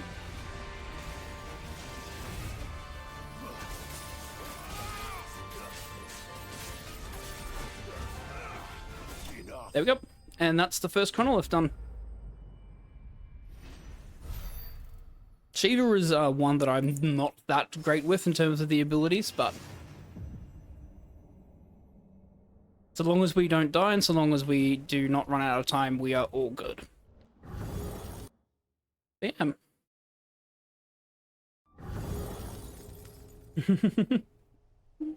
Apparently. The Trial of Ice complete, that's the first chronolith down. The final trial is not required because the way that we built QMC originally was going to be all curiosities. And basically, if you do all 7 chronoliths, you get a curiosity that states that you beat all 7 chronoliths. And that was the way that we would check to make sure that you've done everything. It was just a simple, like, easy way of doing it. And we will be doing that for all renowned or chronoliths as well. So long as the trial proctor has been slain, and you get that notification saying that the chronolith has been completed, because when you beat the 7th one, it states all chronoliths completed. Oh, lost our sprint there, Ambrosia. Ambrosia, I know that there's a tree and a rock there. Can you please run around it, buddy? Thank you.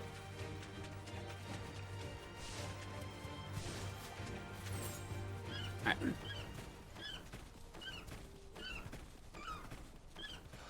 I just need to double check I've got Wicked Wheel equipped, because that's actually going to be a required one.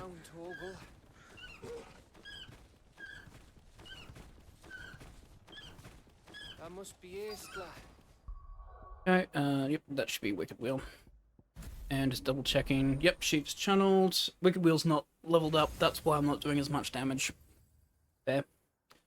I'll grab that. I will also grab this. Be safe. Should also do lunge, actually. Oh, no, I can do lunge later.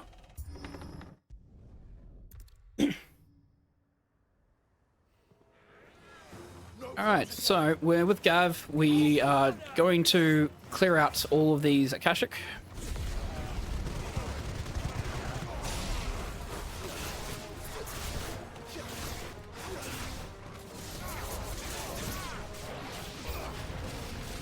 Let's wait for them all to spawn in. Yep. Flames of Rebirth.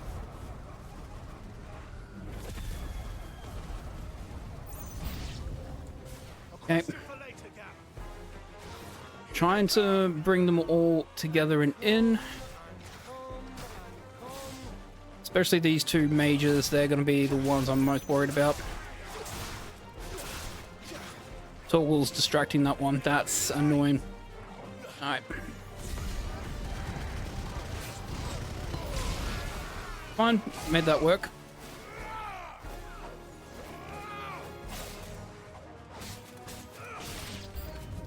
I don't want to die here, Clive. Where's... There it is, there's the dragon. Nice try.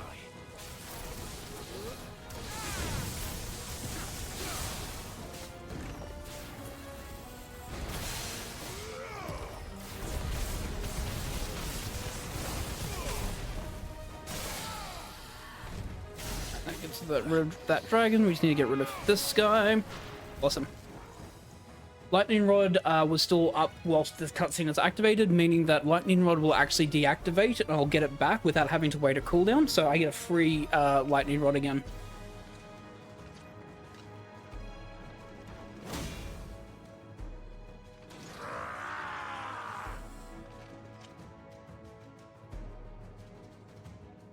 Now he's going to lunge at me.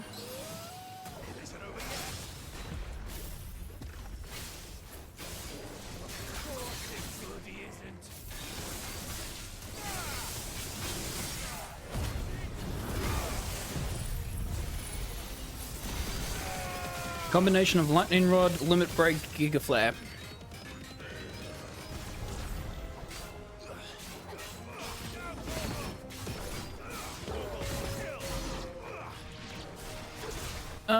This is actually really good because it's only these two left.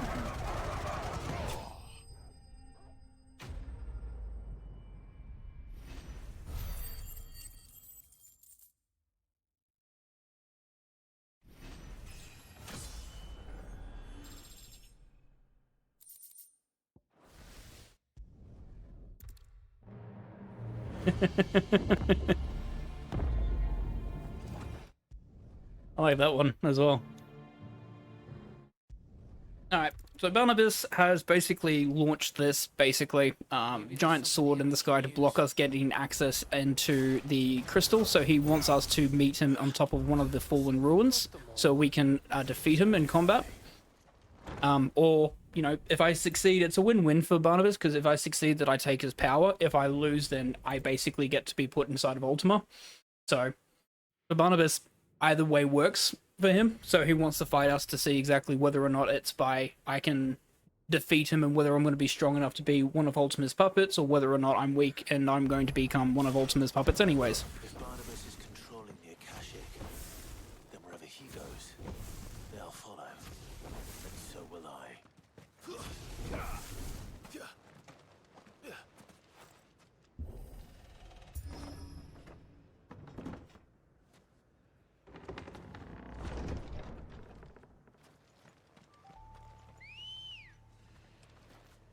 This is one of the more difficult ambrosia movements in the game as well. We've got a lot of